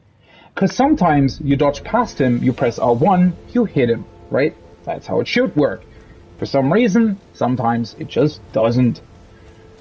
I think that's honestly because of some weird slant of the arena or something. If you're, let's say over here somewhere, I almost forgot to pick up my runes, right? If you're over here somewhere where the ground is slightly slanted and he comes jumping at you from that direction and you roll into him like this and then press R1, for some awkward reason, suddenly it's not hitting him. Not because you did something wrong, but because you're at the wrong side of the arena. And yeah, the fact that he jumps back all the time is it just adds insult to injury. Because that's just boring.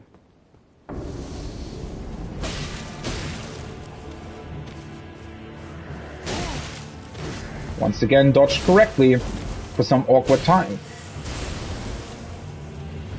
I think that was a sideways dodge, why that didn't work. Oh, fuck. Now I'm even messing up the easy parts.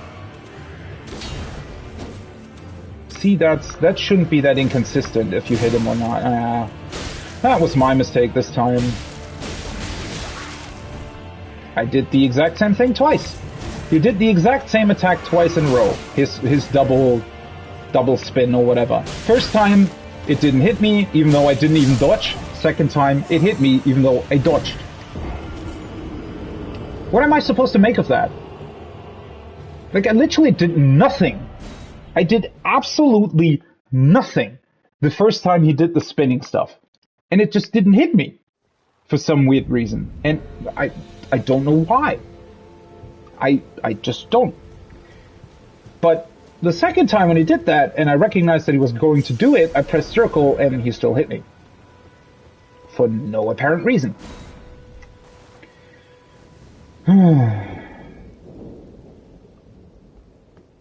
I don't want to lose to it, though. I wonder if it's got something to do with the PlayStation 5 controller, but that the dead zone is weird or something. I really can't tell at this point. Oh, fuck.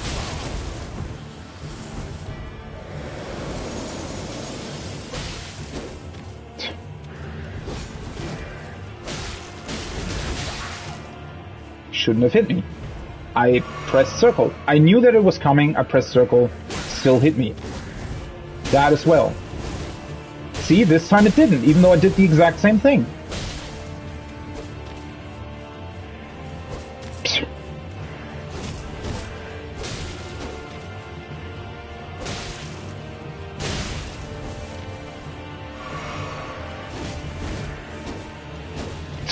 Why? I did the exact same thing. Ah, for fuck's sake, you can hit him during that, can't you?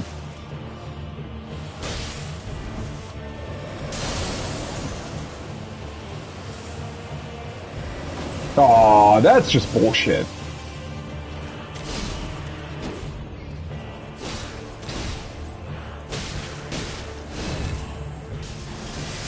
Ah, okay, that was something that I just forgot. That shouldn't have hit me. I already had pressed circle. I thought it was the other. Okay. For some reason, he added a third stroke there, even though he didn't do that before. Same thing. I dodged the exact same way at the exact same time twice in a row. I think the first time it just didn't hit me because I dodged downwards. And then the second time it happened, I dodged upwards, right? Because it has this weird bowl shape, the arena. And I think that's why it didn't hit me the first time, but did the second one. Great. The problem is it's so frustrating to fight that, well, first of all, you're not really enjoying yourself, but second of all, you just mess up a lot more, right?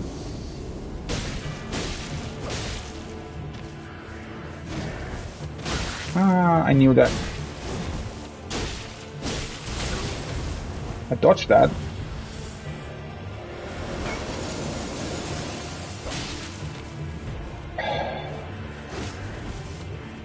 Why does he have to stand in trees?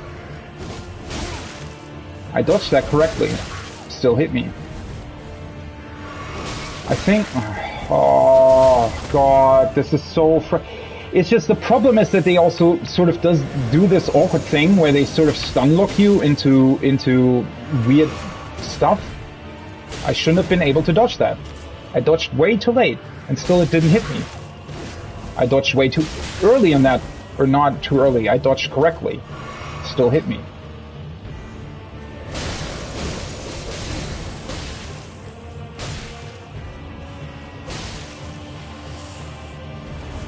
What?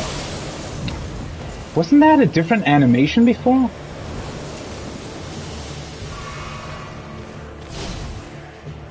Oh shit. I thought he was... Oh shit, I forgot about that as well. Well, this time I just forgot. No. I just can't figure it out! The problem is, yeah, his second phase, yeah. His second phase definitely has a couple of attacks that I just haven't learned properly.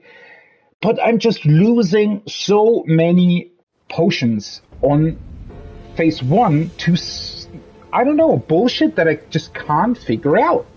And the problem is that if it would be a different thing if, I was dodging... Or I was trying to dodge and he was still hitting me, right? If that was all that was happening, that would tell me, even though I think my dodge timing is right, it's certainly not right, right? If that was the only thing that happened, that would be fine. I could tell, right? So if I was constantly dodging too late, and I think that I'm doing it correctly, but he's still hitting me, well, that would be obvious then, right? That would mean that I'm just not doing my timings right.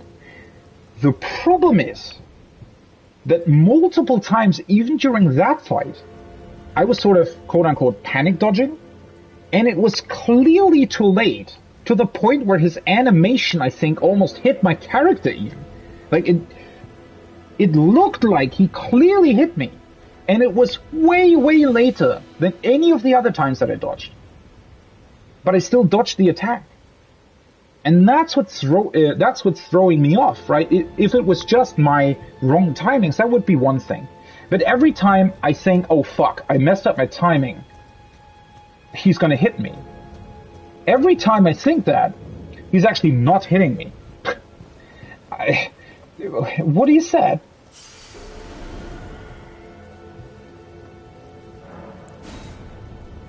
What does that mean exactly? Am I, like, do I have to dodge way, way earlier? Is that how it works? I don't think that's the case, to be honest.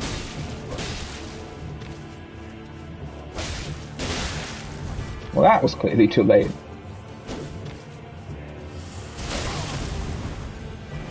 I hate that he's constantly at the edge of the arena.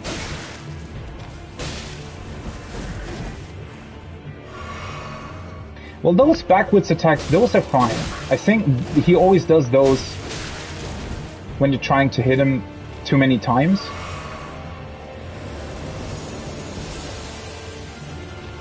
Stop jumping back, for fuck's sake.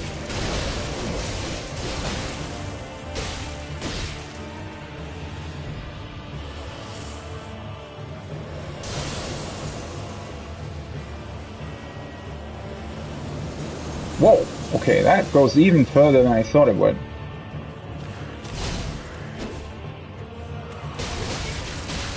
I dodged that correctly. My character just didn't dodge.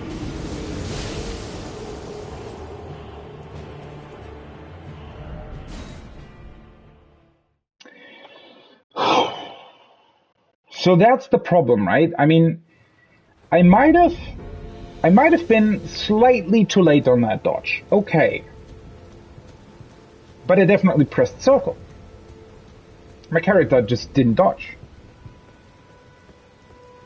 Why? It was a triple hit, right? So at least I should have evaded the second one or something. Also, I hate so much that the freaking boss constantly jump. Can he not just jump into the middle of the arena? Why does he constantly have to stand there? This whole arena, look at this place. This arena has literally nothing in it, except for a couple of those weird trees back there, and those awkward rocks. That's also really awkward to fight on. Where does the boss spawn? Right next to these fucking trees, and he also jumps back the entire time. You know what? Is that...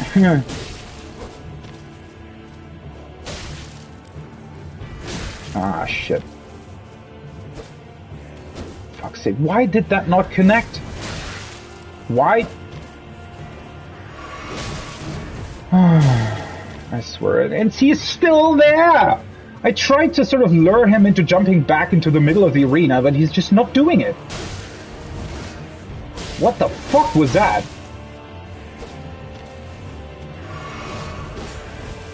I should have... What? How? What? I dodged way too late on that.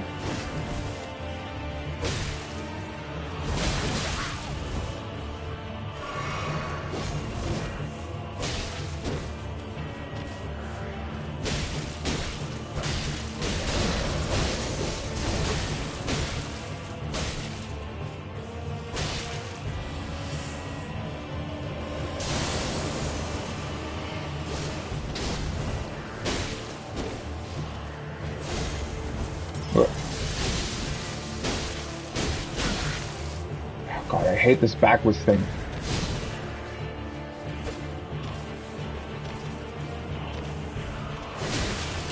What the fuck was that? Wasn't that his normal jump attack? Why did it hit me? I was doing the exact same dodge roll that I did before every time, and it worked every time. This was the first time that it didn't happen. Well, it did happen, but for some reason he still hit me. Was he just closer to me than normally, that you just can't dodge into him at that point? Because his attack is still connecting? Oh man, I hate this boss. This is such an awkward boss fight. It's just awkward as fuck.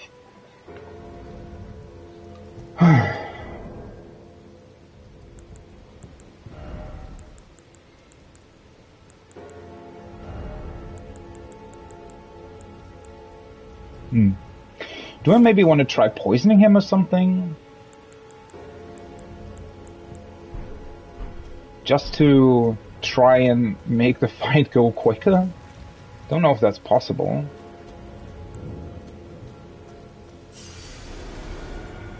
I honestly don't know what it is. I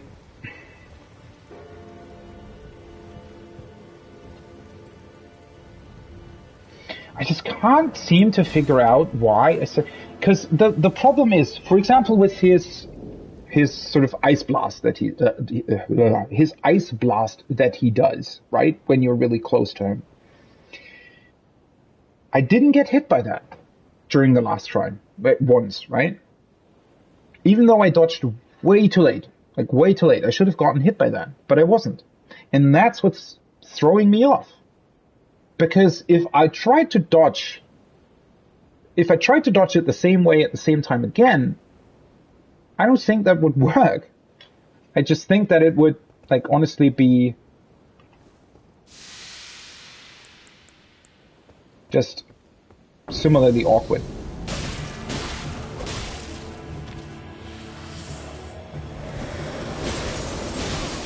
Why? I was behind him! How the fuck did that connect with it? For fuck's sake. Well, he is poisoned, though.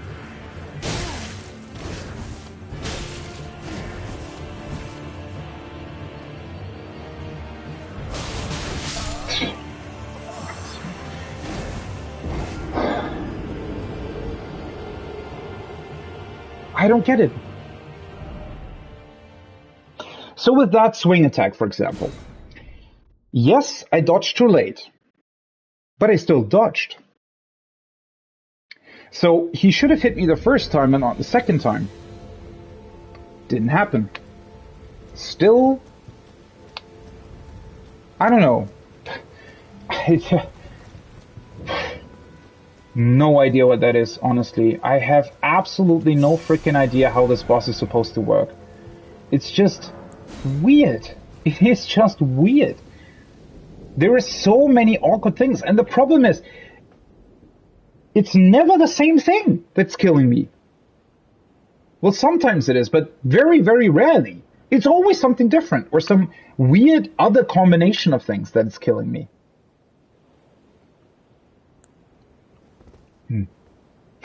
I wonder if this is actually the right strategy. I mean, at least it's additional damage, right? Considering that it's constantly jumping away from you, that might be actually a good idea to poison him.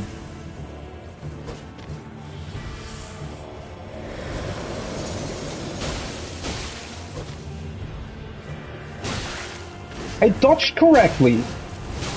This feels so awkward. It feels every time like you're pressing circle and your controller's broken or something. Fuck. I knew that was coming out. I pressed circle, but there's just no way you can dodge that.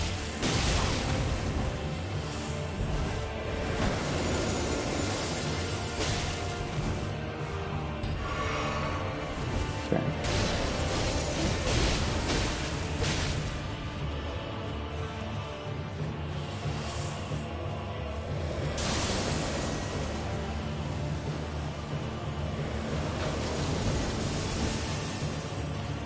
Poison lasts way longer than I thought it would, to be honest.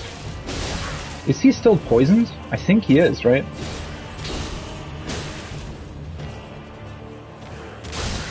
Yeah, that's... I don't know. I think I sort of dodged into him... Ah, fuck. How are you supposed to dodge that?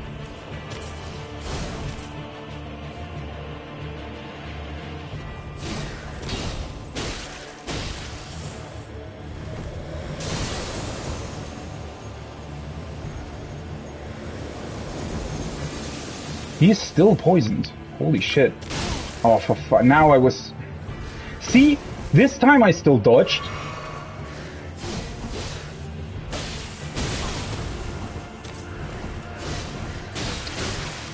Fucking hell. Okay, poison was the way to go. I did not expect the poison to last throughout the entire fight. Radagon's Scar Seal, okay. Yeah, I did not expect the poison to last throughout the entire fight. That was definitely the way to go, because he's...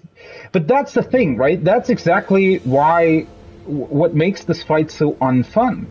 Because he's constantly... He's not even in your range. The damage that that poison added was insane.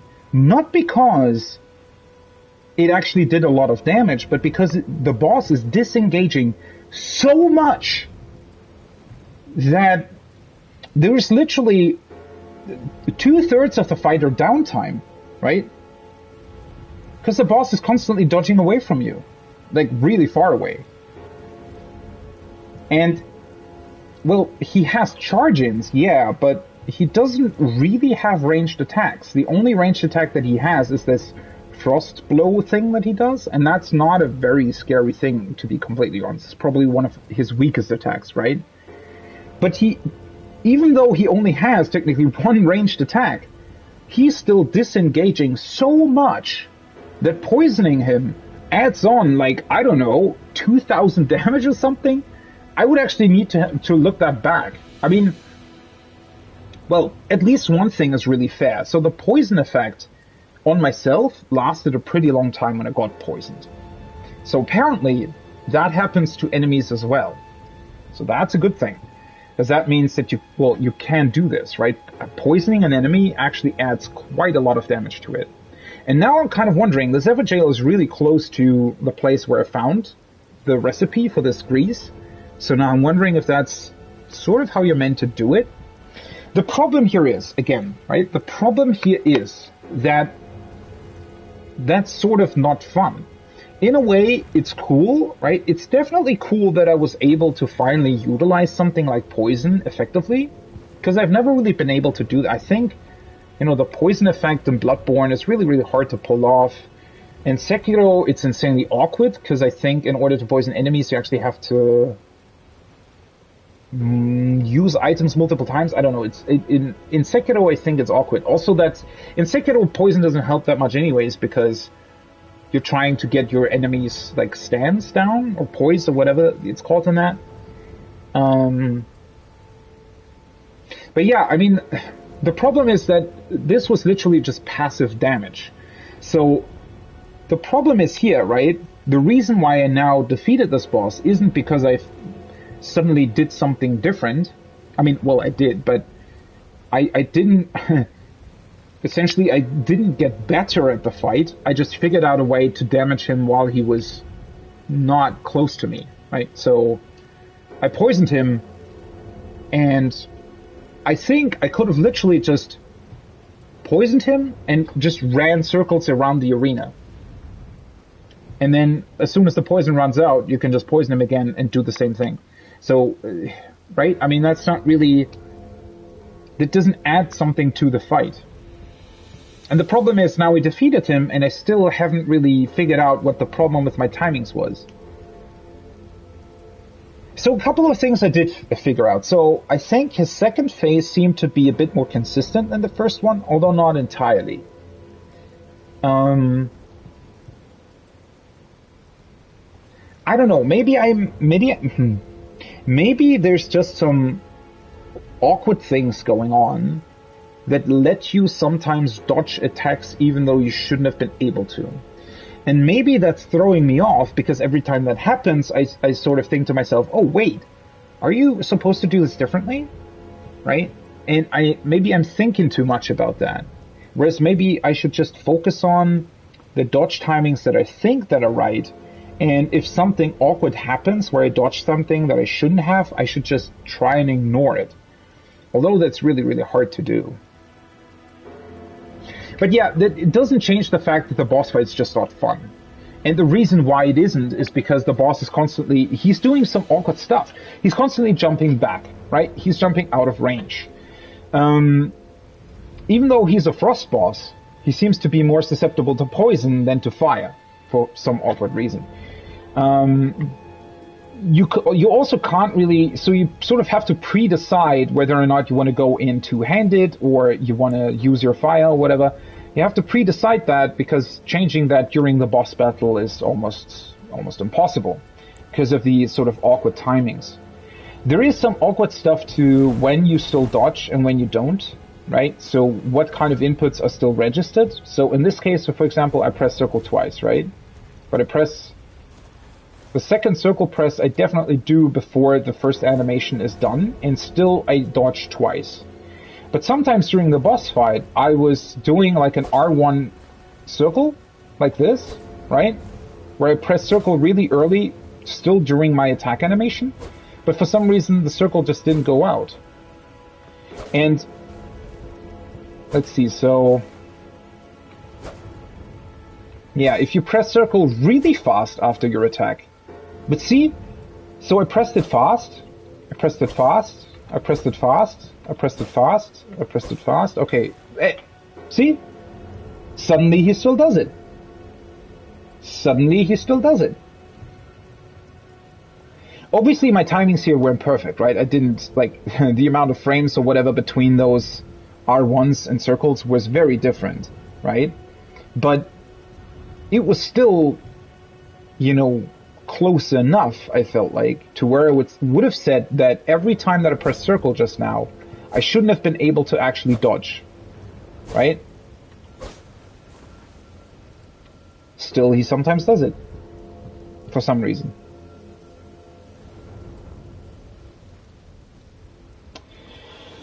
And yeah, that just keeps happening during the fights, right? And it just throws you off. And combine that with these awkward things that the bosses are doing, like dodging backwards and dodging into the wall, dodging into the trees. The same thing with the, like, his frost breath attack that he did, right? And I've seen, that has happened with a couple of enemies in this game already as well, where his frost breath attack comes out, right? You can then sort of circle around, get close to him, and hit him from behind, essentially. But if you're not really hitting him all the way from behind, but you're standing sort of, you know, 2/3, like on his left leg or something, right? And you're hitting him from there. For some reason, this last sort of explosion that happens, there's like a small explosion when he stops his breath attack. That will still hit you, even though the animation is in front of him and only in front of him. But it still sort of radiates out slightly towards the back, but only slightly, not all the way towards the back. And also, I could swear obviously I can't confirm it. I would have to look, I would have to watch my own VOD to be able to determine what happens here. But I'm very sure that the slanting of this arena actually influences when you dodge certain attacks. So sometimes I just dodged attacks even though I didn't even press circle. And I think that was because he was essentially hitting like over my head. So I was doing, if you're dodge rolling through him and then hitting him, right? You're doing the stab, this one, so, right? And the stab keeps your body lower, right? If you look at my sort of body height, and then I'm doing this, right? While you're stabbing, you're essentially about a head shorter than when you're not stabbing. Because of that, you sometimes dodge attacks. The problem is, it's very inconsistent. Also, it the way the bosses, so if I'm doing it this way, right, I obviously hit in front of me, where I hit where I'm dodging, right? If I'm doing this, I'm pressing R1, it'll always hit where I'm dodging towards. But if I look at an enemy, right, and I'm sort of awkwardly, I don't know, dodging past it and then doing this, I don't know, sometimes sort of the animation, I don't know what it was. It felt like sometimes the animation was coming out differently than it should have.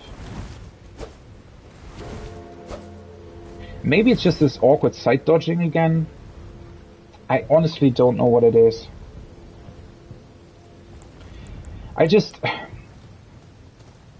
The issue here for me personally is that all these things, there is like a threshold, right? Obviously, FromSoft games are challenging. I'm not saying that the game shouldn't be challenging.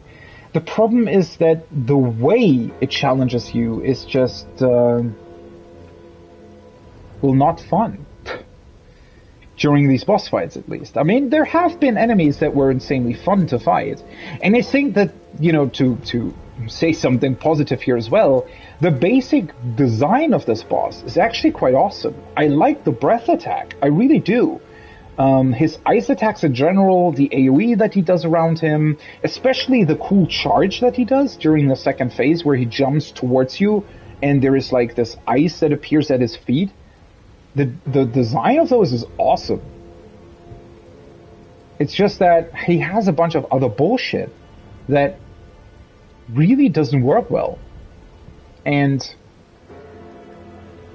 well, ultimately, it's not even about it working or not working, or about dodges that are awkward, or whether or not iframes are displayed correctly, or I don't know what it is, right, that messes up those dodges. If I could tell, then I would do it better, right? That's not even it. It's just that the overall sort of combination of things means that fighting these particular bosses just isn't fun. It is for a couple of moments in there, but the overall experience is pretty bad. And I hate that, because I love the game otherwise. I mean, a lot of the open world stuff so far has been absolutely awesome. The items that you find, a lot of the designs in general are really, really cool. But every time you're sort of one-on-one with a boss, there just seems to be all these kind of awkward issues that are kind of hard to ignore.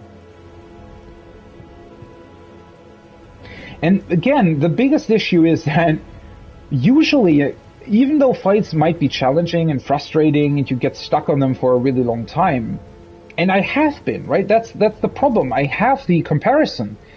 So there was a Sekiro boss that I was stuck on for like 4 hours, right? There was, I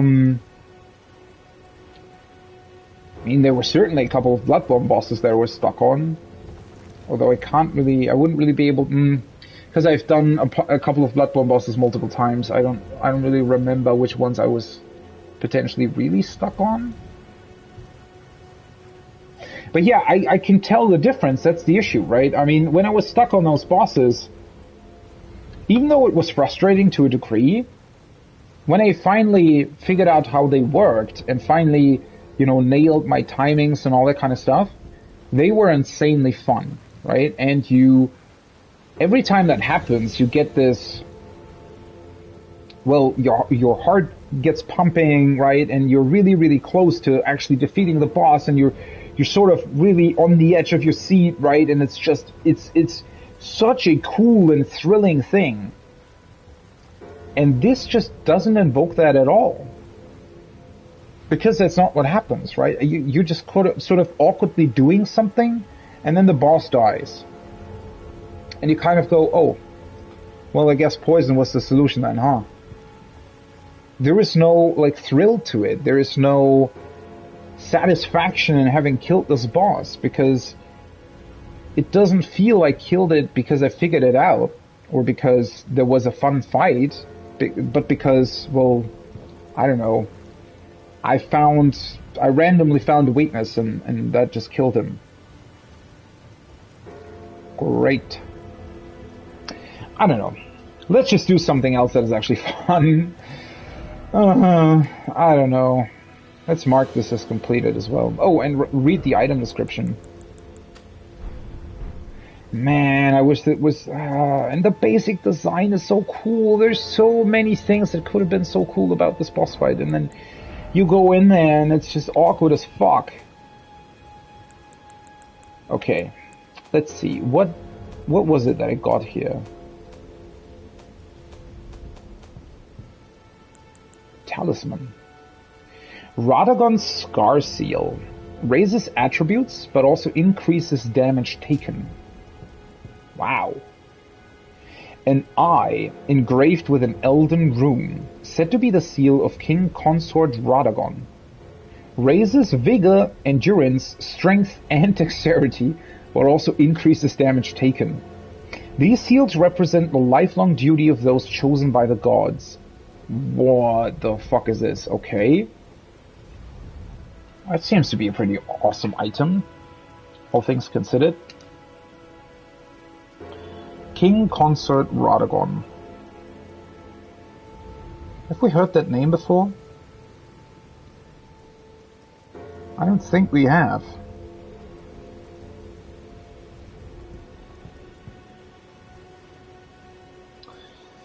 King Consort Radagon.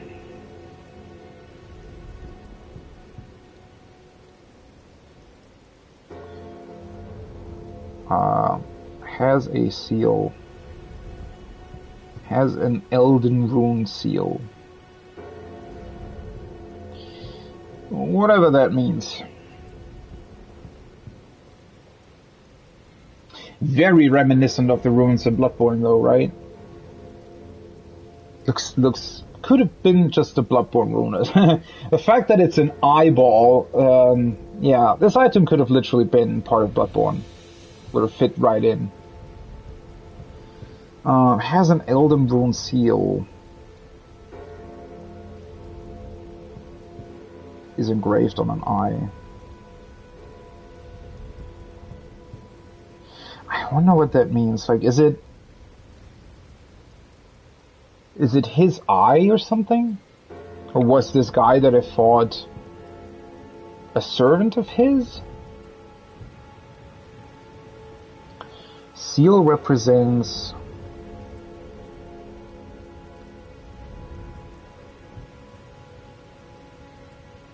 the lifelong duty. Duty of those chosen by the gods. So, yeah, this guy that I fought, right? I guess he was some kind of servant of King Consort Radagon. And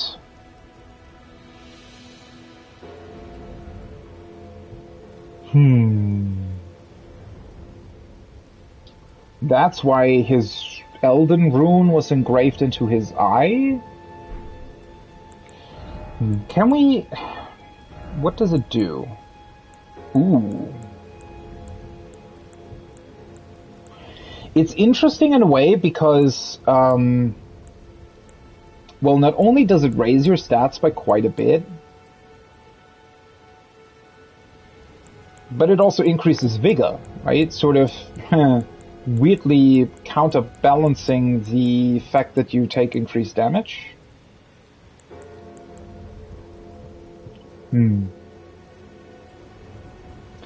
I kind of want to test it.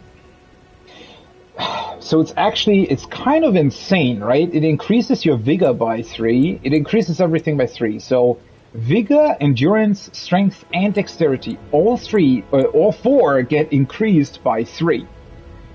Which is a lot.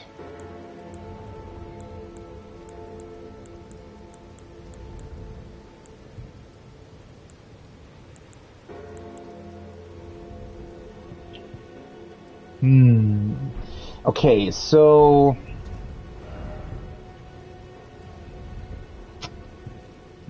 do I want to warp to some place?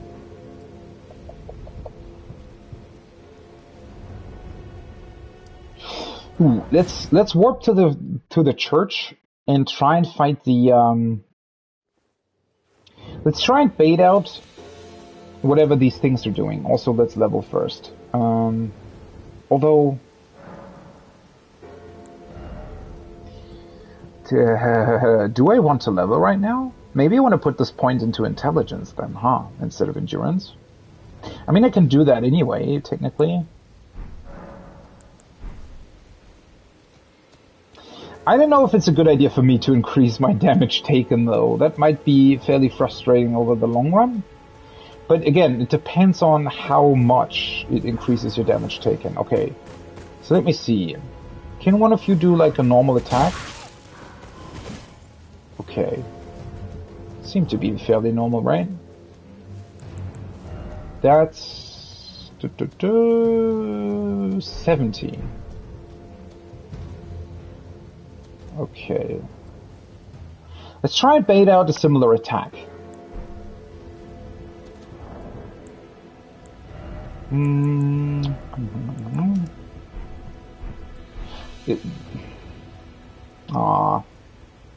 Kind of sad that it's not represented on your character.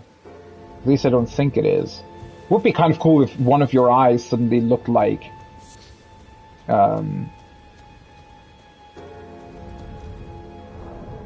wait. It shows in this screen though. Okay, so let's go back. If we look here, right? So for example, my physical damage negation in here is 17.1. So if I switch it over, that is significantly lower. 8.8. Question obviously being, how does that, manifest itself? Like, what does that change exactly? Because, well, we already established that the scaling or whatever the fuck's going on is quite weird in this game. Alright, let's see. Hopefully he does like a similar attack, because otherwise it'll be really hard to compare.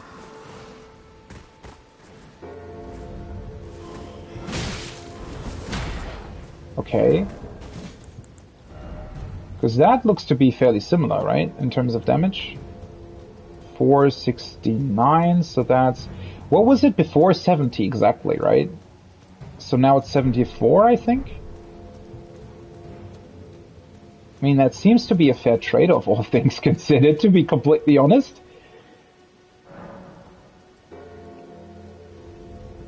You know what? Let's try it for the time being. Let's, I mean, the stat increase is kind of insane, right? It's literally, what, 12 levels. So it's one item that you equip, and it puts me effectively from level 35 to level 47. It's kind of insane. I mean, that's like, what, 100,000 runes or something that it would need to invest to get the same effect from leveling up?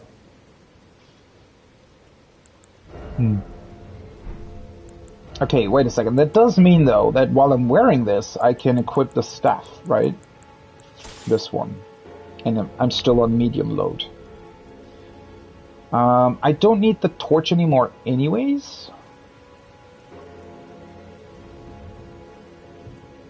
That item almost seems too good to be true. Well, the problem is that I don't really get the damage scaling, right? So... Also, this doesn't really tell me much about it anyways, right? So I guess what's happening here. So before, my physical damage negation was 17 something, right? Now it's 8.8. So technically, like about 8.5 or something lower. So does that mean that I'm now receiving like 8 or 9 damage more? But I think because it increased my strength and all the other stats, now my base defense is actually higher. Meaning that my damage negation at the end of the day comes out to be almost the same, right?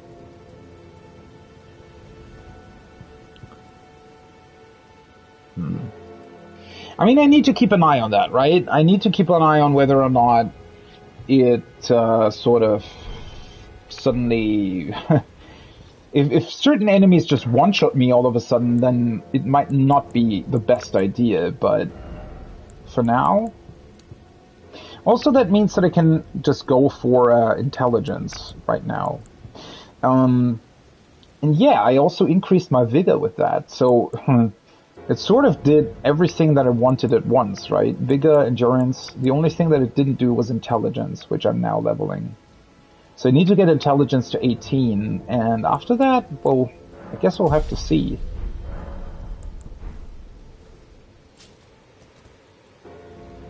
Oh, right. well...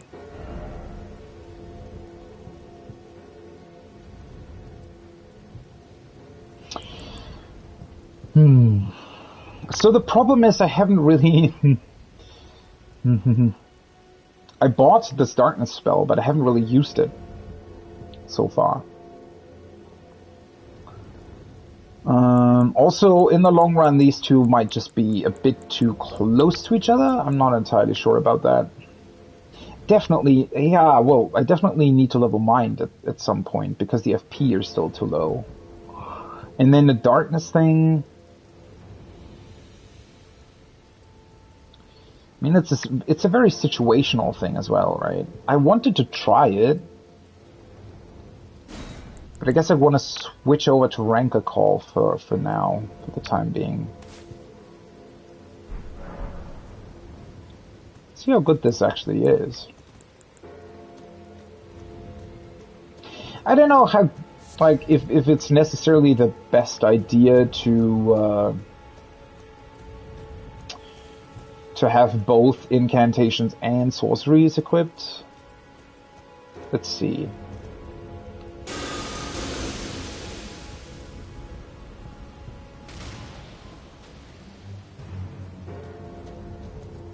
Well, that was sort of underwhelming.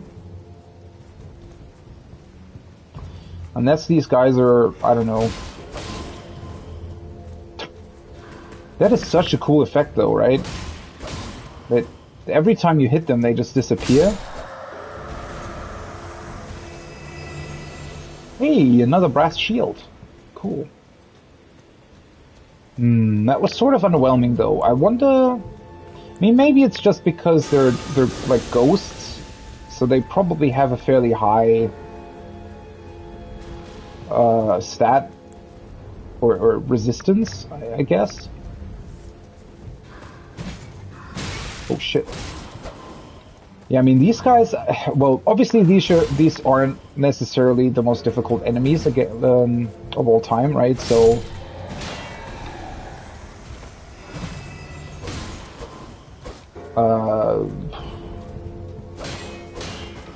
Taking more damage against them is probably not the biggest problem.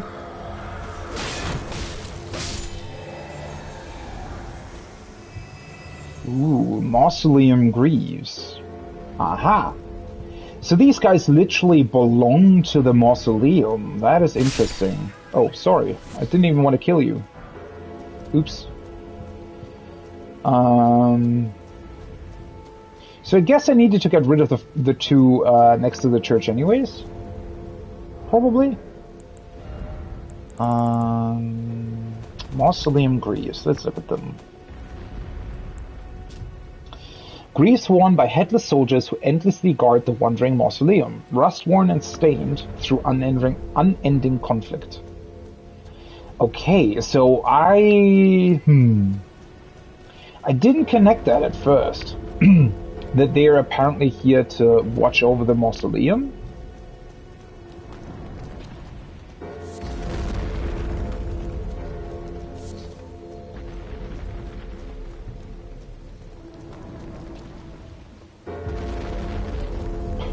It's a very cool thing, right? It looks kind of insanely big when you're up close.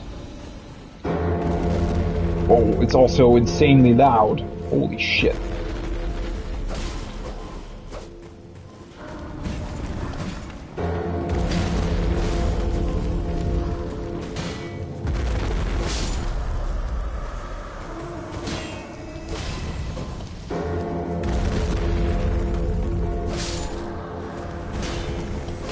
Oops, I wanted to do a guard counter, actually.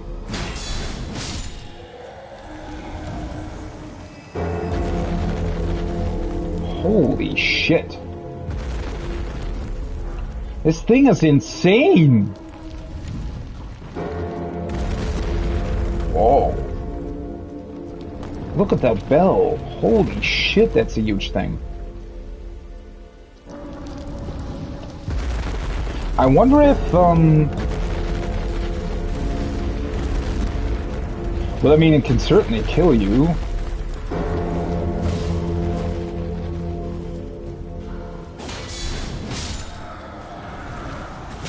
Oops.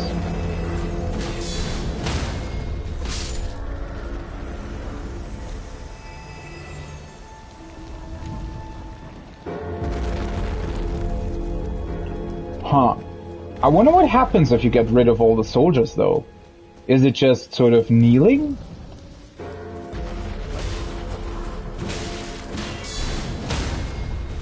Oh. Shit.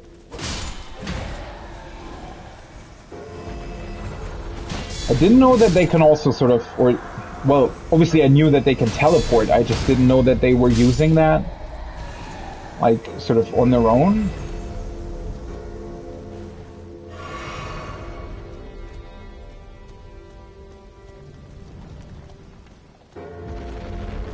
Oh. So now what? Wait. Didn't even realize there was another side of grace here. How did I not see that before? Well, what happens now, though? If I got rid of all the soldiers...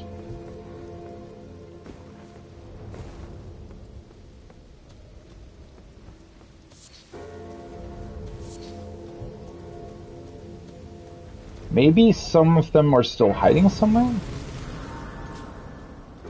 That's interesting that this one exists. Tombs Ward.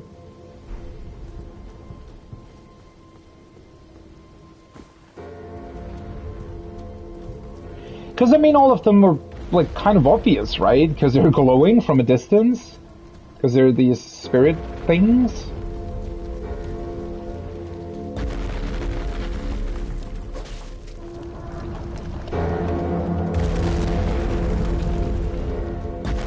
What? Behold, dog but sound? The fuck? Is there something else that I need to do?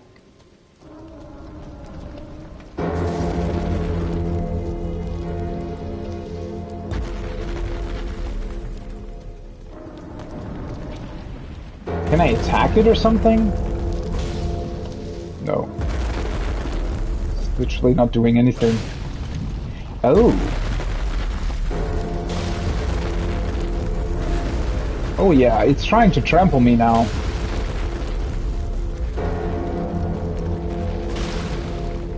Okay. Wow. Imagine a Star Wars game that pulled off the, what are they called? AT-ATs so well?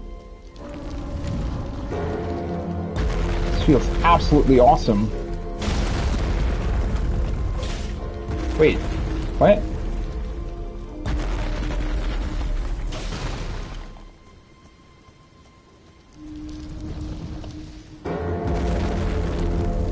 Can it?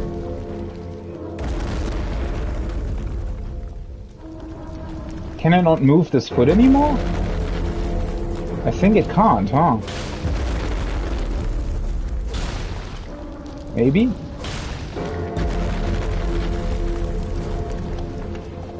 Or maybe it can? Golden Rune?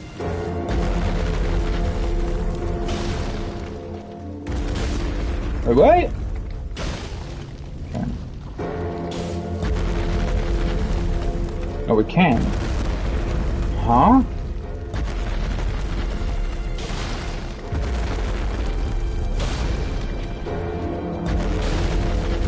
Ugh.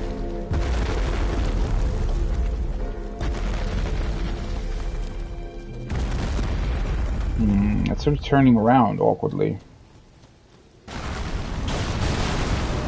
What? Oh! Okay. I guess you just have to...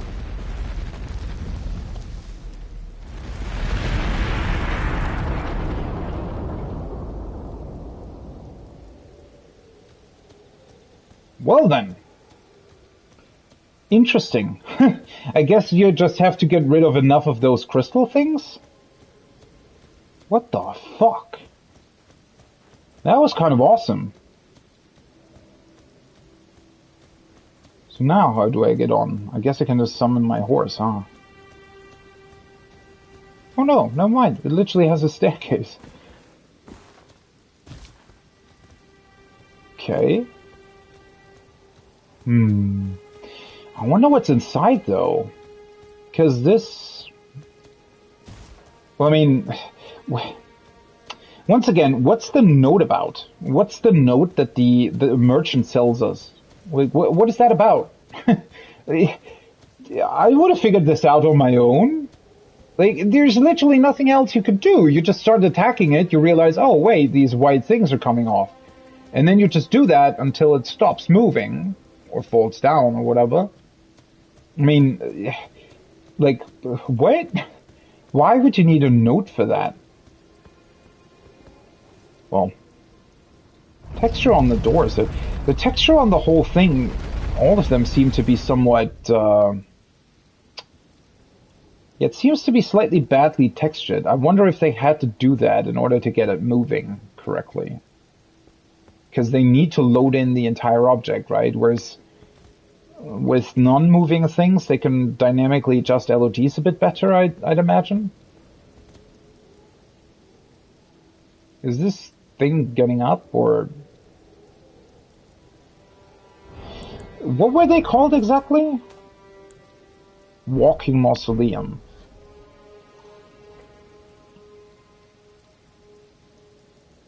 Walking Mausoleum. So that's a headless king, I guess. Headless corpse. King, question mark. With stone crown.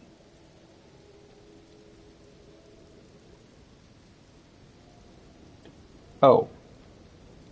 It's also raining outside. Well, I guess can't be helped, huh? Examine remains. I mean, I guess it's supposed to be a stone crown, right?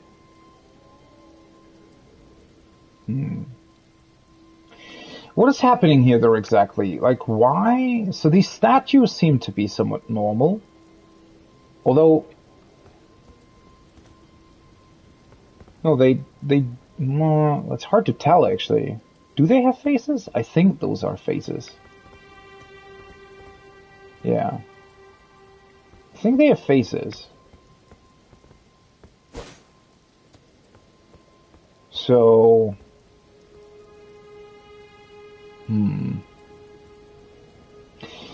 I guess, judging by what we've learned... Well, didn't they tell us about the headless... What was it called? The headless... No, not headless. Soulless demigod. In here. Statues look normal, though.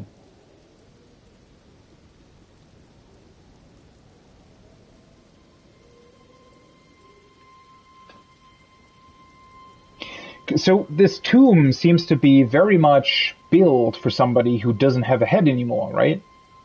At least I think so, because if he had his head, then that huge stone wouldn't make any sense anymore.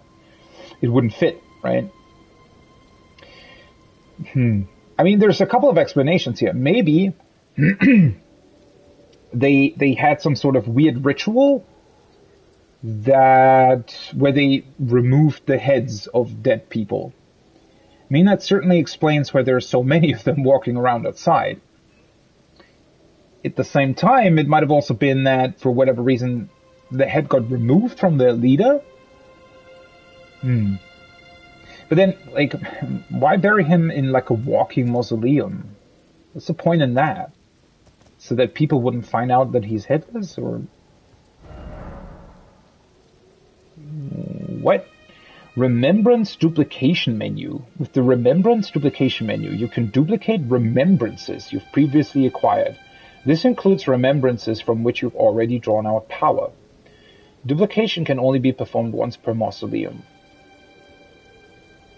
That's great and all. I just have absolutely no idea what a remembrance is supposed to be.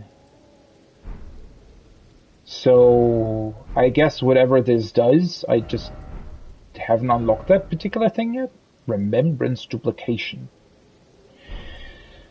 Well, that's underwhelming. Huh. Weird. That does mean, though, that once we find a remembrance... Wait, what? Remembrance? Remembrance. Why did I call it remembrance?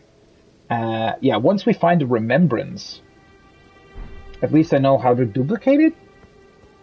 Which is cool, I guess. Huh. Are you getting up again, or are you just permanently stuck in the ground now? I'd imagine I have to do that again, right? If I rest somewhere, it's gonna just start walking again? What a weird thing. Well, I mean, at least there's like a specific purpose to them, which is kind of cool. Because I'd imagine there's more than one, right? It's just kind of weird that, well, if you get in it and you haven't unlocked those remembrances, then it's kind of pointless having done it. Okay. So still need to check out this last area here and the tower, which something was pointing towards it. Oh yeah, the guy that was sitting here, right? The ghost guy, he was pointing towards this tower. So I guess let's check out what that was about. Is there any kind of dungeon here?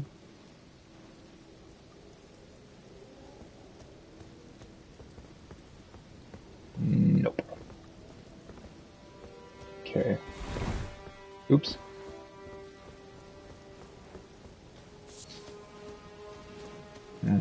Was there something that the merchant sold that I still wanted to get? I don't think there was, right? Let me actually try something. Do they hit him? No. So they're tracking, but they're like really, really slow?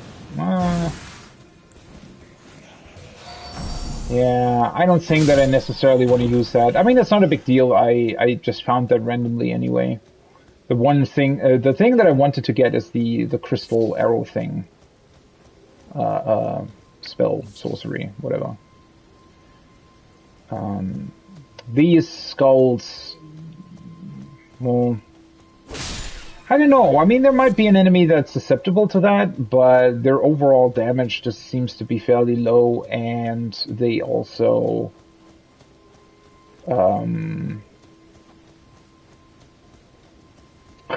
their speed is also very low. Oh wait, the hut is over there. There's just this large area here. Oh, that might be coffins, actually. Why am I even running? I can just do this. Let's rest there real quick. And then... What was that? Why were there, like, multiple stats that suddenly appeared?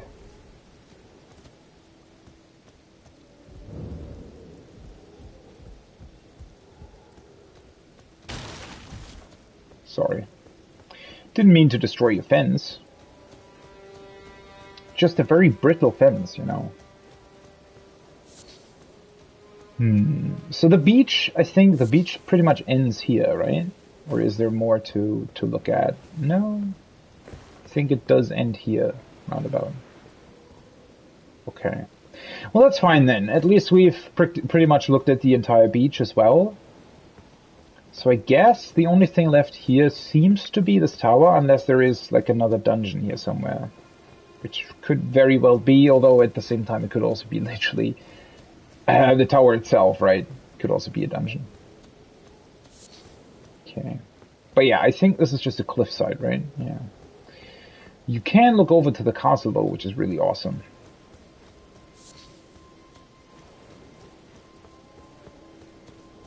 Looks pretty awesome.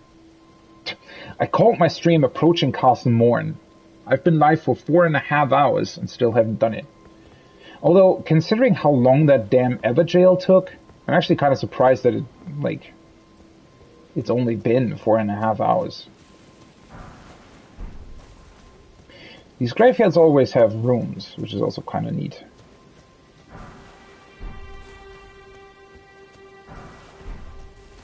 Seemingly no skeleton this time, though. Or skeletons.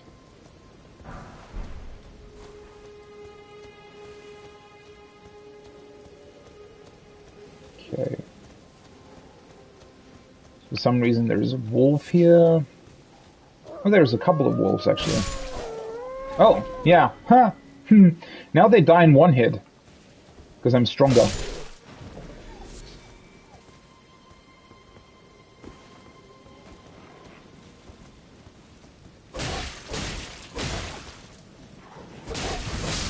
Wait.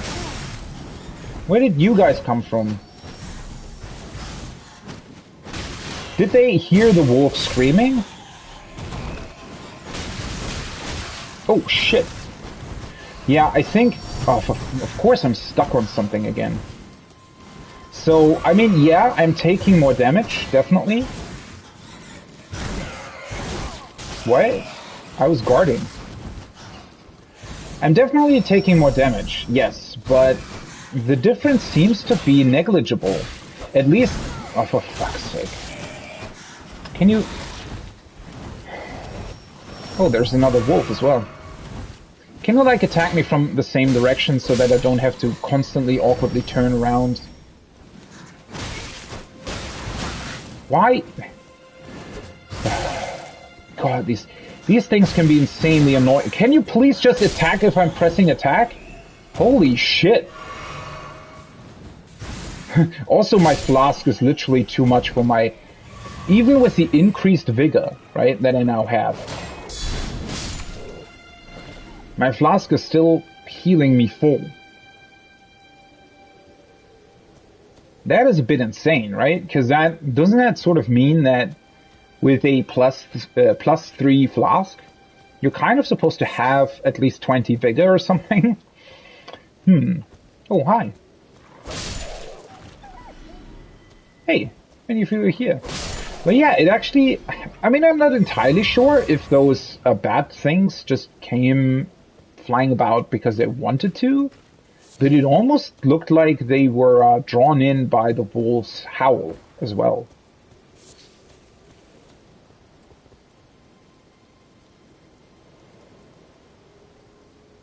That castle looks insanely big.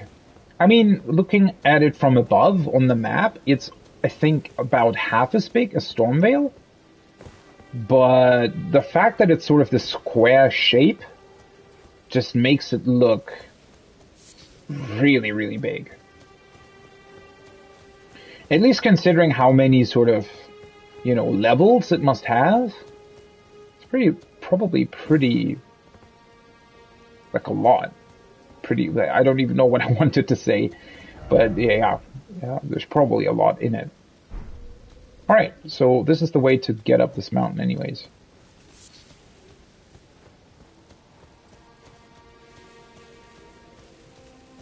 Okay, so there is a respawn point here.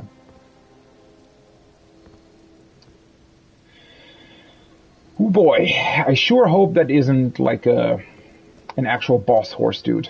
Because I don't really want to deal with another bullshit fight. Oh god, these guys are screaming again.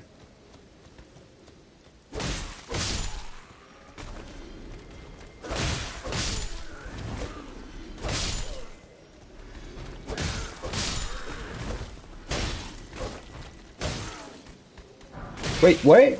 You're not dead? Fucking... Where the fuck did you come... Like, what? What? Where was that thing coming from? Why is there still... The fuck was that?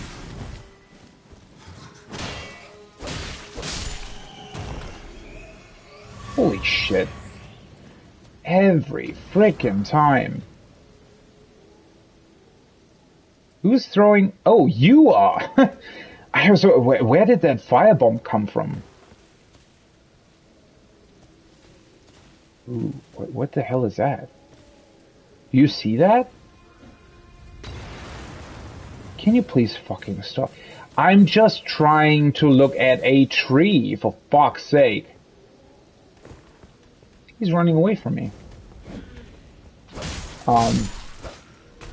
That's not where I was, though.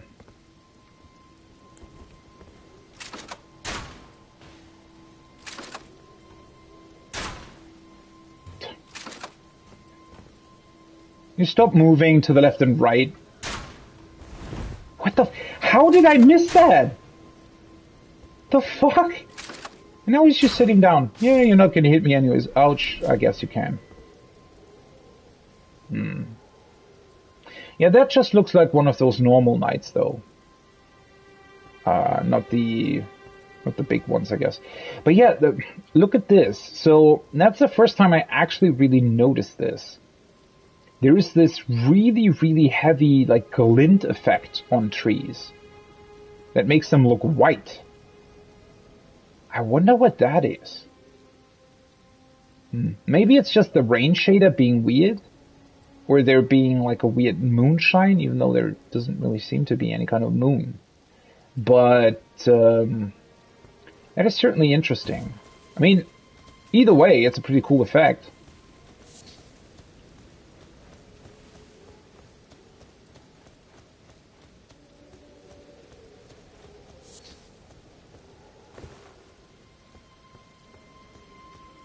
Really, you can't really see it on the trees that well. It's mainly on the bushes.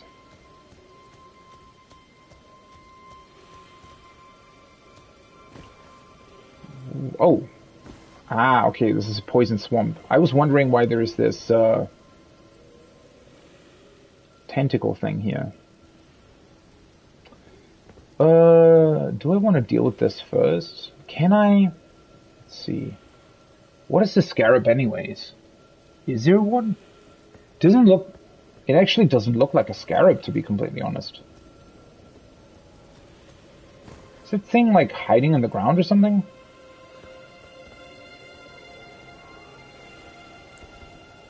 Weird. I didn't want to target you.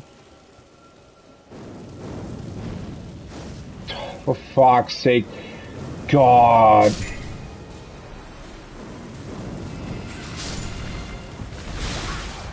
Oh, that hit me?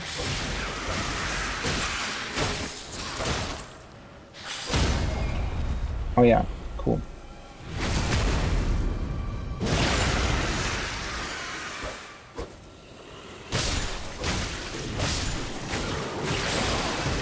What? Can you stop hitting me for a second?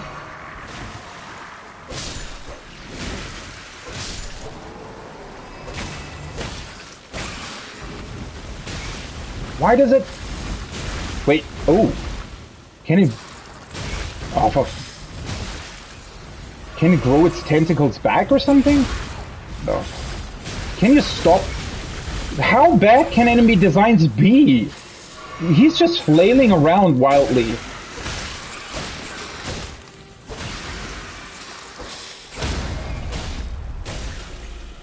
Wait, so he always grows back his tentacles?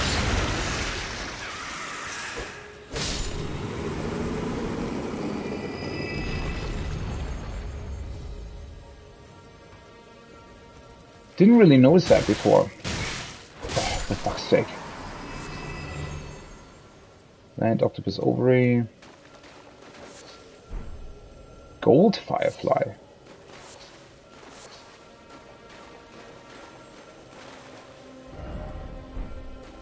Oh. Is that one of the invisible ones? Try attacking? Wait, what?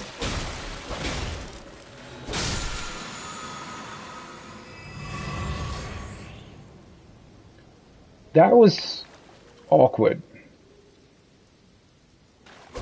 So, I guess you have to aim your attack at the ground? I guess that's why I wasn't able to hit the one that's running around on the beach. Because I didn't really target the ground. That is very awkward, though. Because you feel like it's just not working, right? Huh. Okay. Let's look at the gold firefly. I guess it's here somewhere. Yeah, this one. Firefly that gives off a golden light. Material used in crafting items. Found near bodies of water close to minor earth trees. Okay. The light of fireflies is believed to have an alluring magic. Golden light is considered to invite runes. Riches and runes. Yeah, okay. Those are used to craft, I think, the item discovery enhancing items and rune enhancing items.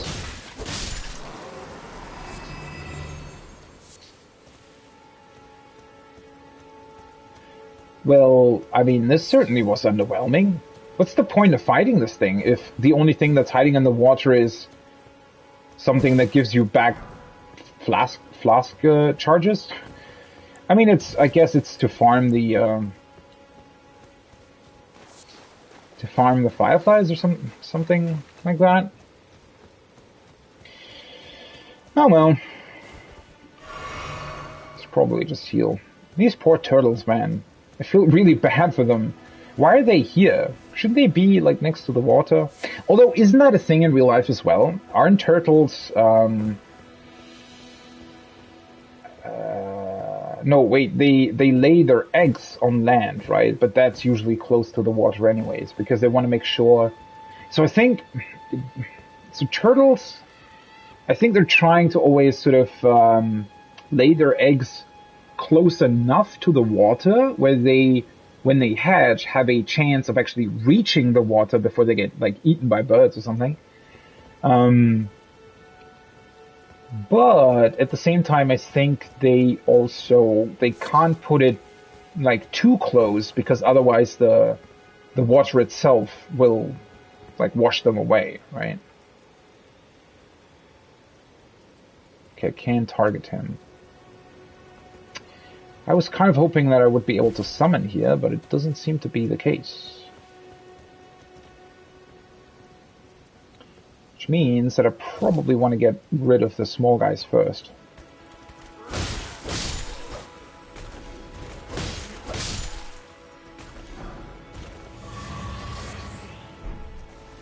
Wait, these three actually give you back charges? Okay. Cool, I guess. Let's... Do I want to switch my halberd? I mean, why not? Huh.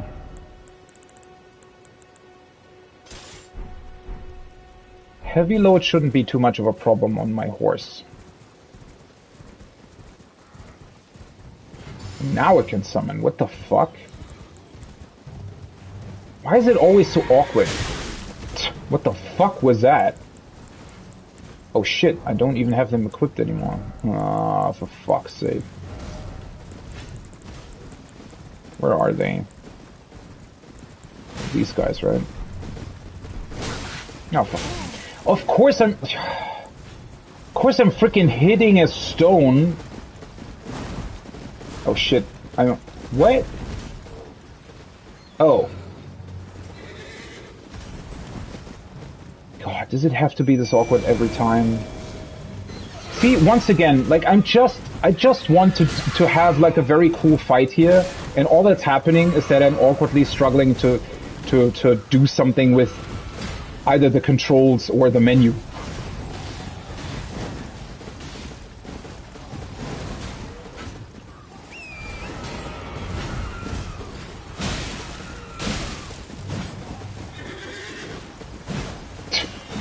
Now we're stuck between the trees again.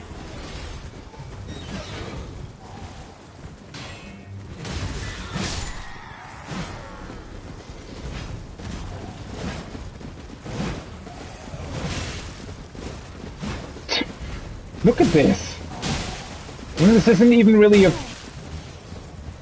This isn't even too difficult of a fight, it's just...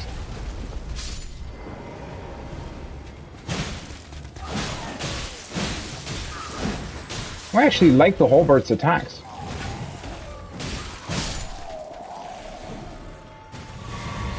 Well, I mean, this was more awkward than it should have been, considering that I struggled being in my menu and whatever the fuck.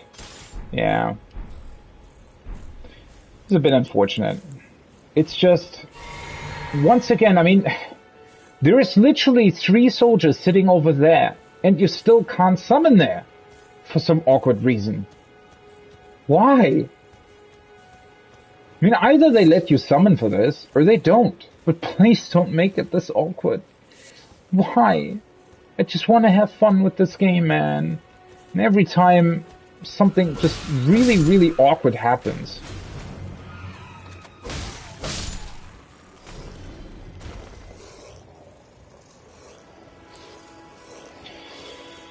Okay, let's see what this tower is about then. Whatever the ghost was talking about. Okay, so this is the way to access the actual tower, but it seems like there's still something over here. Potentially. Oh no, never mind. This is just a different way to access it, I guess. Alright, that should be fine then. Did I miss like an item or something? No. The horse looks kind of cool though.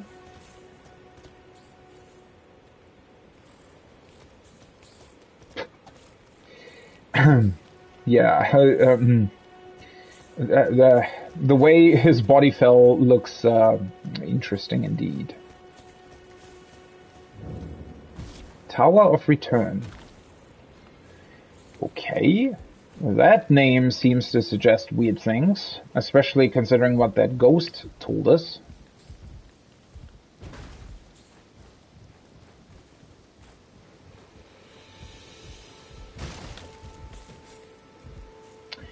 So, hopefully it was a good decision to leave this thing for last.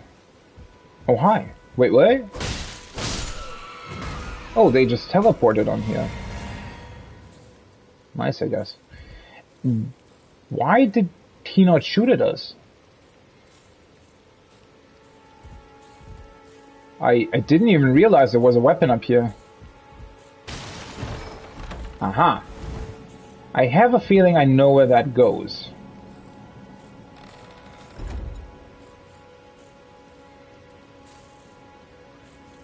If this is called the Tower of Return, and the soldier was talking about, hey, you know... Oh, by the way, wait. Didn't I rest at the side of grace where the merchant was? So I guess once you bring down one of these mausoleums, they actually stay down? Huh. Huh, that's almost disappointing. I kind of would have liked to try and do that again, to be completely honest. But yeah, I have a feeling that this chest is going to transport us directly into the castle.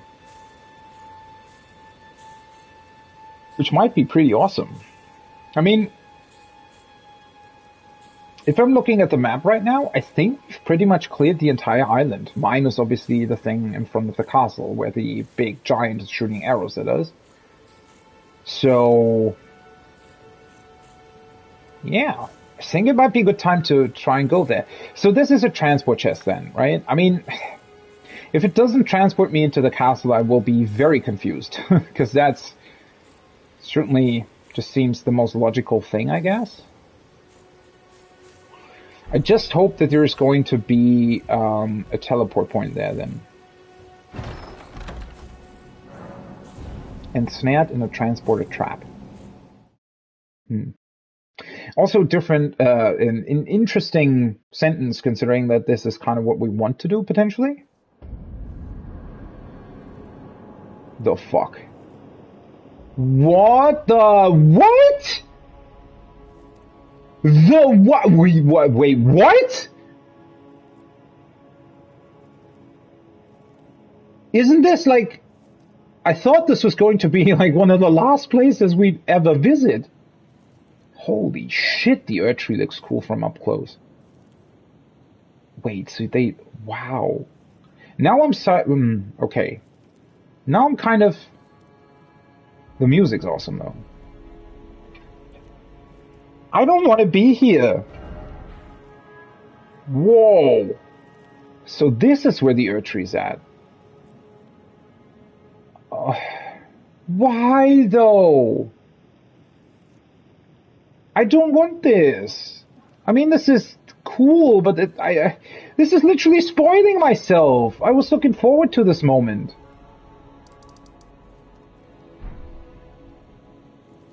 What a weird choice.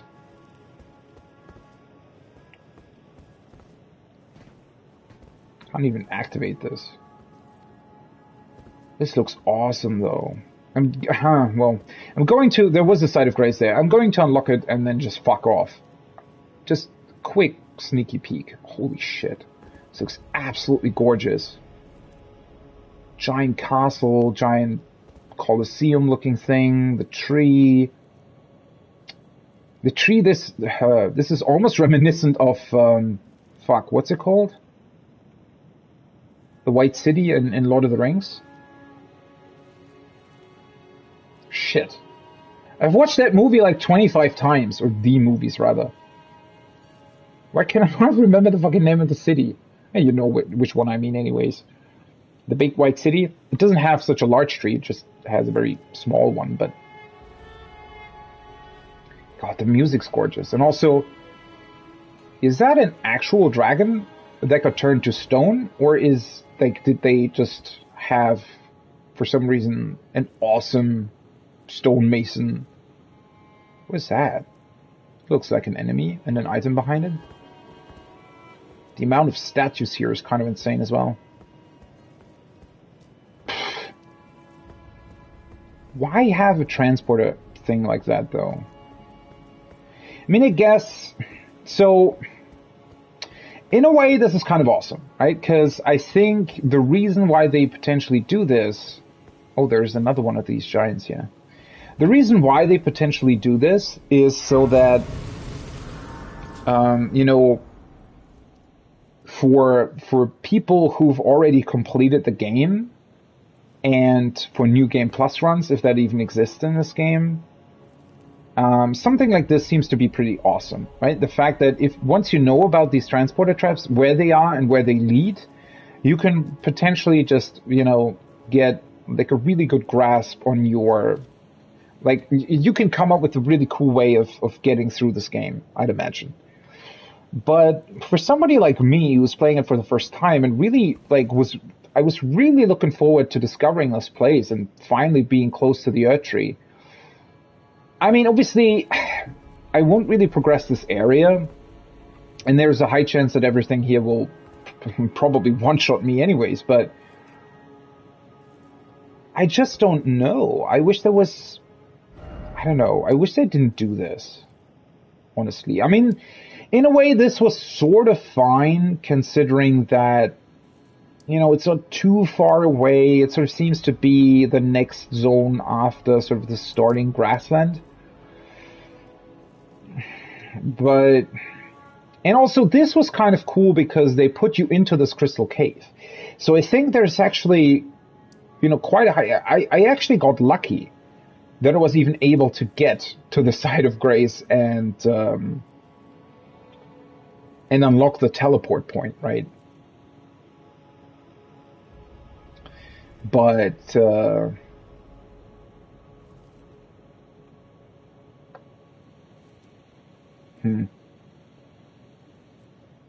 shit, now I want to have one of those branches where I don't lose runes. Wait, can I not teleport back? Is this considered like a dungeon or whatever? Because that would be kind of dumb.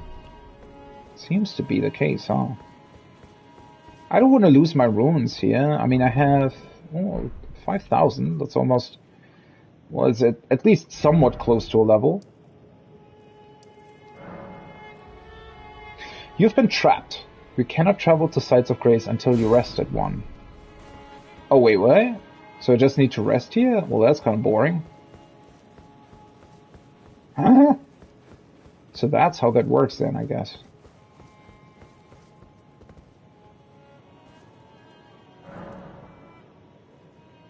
I was halfway expecting you'd be able to talk to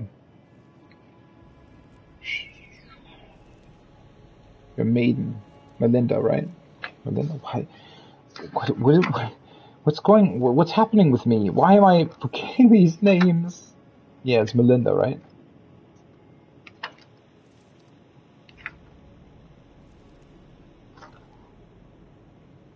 It is so weird to me that they do this. It just feels kind of backwards, doesn't it?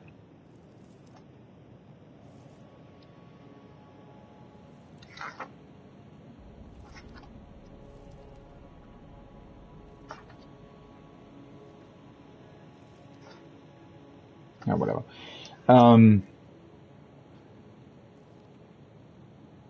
And they just literally give you a site of grace. That's the other weird thing, right? So it's not even a trap.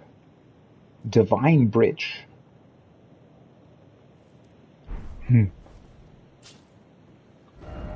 What a weird way of spoiling an endgame area for the player.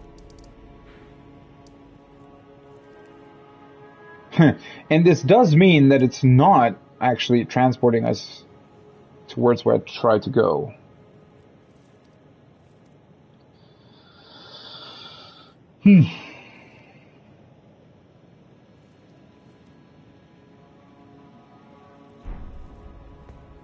Okay, the background's pretty awesome though, and I wanted to take a small break anyways. I'm not gonna stream for too much longer, I think. But yeah. I'm going to take a very small break. Be right back.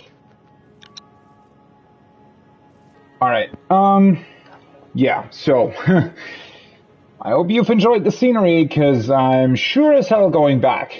I mean, this looks pretty awesome. Now the game has spoiled sort of its endgame area for me. I'm not really, I'm just kind of joking about that. I don't actually, mind that much. To a certain degree, I kind of expected that sort of scenery, right? I mean, we've already seen sort of the white from here, right? Obviously, we know what the Earth tree looks like, so it's not necessarily, spoiled too much, I guess. Oh well. Well. Let's look at our equipment. So, how do I want to do this? So I definitely need to level once more, right? That'll give me the opportunity to use those spirit shooting things. Or not spirit shooting, crystal shooters, whatever. You know what I mean. And I want to try out and find out if that's beneficial to use against this ghost knight. Other than that, obviously, well, in terms of leveling up, the good thing is that because of Radagon's Scar Seal, I now have 17 Vigor, 15 Endurance, which gives me a lot of opportunities, although that isn't really even the important part here, right? So the only thing that I wanted to level for this particular fight was Intelligence, getting that to 18, which I'm going to do here in a moment. And then, well, I've already upgraded my halberd to +3 anyways, right? So, and I don't think you can actually upgrade the staff compared to the seal for whatever reason. Right. So I need 8,200 runes. 8,214. So that's just sell stuff. Trade again. Until I have that. And then fight the big dude. I got 30 of these? Are you kidding me? Holy shit, where did I get... I guess I got plenty of stuff while I was roaming around the island, huh? I also wonder if maybe, considering this fight is, sort of has the same awkwardness to it as the Everjail, right? Where through large portions of the fight you kind of disengage from your opponent. I just don't know whether or not you can use the grease while you're on horseback. That would be kind of fun, to be honest. Okay, let's get rid of the things first that I know I need to get rid of, which is at least one of these ones. These are almost exactly the same thing. Which does make sense. But it also means that I can get rid of one of them. I guess let's just get rid of these. Foot Soldier Gauntlets, I sold these a couple of times already. These are the same things that I had. Okay. I can get rid of one of the brass shields. because I have 2, or had 2 anyways. I can get rid of the short bow, because the other one's just the same thing but better.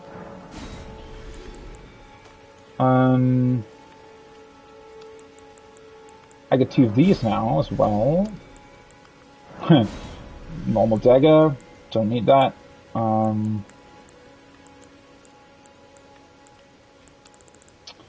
Guess that's it so far, right?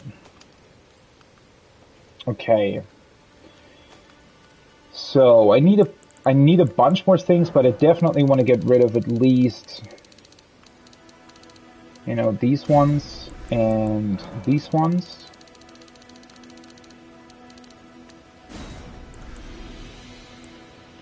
In this case, I'm going to keep the other ones, right? So I'm going to keep the sunflowers, I'm going to keep the poison blooms. Okay, so now let's sell, what was it? 8,214, right? So I think doing, so that's too much, right? That's 7, 6, 7, 8, 8, this should be enough.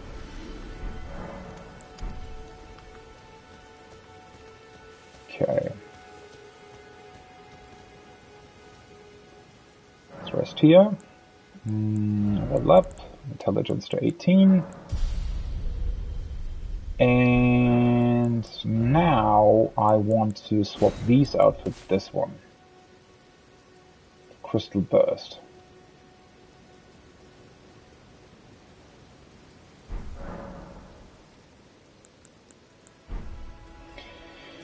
Okay, and now I need to figure out my equipment, so... let's see, I don't really need the crossbow. I was thinking about using the short bow, though. And I can, right? Short bow for horseback. Do I have arrows? Or fire arrows? Guess that's enough. Then I want to swap to the halberd as well. And put the staff here. Still medium load. Okay, perfect. It's about what I wanted to do. Then I want to check out, well, obviously I don't need these things. I want to check out whether or not I'd be able to use the poison grease on horseback. Because if that's possible, that would be pretty awesome. Other than that, I don't really... I keep the kukris equipped, but I don't think I actually need them.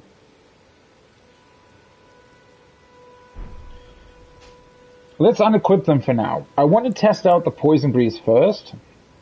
And depending on what happens, maybe I'm even going to try out... what was the other thing that I thought about there for a second? Oh yeah, the starlight shards might be pretty effective if I can get my sorcery to work properly. Which is, you know, I'm not entirely certain if that works well. I guess. Well, we'll have to try first, right? So, let's pass the time until nightfall to make him appear.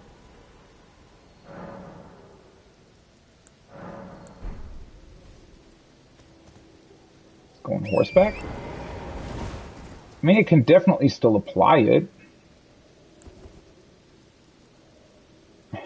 Are you telling me you can't use the staff on... Oh, well. Well, that's a shame. Wait, you can't even use your shield. I'm just realizing that. Why can't you use a shield? What? Oh, well, that's boring. Well, wait. Doesn't that mean that you'd also not be able to use these crystals? What? You can use them, but not the staff?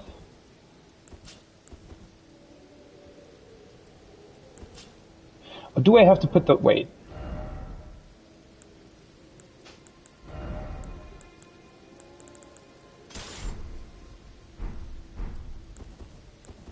Oh, okay, yeah.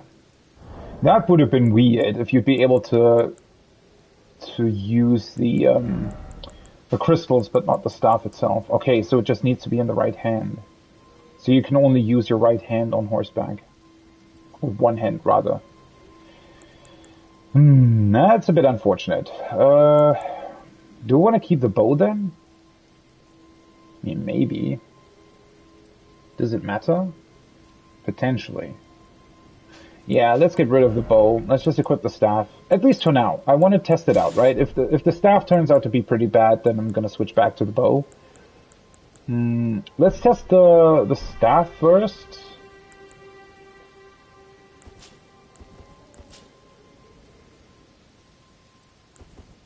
I wonder how effective the poison grease would be. Wait, what? Huh? Wait, this is not what I thought these were the homing lasers. Oh, for fuck's sake, they are not, aren't they? Well, that's unfortunate. Well, I guess then I have to do this, huh?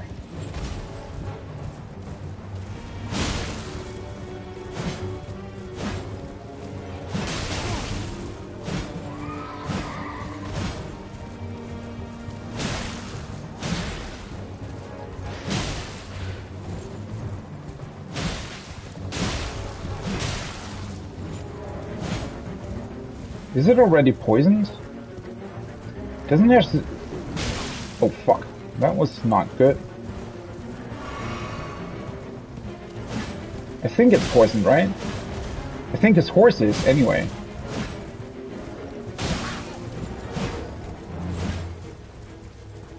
Well, this is already a much easier fight with an upgraded halberd and more vigor. If you just would stop fucking running into the wall. But yeah, I mean, that's definitely an important lesson to learn, right? So with every fight that is the same... Can you stop running into the fucking wall? Is it so hard for you to learn that you can't go there?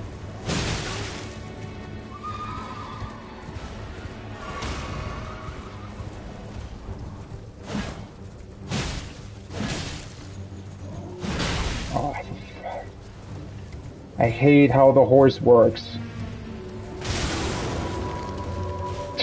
Okay, that's also just bullshit, to be honest.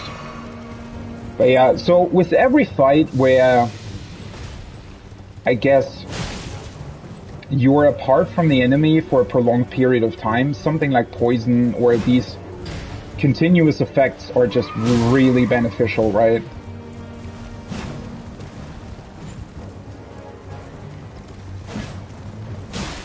Fucking, like, the way the fight works is awkward as ever, though.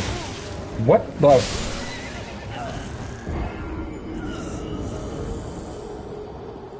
What the fuck was that? He just trapped me.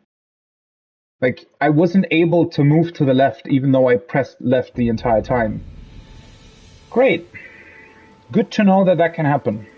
Very, very cool. Very fun.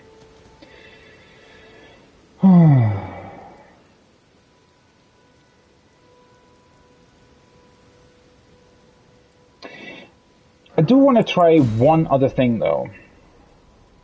Because the spell was so severely disappointing.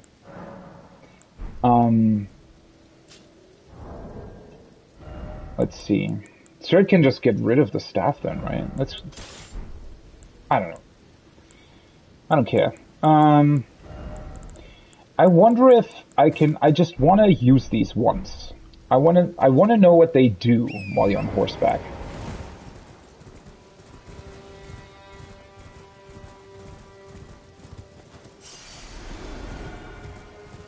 Okay, wait.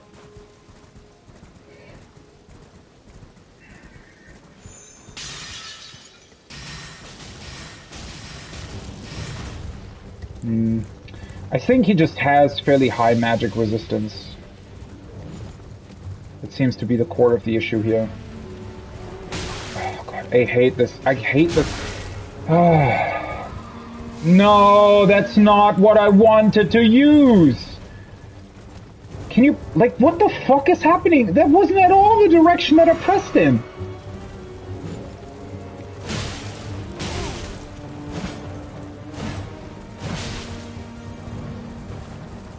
Is it poison? No, wait.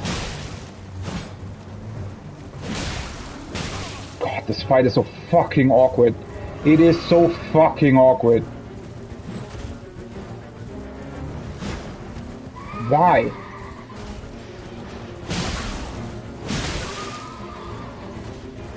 I think it actually gets sort of bonus damage when you, what was that? When you actually poison it? I think it's poison. Yeah, it's poison. Alright. So now I can just sort of chill. God, look at this. This is just... Why is the AI programmed in a way where it, like, doesn't know that there is a wall there that you should avoid? The fact that you can get so close to the merchant as well, there is such a huge area here where this fight could take place, and look what's happening. Things are constantly running into walls.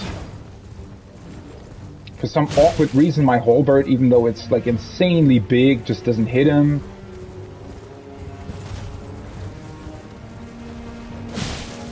Yeah, poison literally seems to be sort of easy mode with these encounters that, you know, where the boss is constantly running away from. Can you stop turning that way?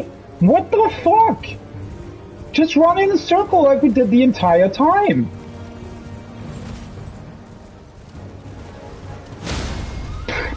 Yeah, the poison is sort of easy mode, isn't it?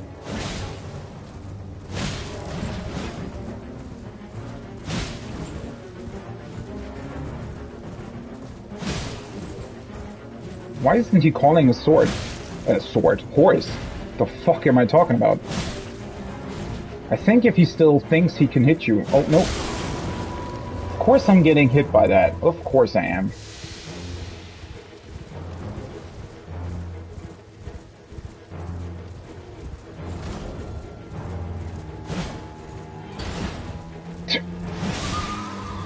Why?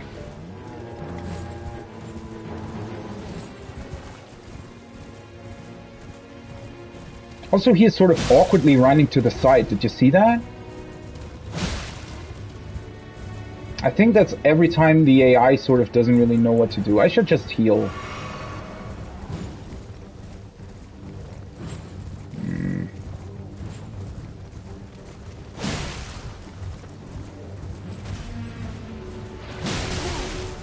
Seriously. Why didn't I hit him? He didn't even hit me. Did you see that? It just didn't. What the fuck is going on there? Ash of War barricade shield. Wait, there's their shield? Oh, that's... Oh, okay, cool. And Knight Rider flail. Okay. Well... This was just as underwhelming of a victory as the other one was. But yeah, I mean, so for enemies that, for whatever reason, constantly run away from you, or you're in an awkward situation like this, where it just takes a really, really long time until you're even able to hit each other, something like poison just seems the way to go, right? Alright, let's switch back to my usual stuff.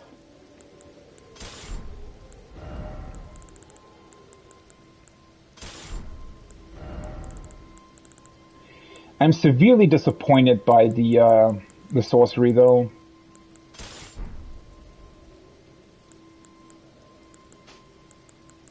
Yeah, he seemed to have fairly high magic resistance. Which, I mean, considering that he's some sort of ghost rider thing, I guess makes sense. It's just...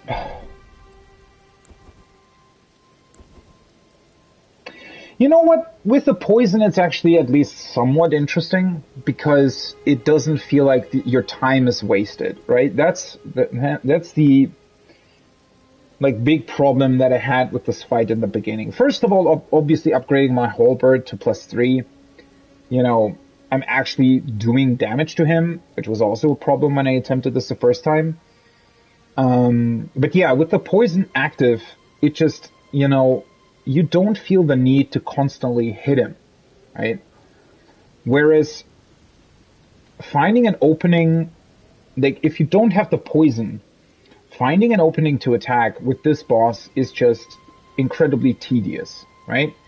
Essentially, large amounts of these fight, I would say about 80% of the fight against this knight, is literally you sort of riding circles around each other.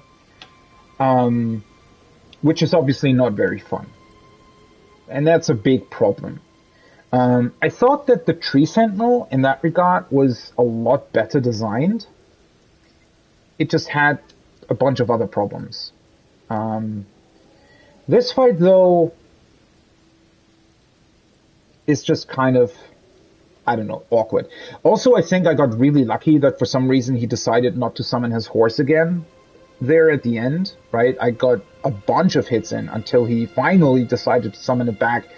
Obviously summoning it at the exact same time where I was still, like, sort of close to him. But, yeah. It's just, at the end of the day, the encounter's just really boring, right? Because, again, 80% of the time you're just riding circles around each other. And, well, at least the poison makes you feel better, because it doesn't feel like your time is wasted. Because he's constantly taking damage, and the poison effect lasts long enough to where I think I could have literally not hit him anymore, and his horse still would have died at some point, right? So, yeah.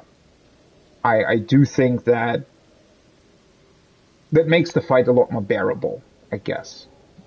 Unfortunately, it doesn't really make it better. It's still the same boring fight. It's a very cool, like, enemy design in general. I think the idea of having, like, a Knight Rider, right, this black, or sort of ghost horse, I mean, it's very Lord of the Rings, isn't it? That is certainly cool. It's just, yeah, the horseback combat, it's just very, very basic, unfortunately. And it does have a bunch of problems, and you can see that against the Tree Sentinel. I think that the Tree Sentinel is a much more interesting fight compared to this. It just has a much more interesting moveset in general as well. The problem that generates, though, on the other hand, is that it really highlights the issues of the horseback combat a lot more, right? And it shows what they kind of failed to do and what they failed to implement, and where it could have been better, right? Where potential was just wasted. And with this fight feels a lot more like it's actually meant to be done on horseback like this. So it feels a lot more designed for the kind of limited options that you have while you're on horse. But at the same time, because you're limited, it also just creates this boring fight, right? Yeah. Oh well, I managed to do it, so it's fine, I guess. Alright, let's look at what we got. So we got a cool weapon and some Ashes of War. Which in this case are for a shield. Usable on all shields, a barricade shield.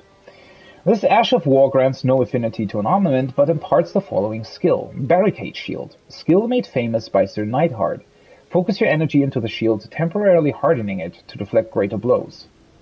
That's pretty cool, because I have one shield that can do that, right? This one. Yeah, the Turtle Shell. So the Turtle Shell has the exact same skill. That means that I don't really need to keep this one, I guess, because I can literally equip every other shield with the same skill. I wonder how effective this skill is.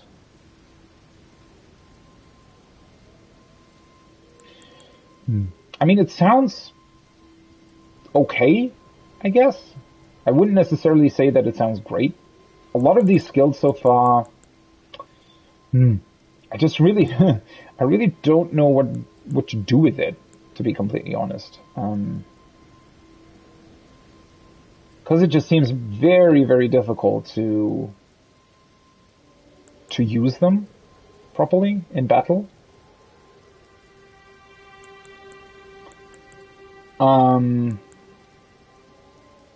Yeah. I mean, I'm already not really parrying. I wonder if this will help me. I don't know, it just seems like a very, how can I put it? It's way too defensive, I feel like, especially for a lot of bosses in this game.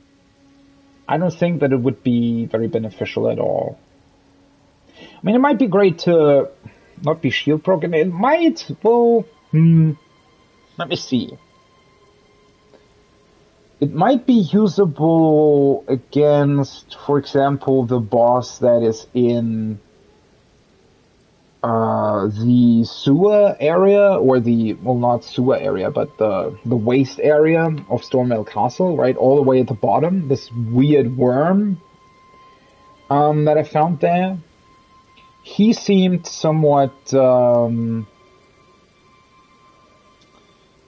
he had fairly strong attacks, but he was only doing one of them every time, right? And so even though, like, he broke my shield stance, but wait, when I shielded, right, he completely drained my stamina and broke my dart, but he never attacked a second time, or at least for the most part he didn't.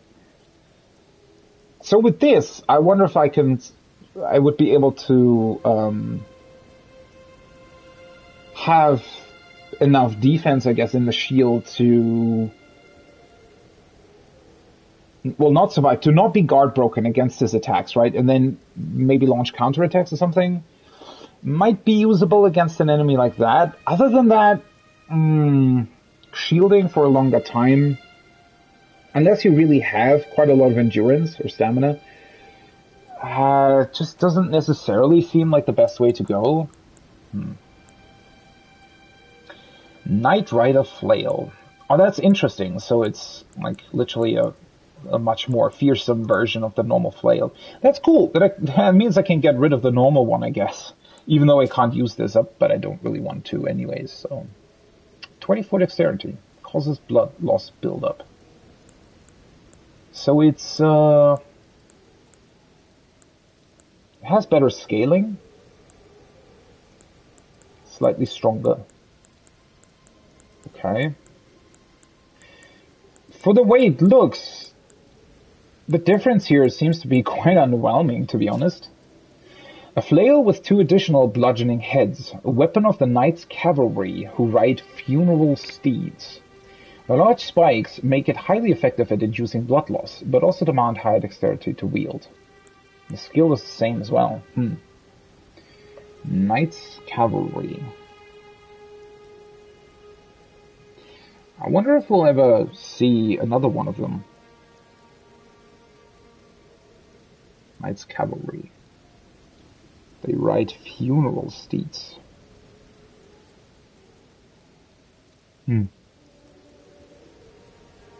Funnily enough, a funeral steed in this context might be fairly similar to our Torrent. The horse that we're using. Because we can also, like, it's definitely some sort of spirit horse, right? And even if it dies, you can still summon it back. Just not, I think, just not during the same encounter or something. Has like a, like a cooldown on it, I guess.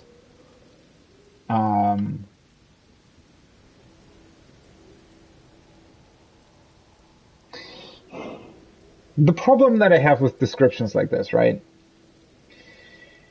I mean, it's great that we know that there is a Knights Cavalry and that they ride funeral steeds, but that doesn't really tell us anything about it, really, right?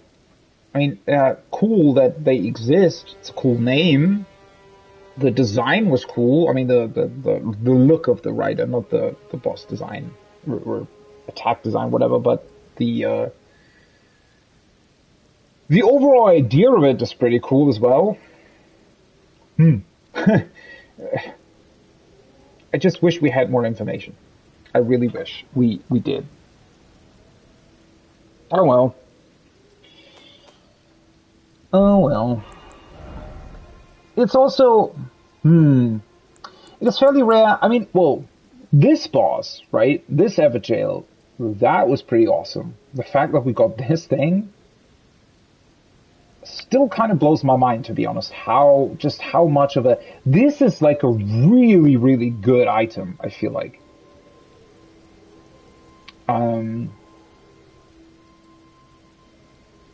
Whereas the other bosses, well, the other bosses are dropping their weapons, I guess, for the most part.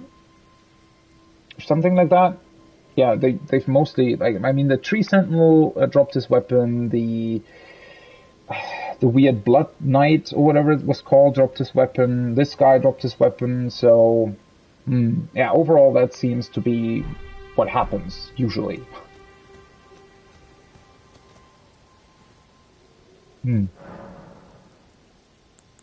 Well,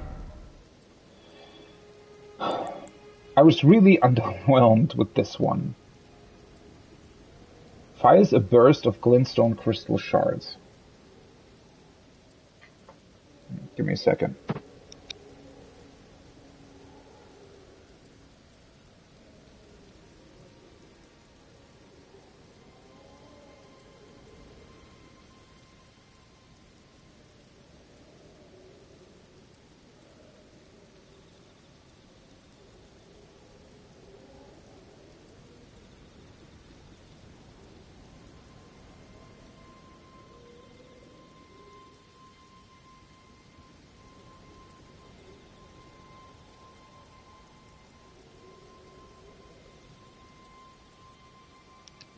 Okay, I just need to take another really short break. Be right back. Sorry about that.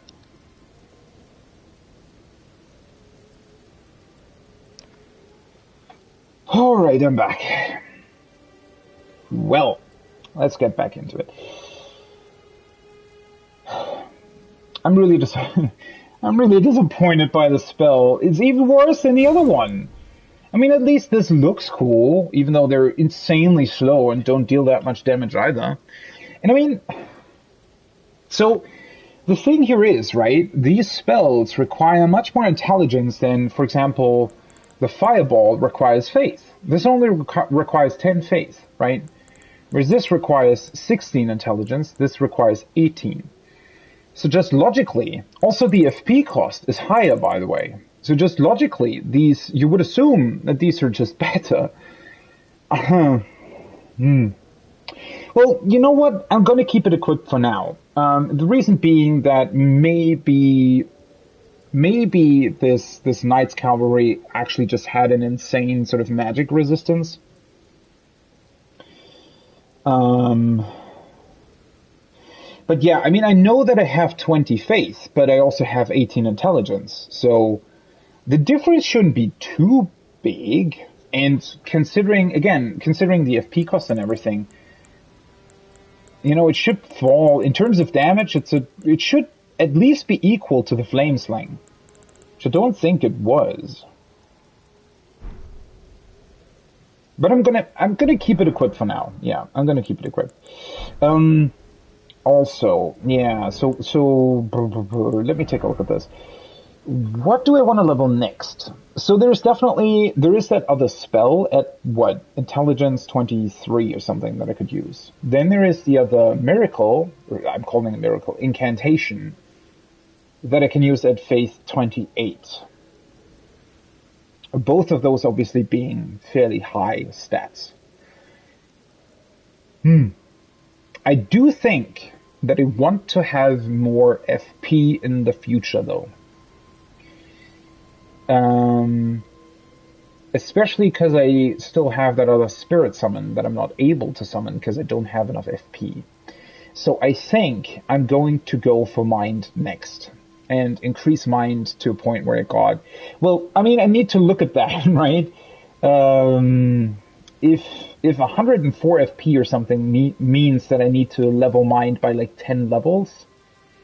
That might be a bit too much, at least as of now. I might want to increase something else first. Okay, 8633 is what I need. I definitely have enough for that. 8633. He's also completely, you know, he completely ignores that this huge fight against this Knight's Cavalry just has taken place right next to him. shit, 88633, right? Yeah.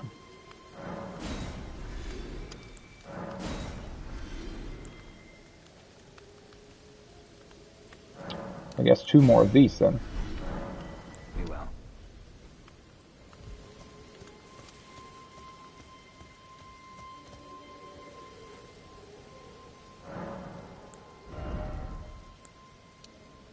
Okay. That gives me 81. 81. So that's an increase by 4. It might increase further in the future, although I kind of have a feeling it won't. Well, So what does that mean exactly? That means that I potentially need, let's see, so 2023. Wait. Yeah, I need 23 more FP compared to now. So that equals 6 levels. Yeah, that's mine to 20. I mean, considering that I leveled intelligence and faith, it kind of makes sense to put mind sort of on an equal level, right? So I guess I'm gonna do that, to be honest. I don't know if it... should I, like, increase my vigor or something in between as well? Considering that I am taking slightly more damage now, I mean, the difference is pretty negligible. I think it's literally like 4 or 5 more points of damage per hit. Depending, obviously, on the hit, but yeah. So... I'm thinking of leveling Vigor to 16 or something. For example. Yeah. So mine to 20, Vigor to 16, and then I can keep on leveling intelligence and faith, I guess. Something like that. Okay.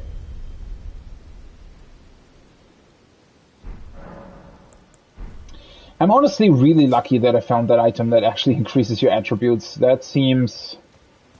Yeah, I mean, that seems to be just an insane one. Hopefully you get more talisman slots as time goes on, because I don't really want to unequip this. I mean, looking at the menu, you'd think that maybe there is a chance you get more. You never know, I guess. What was the item anyway that gives you more? Completely forgot.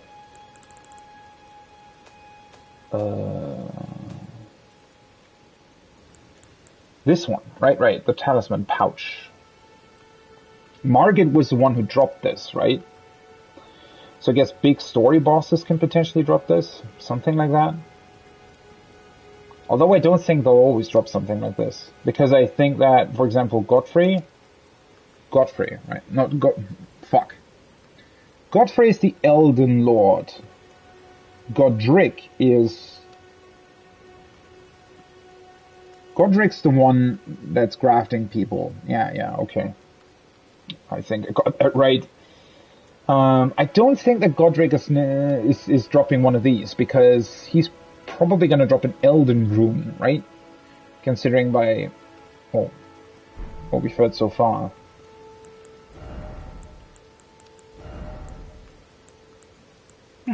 I could actually swap back to these, right?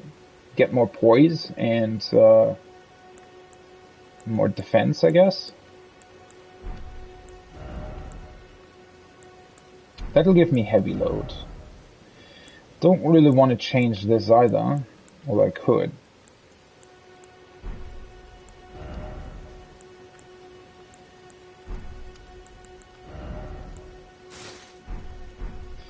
I just wish they would look better.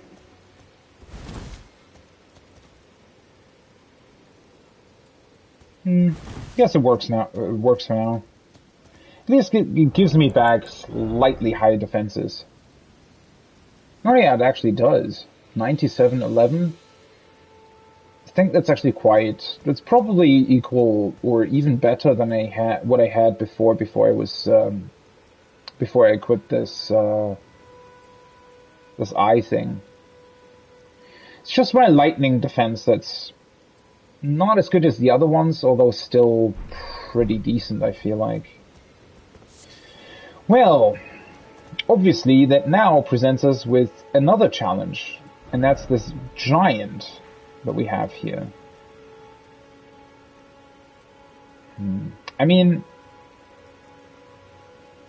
I do think that there probably is like a way to sneak around.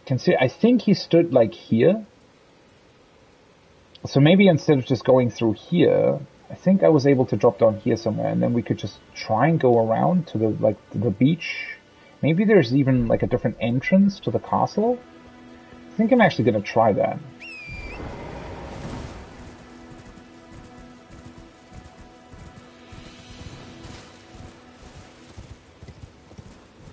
Also, what is still kind of insane to me is that I'm mostly still in my starting gear. I mean, I'm not necessarily saying that that's a bad thing. I just wish that the game would have presented a couple different options.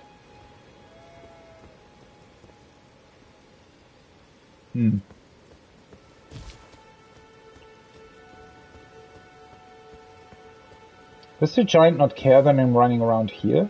Is he only really covering the road? Wait, didn't he get up when I was on the other side of the wall and looked at him? I thought he was still attacking me then.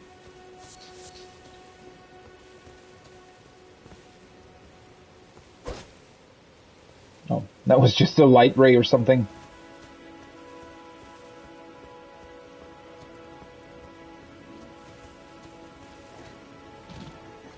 What? Are you trying to attack me? Oh, that's a boar. Never mind. I was confused why a sheep or something was attacking me. Doesn't look like he necessarily cares when I'm going around this way, huh? Some awkward reason.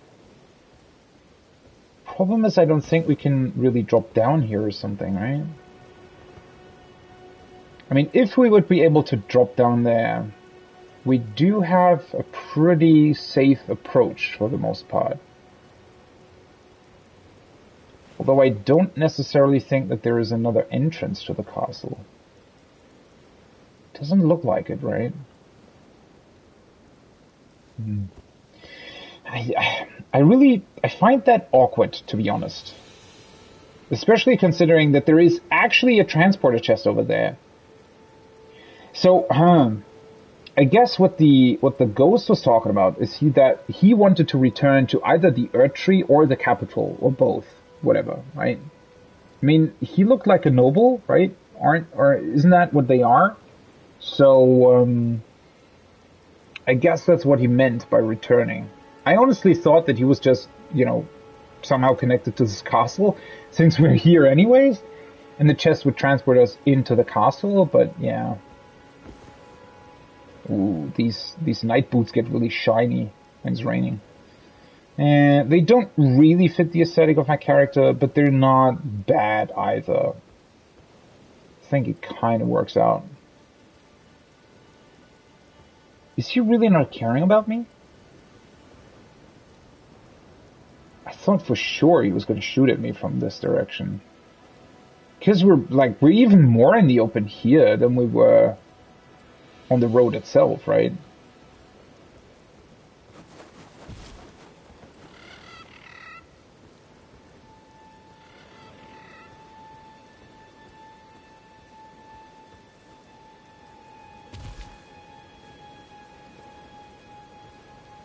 Huh. You think he's gonna stay dead if I actually fight and defeat him? Well, the last time I fought one of these giants, though, I think I had my spirit summons with me, right? So wait, did I? Actually don't remember. He wasn't too hard to deal with, but this one might be a bit more difficult. Also, look at the insane size of those arrows. The arrows are literally almost as big as the giant itself. What the fuck? Those are insane arrows. They don't even look like the giant would be able to wield them properly, to be completely honest. I'm just waiting for him to still shoot at me. I wonder why he doesn't do that. I guess the trick here is to literally approach this whole thing not through the main sort of... I guess he's only watching out for people coming down the main road. Maybe that's the implication here.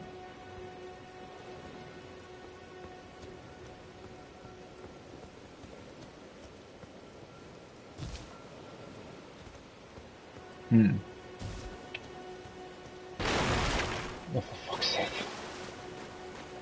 Beach seems to be fairly empty, though. Not much here, it seems. Really not the biggest fan of the aesthetic of the shoes. Fuck. There's just a couple dogs here. I really, I mean, I know I said that earlier, but really like the design of the beaches. I mean, that's just,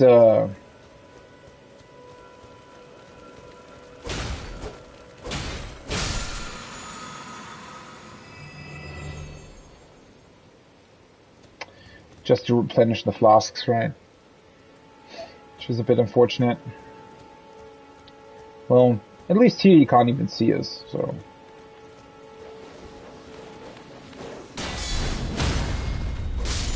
Oh wait, there's two more?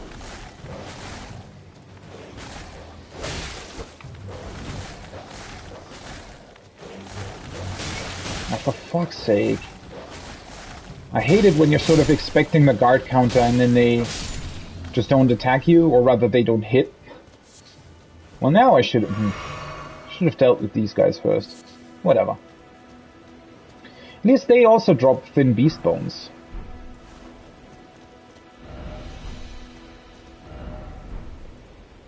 Loyalty Sinner. This imagery of these guys still doesn't really make sense to me. If the people, like, if they themselves believe in Marika, then why would they be hung up on something that resembles her pose? Wouldn't that sort of be what they wanted their death to be like? But the other way around, people who support Marika wouldn't put people up on these posts because it would deface the symbol of Marika, right? So either way you spin it, it's sort of doesn't make sense. Wow. This thing looks even more impressive up close. Holy shit. It just looks insanely big, doesn't it?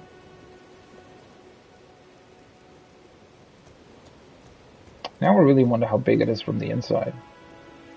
Fuck, do I want to keep these? I really don't like the glossy effect on the boots. I'm sorry, but even though they give me more defense, but they just don't look cool enough.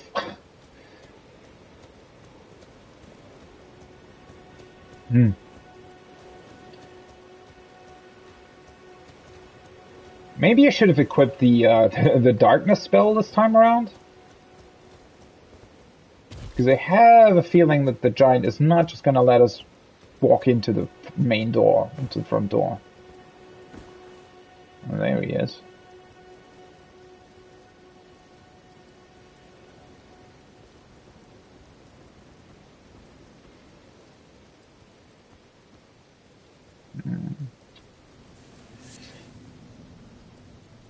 It's just that the sign of grace is very, very far away, right?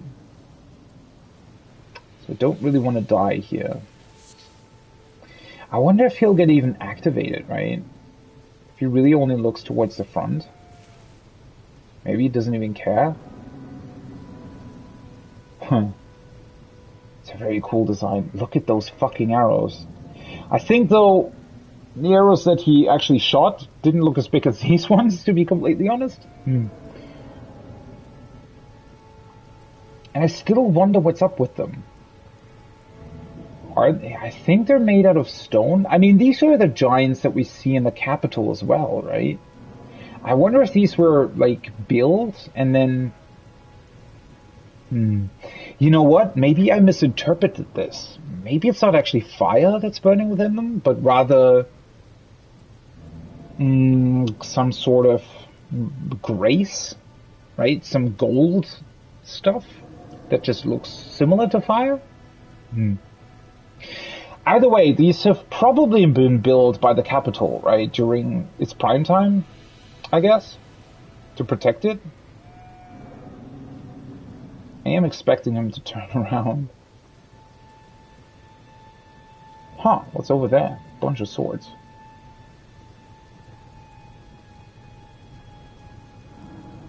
The dude. He doesn't really care.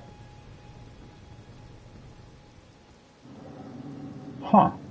So I can just literally walk into the front gate? I guess this is going to be the only entrance to the castle then? I am a bit disappointed by that. Would have been cool to have like a secret passage into this whole thing. It circumvents the whole giant business. I mean, this was kind of underwhelming. The fact that you can just literally walk around him, but alright. No idea what that's supposed to be over there, though. Some kind of giant graveyard, maybe? I mean, obviously at some point I still have to check out this entire area. It's just that I kind of want to get a sign of grace or something here in the castle first. Oh yeah, never mind, there it is. Well, okay. So the supposed rebellion that has taken place here then. I was wondering about this whole thing. I think the giant doesn't really seem to be connected to that though, right? The giant's probably here all the time and just watches over the entrance to the castle and kills everybody that tries to get close. Whereas, I mean, this seems to be to have been done from within, right? And the soldiers are dead.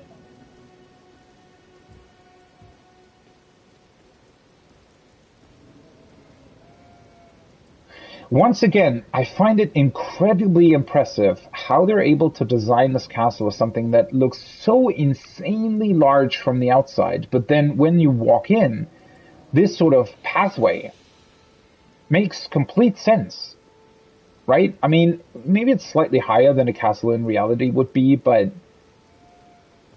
now I feel like I'm in a human-sized structure, right? And that's just really impressive to me, how they're able to pull this off.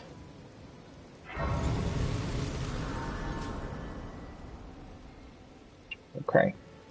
Got the checkpoint.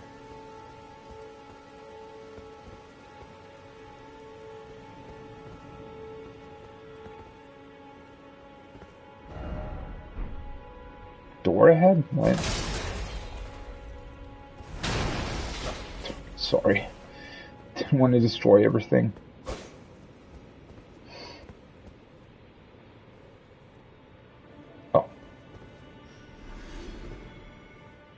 What the hell is this about? What? Is somebody dying? What? What's happening? For a second I thought, when I saw this, like when I saw the sign door ahead and I saw this stone here in the ground, I thought for a second this was a button that you can press. But apparently it's not. What is this room for then? I mean, maybe there is like a secret door, but it can only be activated from the other side. What is happening? Something is dying. Oh, you know what? Maybe the rebellion is still taking place. Maybe they're still killing each other somewhere. Might be a thing. Well, I am not entirely certain if the giant will stay dead if I kill it. I don't even know if the other one did. I kind of want to try, though. Well, I mean, I I don't really have anything to lose, I guess. I just want to... Let me think.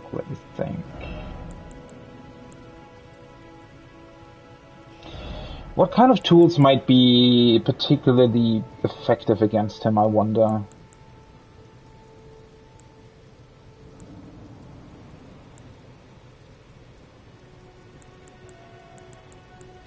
I don't think magic or poison or even bleed is necessarily going to do anything, huh? I mean, I suspect that they probably have some sort of weakness. I could try a couple more of these rancor pots, though. And I probably want to two-hand my weapon as well.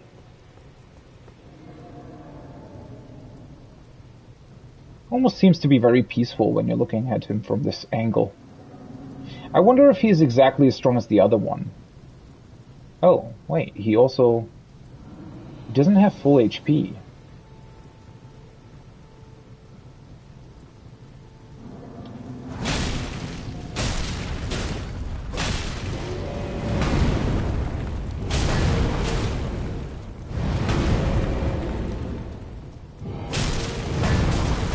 Wait, what the fuck?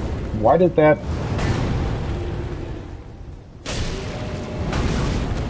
Why does that still hit me? Feels like he doesn't really know what to do, huh?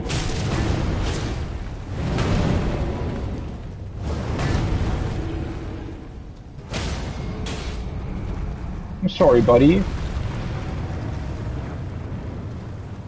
Wait, what? Oh. Huh? Whoops. I thought he was dead, but he literally just... He fell to the ground because I hit his leg too often. I'm sorry. I actually am. You really seemed at a loss at, you know, what to do. Probably never gonna, you know... There was never a person that actually approached him like this. He just killed everybody on sight, I guess. Yeah, I wonder if he respawns. Although, considering how fairly easy it was to defeat, you know, it's not a big deal, I guess.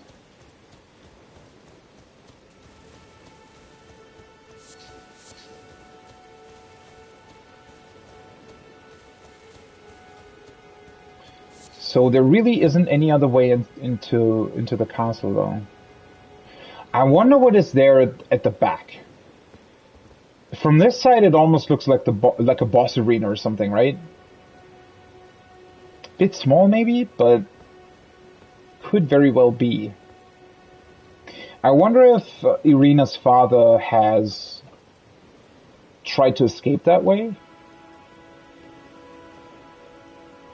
Or maybe the rebellion actually killed him and now there's some vengeful spirit that I have to deal with. That might also be a thing. Because I'm kind of wondering what, like, my sort of part in all of this is, right? Because technically, well, we're not really... We don't really have, like, a specific purpose here, right? Also, I still have no idea why these things are sometimes red and sometimes they aren't. I mean, there has to be something that activates that, but I just have absolutely no idea what that might be. And what is this exactly? It looks like some sort of monument, doesn't it? Oh, wait, you can read it. The Siege of Castle Morn. A lone hero fights for his vengeance, only to fall at the hand of Lord Godfrey. What is this referring to?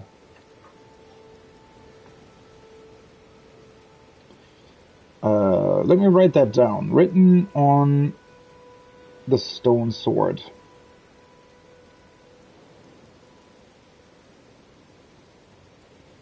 Next to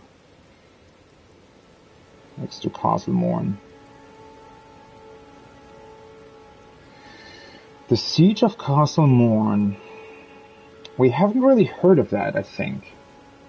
I mean, clearly it doesn't have anything to do with the rebellion or anything, right? This must have been something that happened in the past.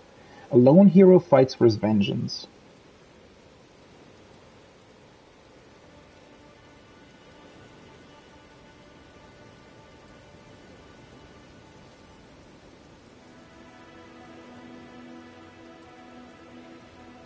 Only to fall at the hand of Lord Godfrey.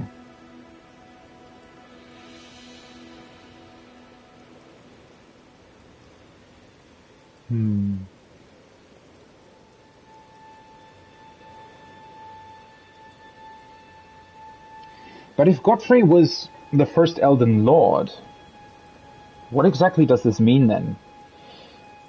It could be that he at some point in the past resided over this castle and then later on became Elden Lord.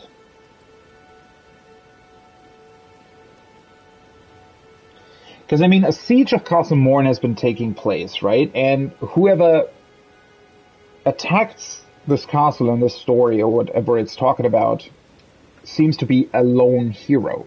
We don't know why he's called a hero, or her. We don't know what the vengeance is about. But apparently Lord Godfrey came in and killed them.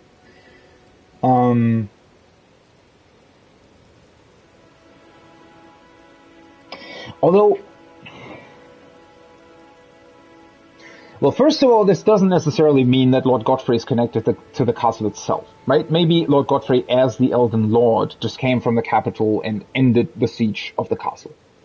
That could be a thing, right? But second of all, if that had taken place, and the way this is written here,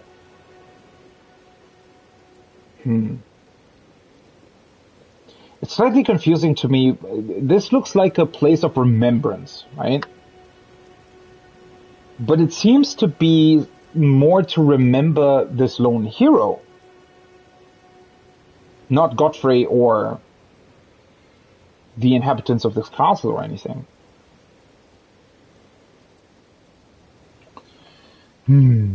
So maybe whoever lived here opposed Lord Godfrey, but then, well, why is there a siege on the castle then?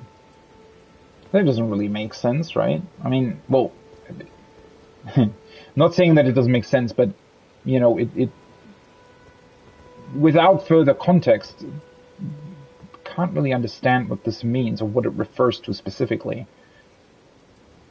Because if there was a lone hero, so far we've mainly heard about Godfrey as, well, I wouldn't say a good person, but well, everybody seems to want us to become the next Elden Lord. So I guess in that regard, you know, supposedly that's supposed to be a good thing, supposedly. So,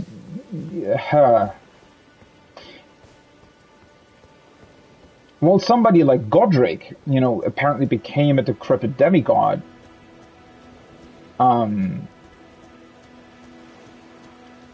Well,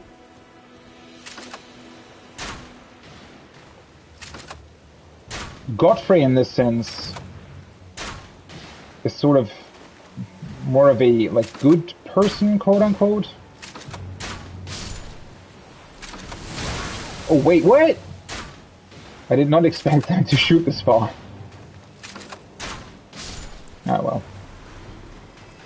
Also, I always find it just interesting that they never really care about what happens to their fellow kin, right?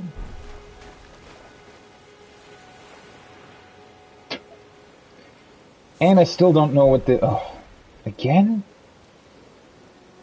I still don't know what this is supposed to be. Why are they always sitting in these chairs? Why did they drag them out to, I don't know, the middle of nowhere every time?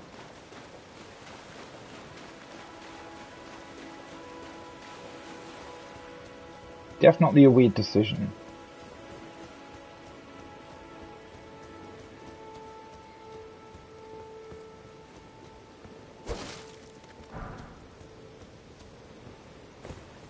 Also, throughout this entire time on this peninsula, I actually haven't really found more upgrade materials. Or at least not the second ones, I guess. That I would need to actually upgrade my Warhawk's Talon. So that's kind of disappointing. Also, what is this about? Are these... Oh, these are the people that we found on that other beach as well. Just this time they're sort of poisoned. It does seem to be some sort of poison swamp, doesn't it?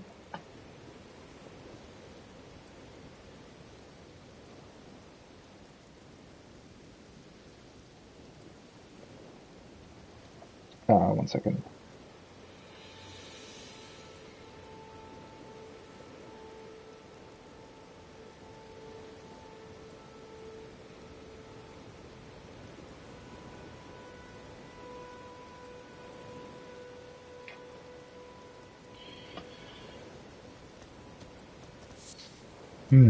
Well, is there any point in going up there? What does this even do? Is this just normal poison? Looks like it. Although it looks a lot more disgusting than the other place we've been to. Hello. You want to attack me?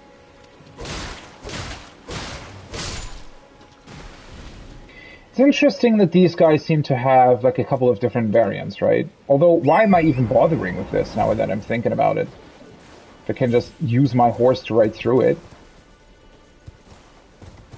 Oh, shoot. Ugh. Yeah, God. The whole horse movement is just awkward as fuck. Okay, there's an item there. There's one of those plants down there. They're really confused because they don't know how to get to me.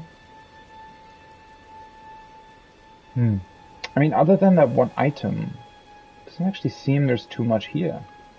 Unless there's like some sort of special boss fight or something. This whole area in general, I don't think there's necessarily much more here. I mean, it's always kind of hard to tell, right? There could be an item hidden somewhere or something, but considering that there is this gimmick with the giant that's shooting arrows, I don't necessarily think that there's too many secrets here. I feel like that would be a bit awkward. Oh, great, these weird slimes are here.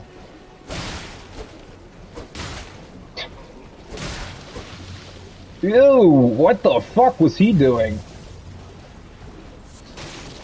So they're just spewing... They're vomiting on you, essentially. Oh, hi. Well, I was waiting for you.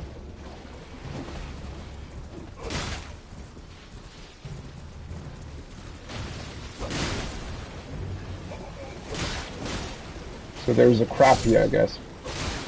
Wait! Wait! Is the crab... Can the crab kill the small guys? Oh no, he's stuck.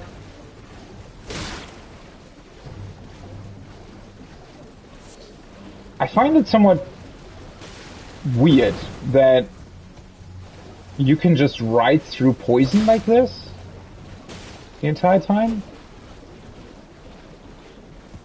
without it really affecting you.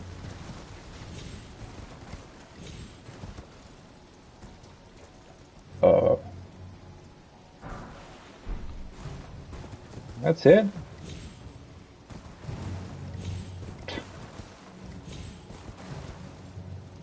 Well.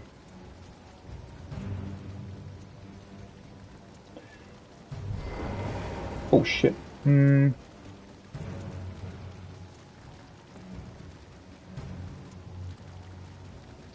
fuck's sake. I don't want to switch between fucking reading the message and the bloodstain. I want to switch off my shield. Oh well. Guess I'm not doing that then. Oh fuck, I can't even switch over to my crossbow either. Can I do that? Ugh. That is always really scary. Oh, he's stuck. Are you kidding me? Fucking hell.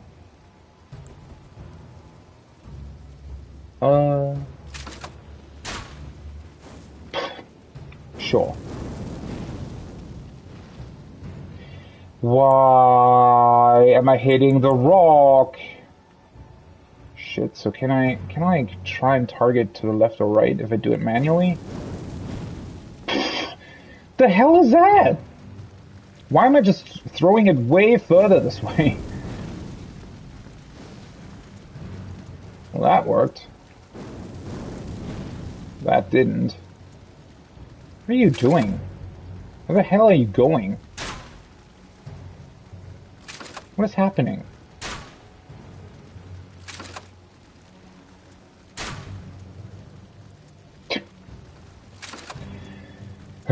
Seriously? What the hell are you doing?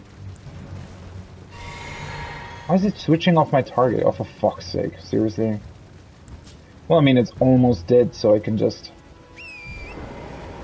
do this. What an awkward thing to do, right?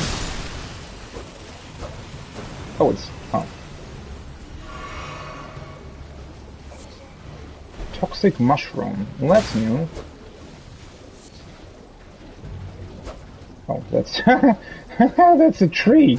Tree stump.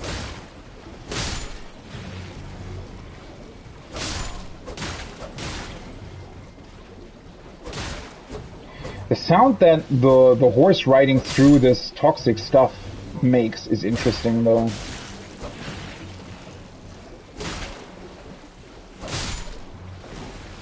Kind of don't want to get too close to the slime thing, though. It just sounds like the sound is really slushing, right? It's a really awkward sound. I mean, I like it. I'm not saying that it's bad or anything in terms of its design. It's just kind of unusual to the point where I'm like wondering what this kind of stuff even is.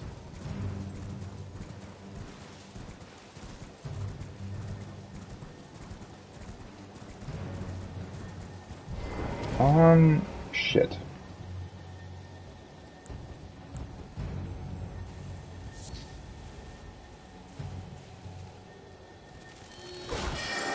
What? Okay. Maybe the horse is better in this case.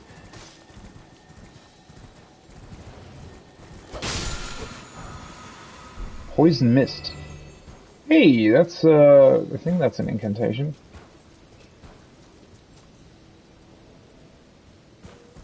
Okay, so I got, like, something there, and then something here as well. That's kind of cool. I mean, that's what I mean, right? That's why I probably should look at the entire map. Because there can always be something like this here that gives you some sort of special item. So this is what I found in the swamp. Toxic mushroom. A mushroom covered in toxic mold that grows in rotten lands. A skilled hand can repurpose its toxic mold into an effective ward against scarlet rot. No idea what scarlet rot is. I don't think that we've necessarily encountered it thus far. Also, like, calling it rotten lands seems very interesting to me. Because that very much suggests that a lot more places like this exist. Releases poison mist before caster. Incantation of the Servants of Rot. Releases a poisonous mist before the caster. Those who dwell within poison know rot all too well. The death that begets life that comes to all equally. That is to say, it is the cycle of rebirth put into practice. What?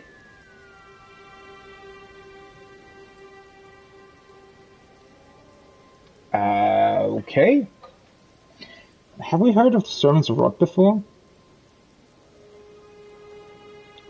Servants of Rot? Question mark.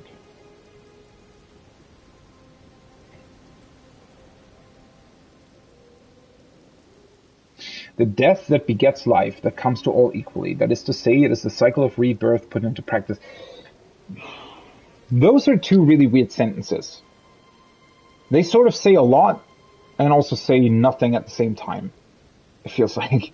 I mean, what they're saying is that sort of like a very general idea, nothing too specific or not necessarily connected to this rod.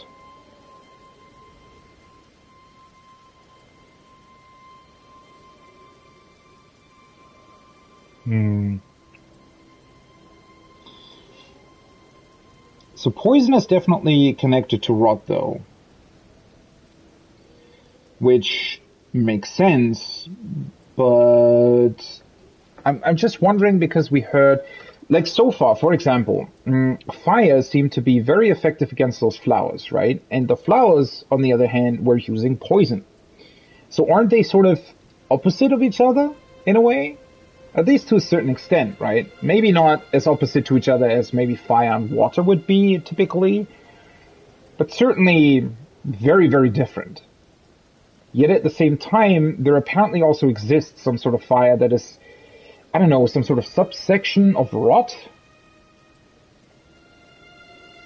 So it's kind of unclear what rot is trying to refer to. Maybe I'm just thinking too much about Sekiro when I hear a term like that, but yeah, kind of hard to tell what they actually mean with that. I think there's going to be anything else here. Kind of don't want to fight these guys, to be honest.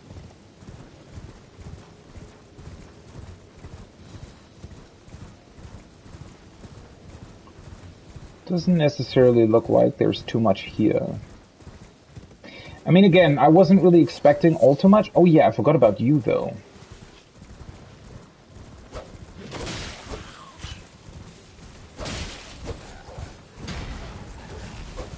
I saw him from above when I was climbing on the wall. For fuck's sake. I do kind of... Whoa. What the fuck is that? Like, it literally took me... I don't know, that felt like an eternity till I could get back up again. That was kind of weird. Also, I definitely didn't expect his hit to kill my horse immediately. That was surprising. But yeah, that's weird, right? I fell down from... Somebody else is trying that as well. I fell down from my horse. And it literally took, I think... I mean, that must have been at least like 4 seconds or something until I could move again. It's just a normal smithing stone. Well, that's weird. So, what is that about? That's... Also, weirdly enough, the initial hit, I think, damaged me, but falling off the horse, in this case, did not. And earlier I was wondering, when I fought the tree sentinel, it always seemed like he was... like hitting me initially, and then because he killed my horse, that took off more health as well. At least that's what it seemed like, but apparently that's actually not what happens.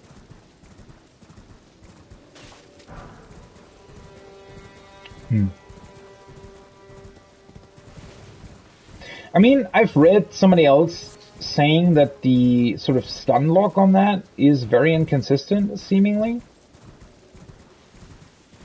And it does, you know, somewhat seem to, as if the game is confirming that in a way. Oh yeah, I completely, see, oh boy. Whew. Thankfully I'm actually still looking at everything, because I completely forgot that there was actually a tree here, even though I saw this really early on.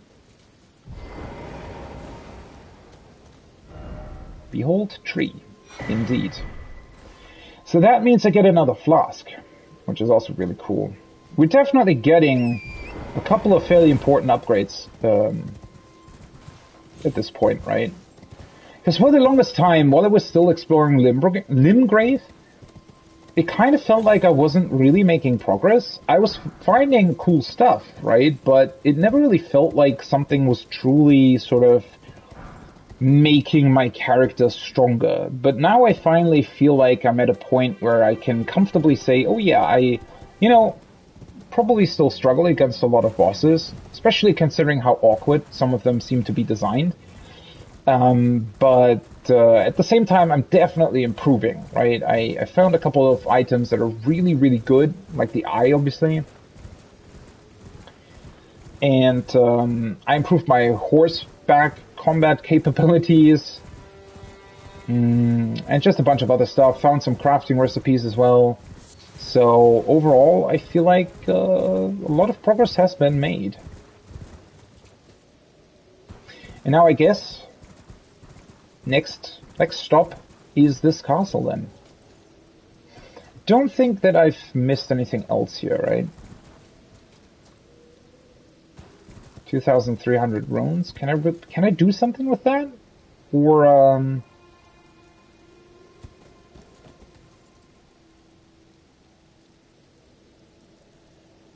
I don't... I need 9,000 runes at this point. Okay. I still have 28 of these. That equates to what? Isn't that 5,600 runes, right? Yeah, I should be able to get another upgrade.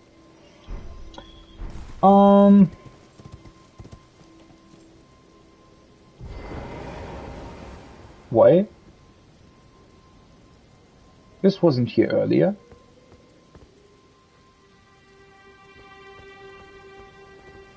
What was that?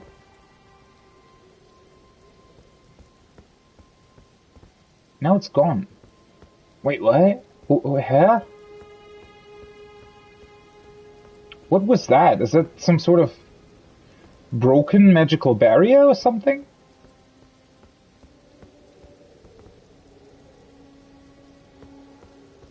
Well, that's weird. Castlemorn lift. Okay.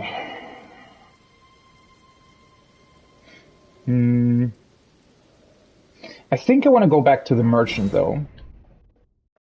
And make sure that I can actually properly level. And I think I'm going to get... Well, yeah, I'm going to go with mine to 15, right?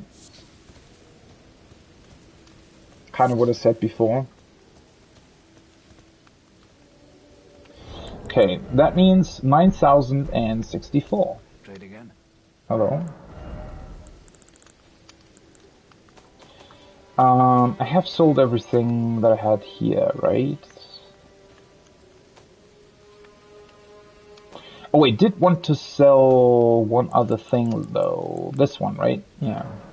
Let's get rid of that one.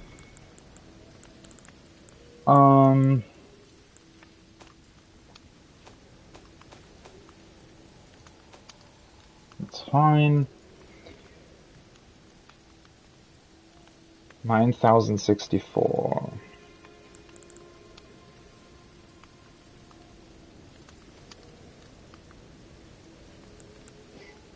In this case, I think I'm actually not... I don't really want to sell that much else. So let's just go with these things. Let's see, that's 7,200, that's 8,200, 9,000. Let's go with that. And 64 is what it said, right? So 5 more of these.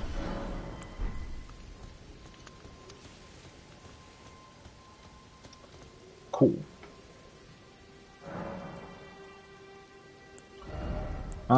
Mind once more. Wow, seriously?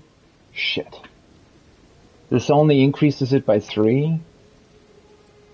So it's probably gonna alternate between 3 and 4 then? Well, that's unfortunate.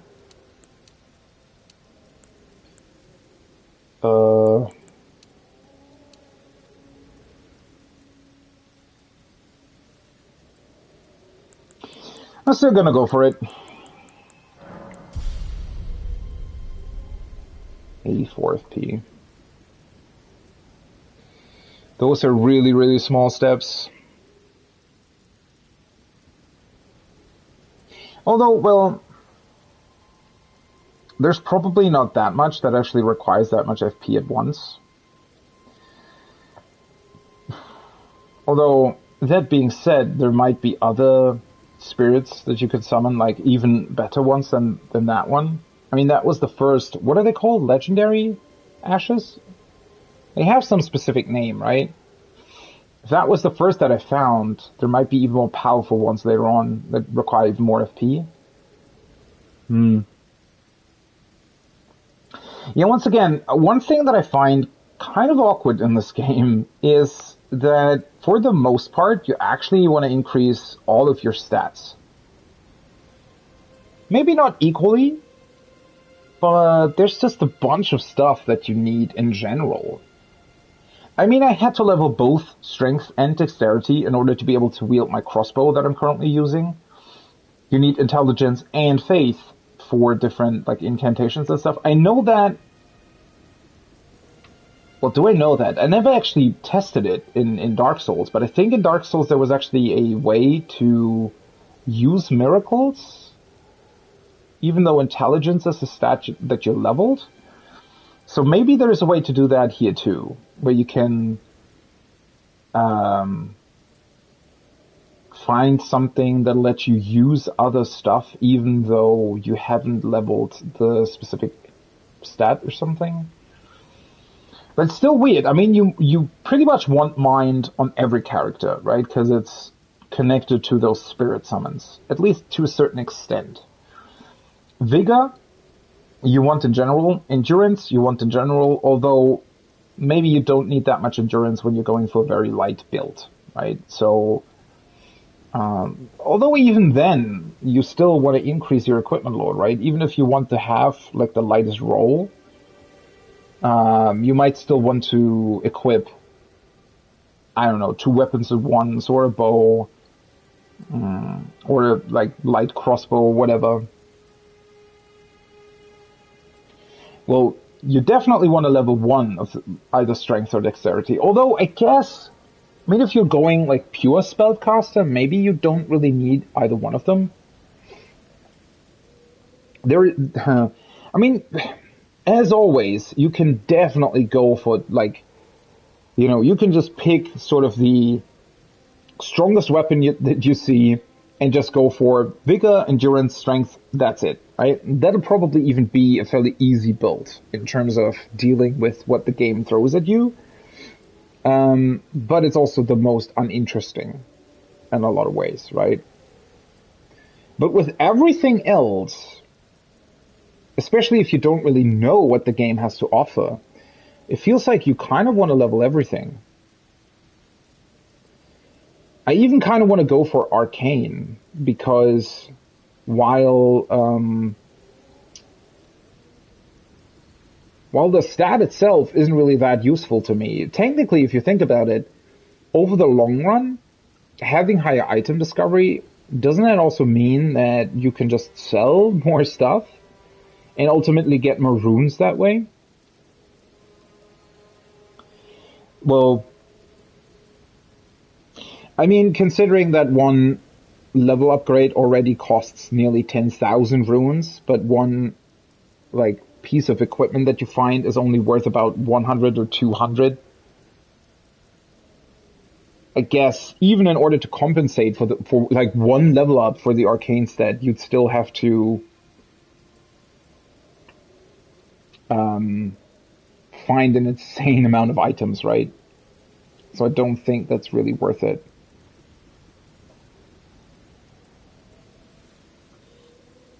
It is still rather weird to me, especially, like, the weirdest thing about all of this is that even fairly tough boss fights, so let's say that sort of Frost swordsman, whatever, I forgot his name, that I fought in the Everjail, right?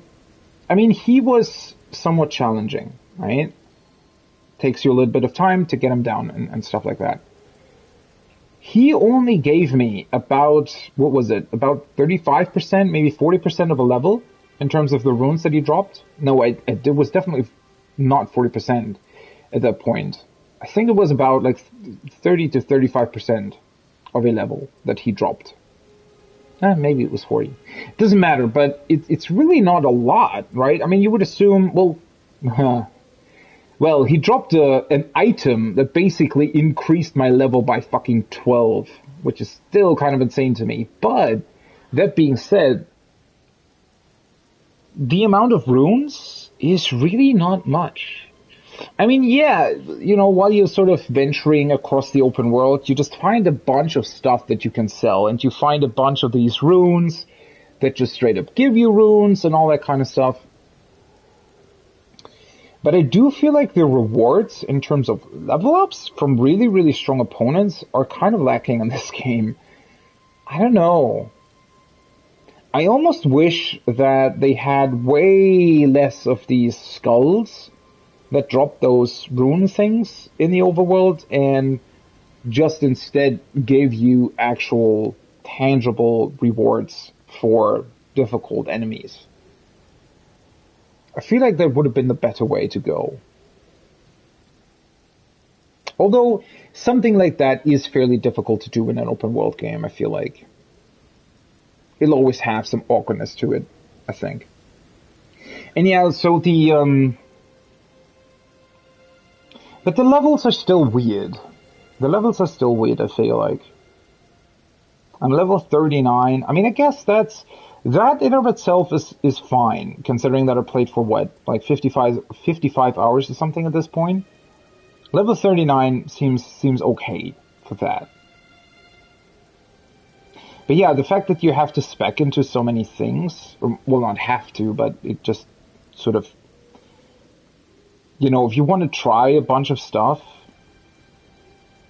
I don't know. I guess it's just a bit weird.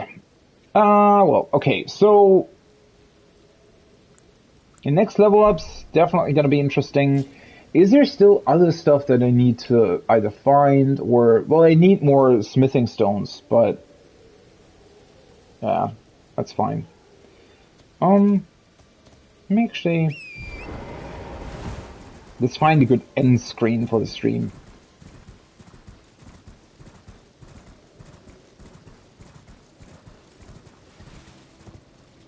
Does this castle actually look good from a distance? Maybe? Oh well. I think it's kind of fine for an end screen, especially with the rain. More interesting than having the round table hold there all the time.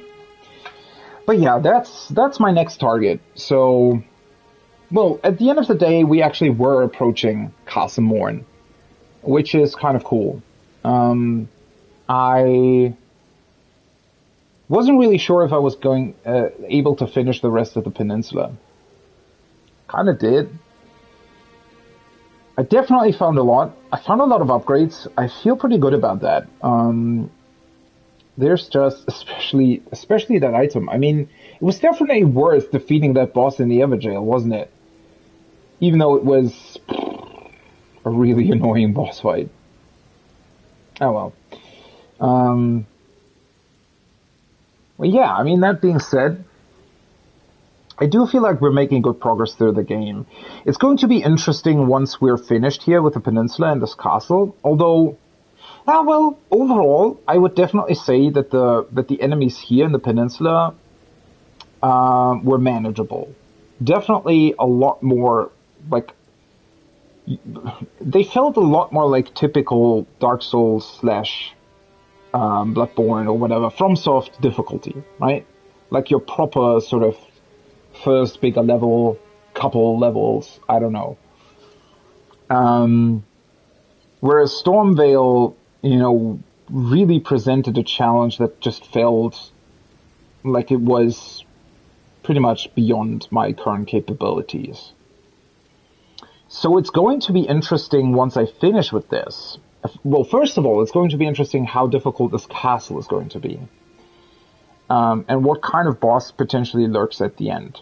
So that's going to be very interesting. And then, once I return to Limgrave, it's also going to be interesting to see how difficult that turns out to be.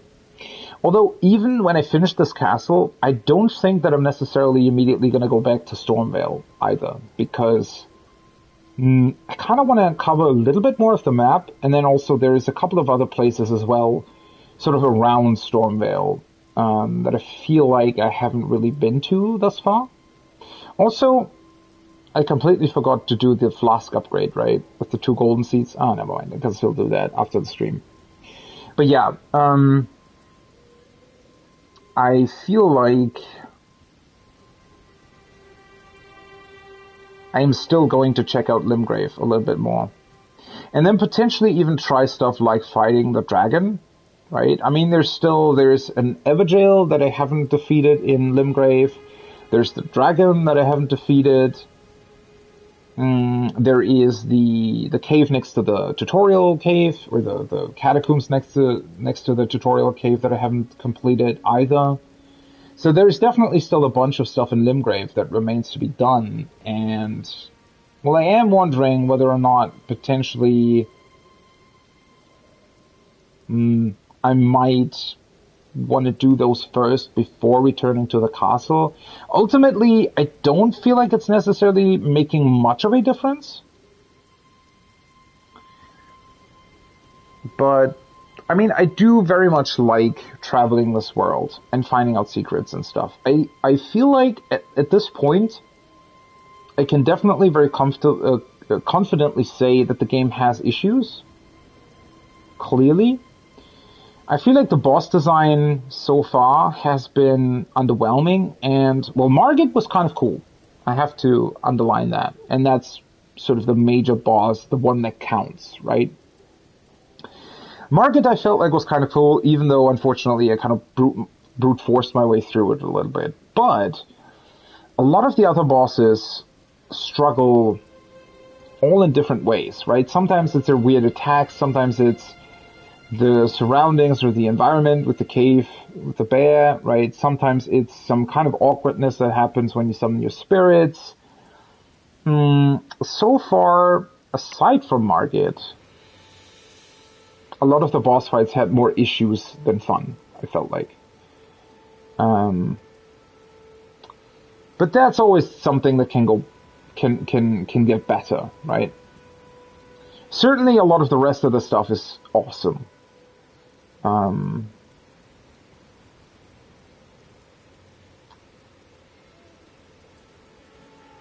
So yeah.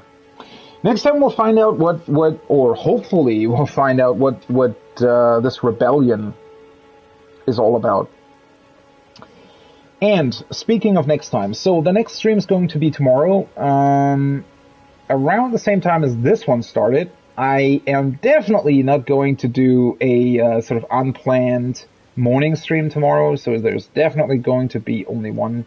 I really have to deal with a couple of IRL things. I mean, they're not, like, too...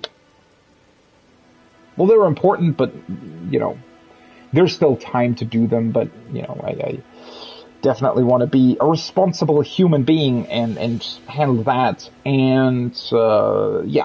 Stream's going to return in the afternoon then.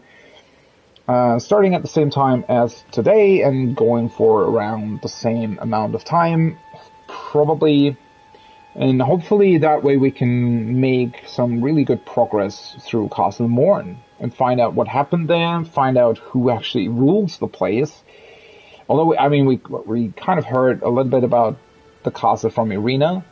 Maybe I should actually go back, and talk to her again, although I don't think that it's now necessarily going to do anything. I mean, we haven't really done anything here so far, right? So, also, by the way, I just noticed the giant doesn't respawn apparently, right? Because I leveled up and I rested at the Sign of Grace and nothing's shooting at me, and it doesn't look like it's actually down there next to the castle. So, yeah. Okay. I think that's everything. Yeah, I hope you had a great time. I know that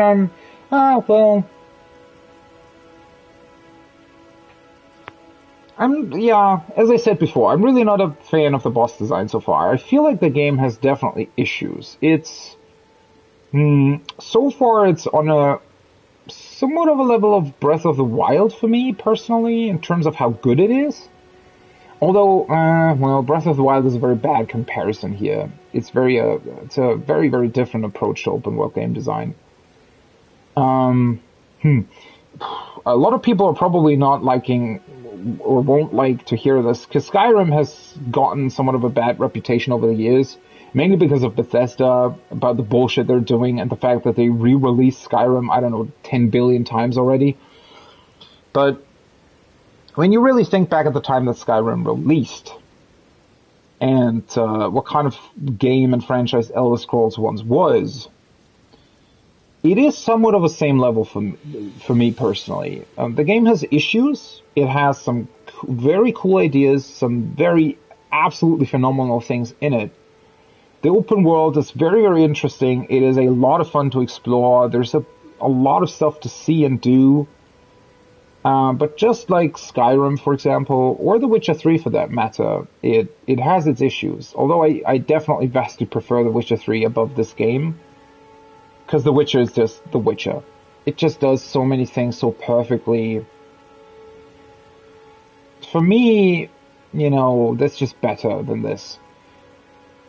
But, again, I still need to discover a whole lot more about this game. And that's also, again, a very, very personal opinion. Because one thing that I'm missing the most in Elden Ring is a coherent story. I mean, it is quite fun to sort of puzzle together these tiny bits of history that you find scattered throughout the world. I do like that. It's just that I wish it also had more than that, right? Beyond those things. But yeah, I mean, sort of my final judgment remains to be seen, obviously. And I've talked about the issues that I felt the game has. It's still like very, very high up there, though, right? Obviously, it's still one of the best games that have released in a while. It's just that every time I see a phenomenal game like this being released, I can't help but notice its flaws and think about, well, had they done this or that, right, it would have been even better. Because I do very much feel like this game is sort of limited by its own idea, I feel like.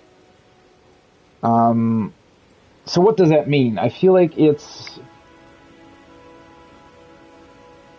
still trying too much to be Dark Souls / Bloodborne / Sekiro, right? It's trying too much to be a FromSoft game.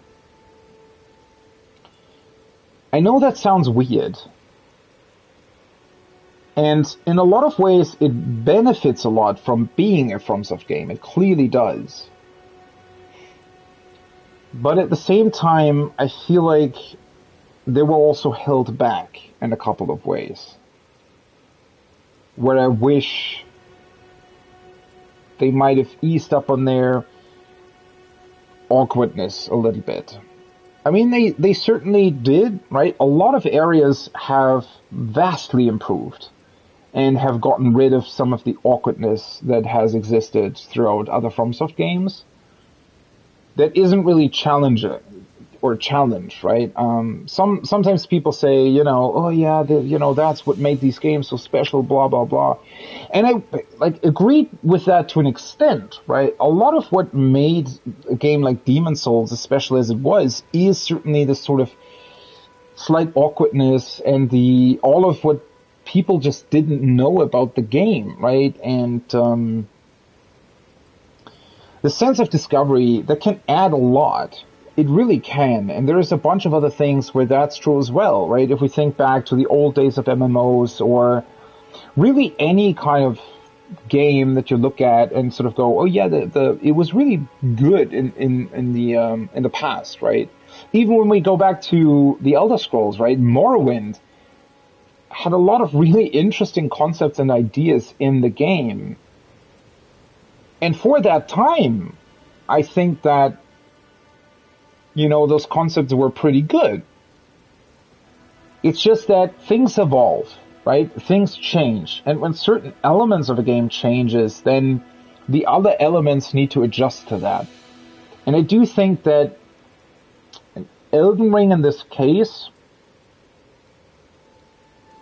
adjusted a lot Like, they did a lot of really, really, really good stuff in this game.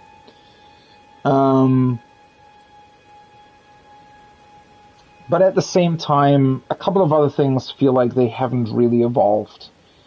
And, you know, the leveling system certainly is something that could need a couple of improvements. I don't think that it's bad at all, but yeah, it could definitely, I think it should work slightly differently here.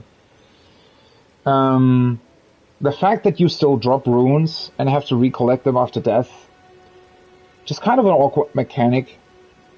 I don't think it fits this game anymore. Same goes for the messages and bloodstains. I feel like those should have evolved over time as well. And just, there's still, I feel like they should be integrated into the environment a lot better.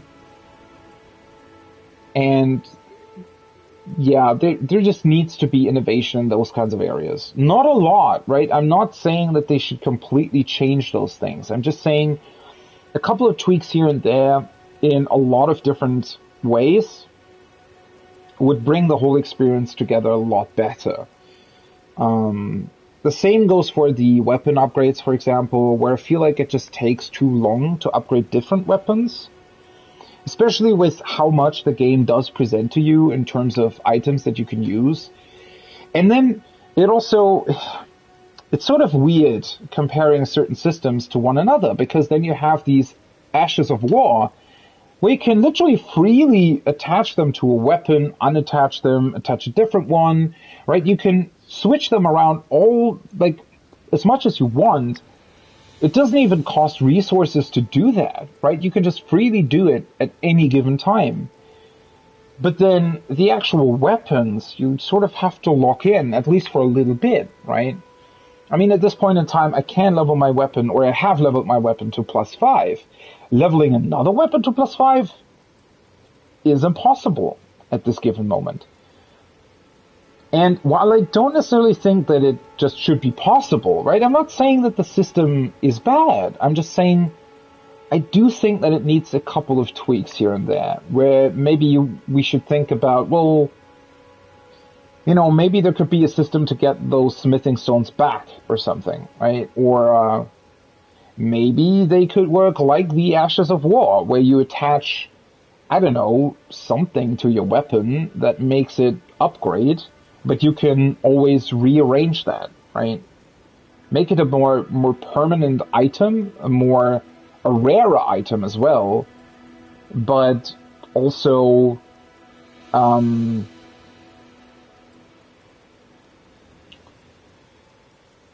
give the player more freedom in how they use it, right? And then also, with the mines, those might have been an interesting way to grind for upgrades. But at the same time, I feel like they didn't really account for that. Yes, you can grind them, but not in the way that I would like to grind them. I don't know. Oh well. Just a couple of thoughts here at the end of the stream. A couple of sort of, unconnected thoughts as well. I'm still having a lot of fun though. Even though I complain about a couple of the boss designs, but the overall sort of feeling you get while playing this game is pretty awesome. It's because it's still, I mean, it is still FromSoft at its core, and that's a good thing because it's very, very different to how a lot of other games work.